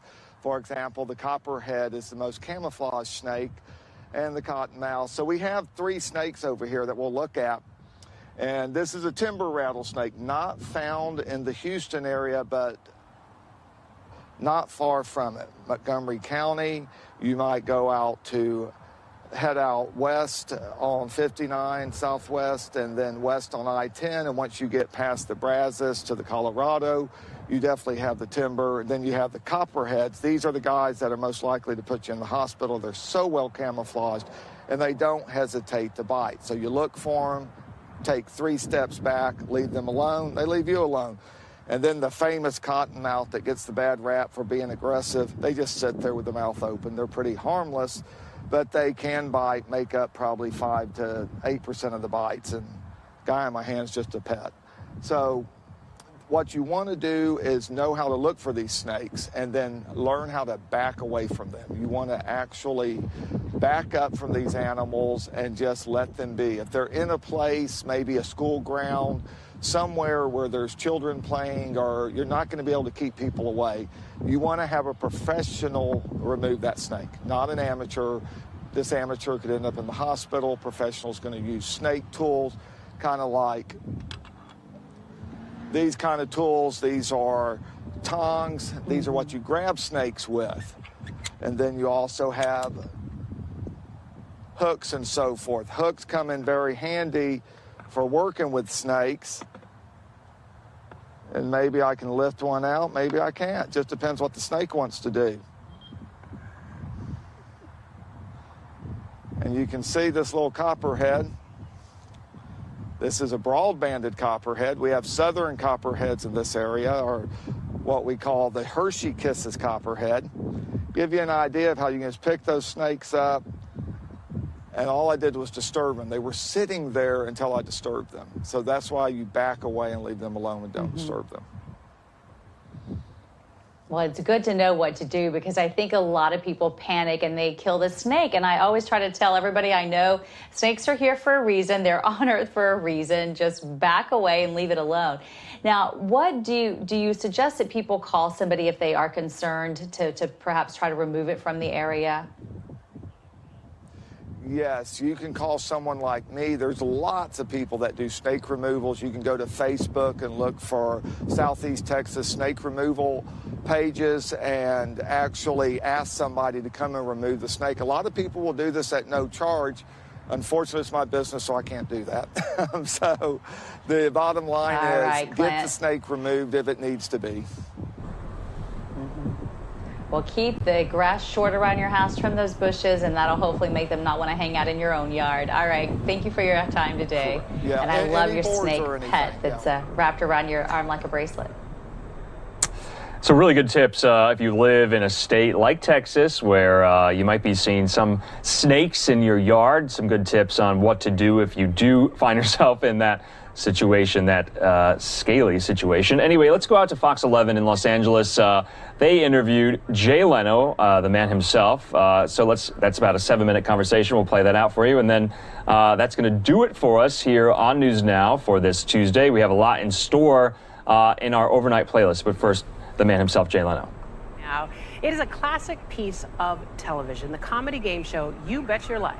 Back in the day, it was hosted by legend Groucho Marx. So if you want to bring that show back and reintroduce it to a whole new generation, you have to have another legend ready to go. Case in point, mission accomplished. Jay Leno will be the host of the new You Bet Your Life show, along with Kevin Eubanks as his co-host. And Jay Leno joins us this morning. Hi, Jay. How you doing? How are you? It's good to see you. It's been a long time, my friend. How have you been? How have you been surviving the pandemic, brother? Good, good. You know, I try to look at the bright side of it, you know, in the sense, I mean, how many guys use this? Honey, I'd love to take you to the new vegan restaurant, but it's against the law. Yeah, honey, I'd love to see a Broadway musical, but we can't. The theaters are closed. So, I mean, there was an upside to it. There was an upside. You kept yourself busy, though. What did you keep yourself busy doing? Most people were making banana bread and sourdough bread. What were you doing? Well, I've been I was doing Last Man Standing with Tim Allen. We just finished that. And I'm doing Jay Leno's Garage. But right now I'm working on this You Bet Your Life, this new game show, which comes on September 13th. So it should be a lot of fun. It's basically an offshoot of jaywalking, what we used to do. I love that. And my old buddy Kevin Eubanks joins me. Kevin is a great guy. He's terrific. Great sense of humor. You know, he'll call me out on. That was my favorite thing because, you know, our relationship kind of happened organically. He was just a bass player in the band, and I would do something. He'd go, Jay, that's not funny. And I go, I go, Kev, I'm trying to do a show here. And people liked it, and it was funny, and we just have a good sense of rhythm. So my favorite thing about this show, no politics. Thank you. No just politics, straight comedy. just straight funny. Open with comedy in the show, and then a little bit of a game, and they can win some money. And so you're going to do some comedy at the start of it, right? You'll do some stand-up at the top, and then the... No, not necessarily not stand-up. necessarily. Okay. Well, probably, one of my favorite things is headlines. I always like that because they're not confrontational. They're just mistakes, Right. And sometimes it's just one letter. I found one the other day. It shows a picture of this guy. He's sitting there very dignified, and it says 50 years on the job.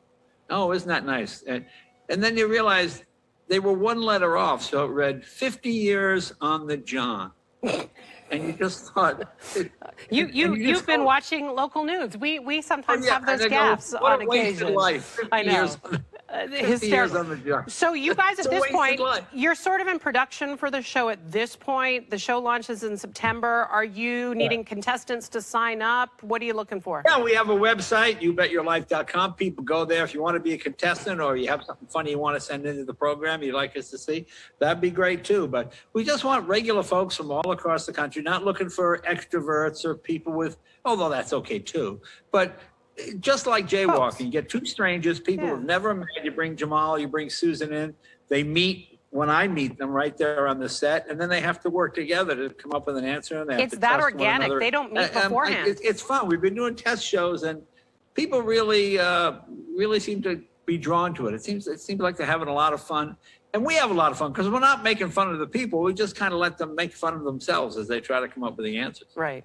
Jay, I got to ask you about this. We know comedians go for laughs. It's the job. You recently acknowledged that you have done jokes in the past about Asians that you now regret. You're a guy that looks at these kinds of things. Sure. How much does that realization change things for you as you look to mount this show, as you look to do comedy moving forward?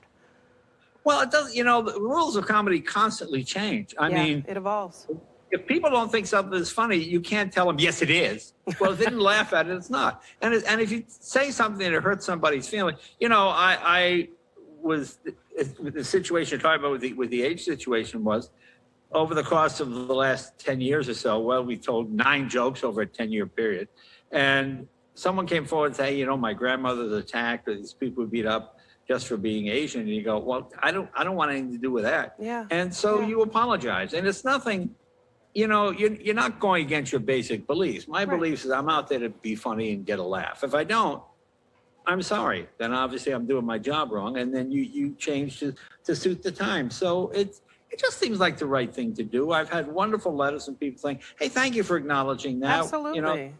A lot of people, we didn't think the joke was so bad, but we see why somebody might think it is. Oh, okay. So you move on to something. I mean, think of all the topics that were considered funny years ago that nobody even touches now. Right. And that's basically where you are. You either adapt or you fall out of the business. You can say, no, I'm going to keep doing my ethnic jokes or my racial jokes because I like them. Well, all right, then you're not going to work. You're not going to work anywhere. So in a way, comedy is a self-writing organism, right? It's sort of it's like an oyster that spits out the sand that upsets it. Do you know what I mean? Like it fixes itself. For comparing it to an oyster that spits out the sand. Yes, I was trying to make a comparison, and it was probably my roughest comparison. I'm not going to lie. But for me, I would say it's like biting into a pizza, not realizing there's an anchovy on it, and then you would spit that out. But for you, it's an oyster, it's a sand. I don't like oysters. But whatever it is, I think you got the point across. We absolutely do. And the point is evolution. You're evolving. The comedy gig and the world is evolving. And we're glad to see that. Look, you mentioned the fact that at times like these, we need laughter. And that's the thing about a game show. The game show genre is timeless, right? I mean, we've had game shows forever, and even now in the modern day. It's really hot right now. Yeah. I mean, I think Steve Harvey's got the hottest show out because it's people interacting. It's so funny. We have Twitter and we have email, all these ways to communicate. Yet people are lonelier than ever because they're not really communicating. They're not touching one another. They're not interacting with other people. Sure. And that's what this show is. It's basically a microphone, the secret word, a funny game, and some interesting people. And it's as low tech as you could possibly get because you want to get more of just people reacting to other people and having fun. Yeah, strip away the artifice and just have some fun and laughter together. Okay, so one more time, youbetyourlife.com is where people can go if you want to become a contestant. It's coming this fall. And here's the address. I think we have it right on your screen right now. Maybe you're a contestant. Again, Jade says you don't have to be extra, honey. You can just show up as yourself authentically. Just be you. And you might be just what they're looking for the new version of You Bet Your Life with Jay Leno and Kevin Eubanks. Will you come back and see us soon? Anytime, kiddo. Thanks. We'll spit oysters out together. I feel like I'm not going to live that one down. It's true, though. I have an issue with oysters. And someday off camera, I will tell you the terrible tale, Jay. And then you'll never tease me about it again. It's very painful. It's painful. I will wait with bated breath. I know you will. And hopefully we'll be able to have you back in the studio instead of remotely like this. But it's good to see you. You take care of yourself. Thanks a lot. You got it. See you September 3rd. All right, and Jay Leno back hosting one of the comedy shows. It airs September 13th. You just heard that interview right there with Fox 11 in Los Angeles. Anyway, for all of us here on News Now from Fox, we're going to start our overnight playlist. It has a lot of great stuff in it, the best hits of the day. So it's going to have some politics, some coronavirus news, and et cetera, et cetera. So we'll be back same place here tomorrow on Wednesday for all the latest, biggest stories. But for us here right now, have a great night. See you tomorrow.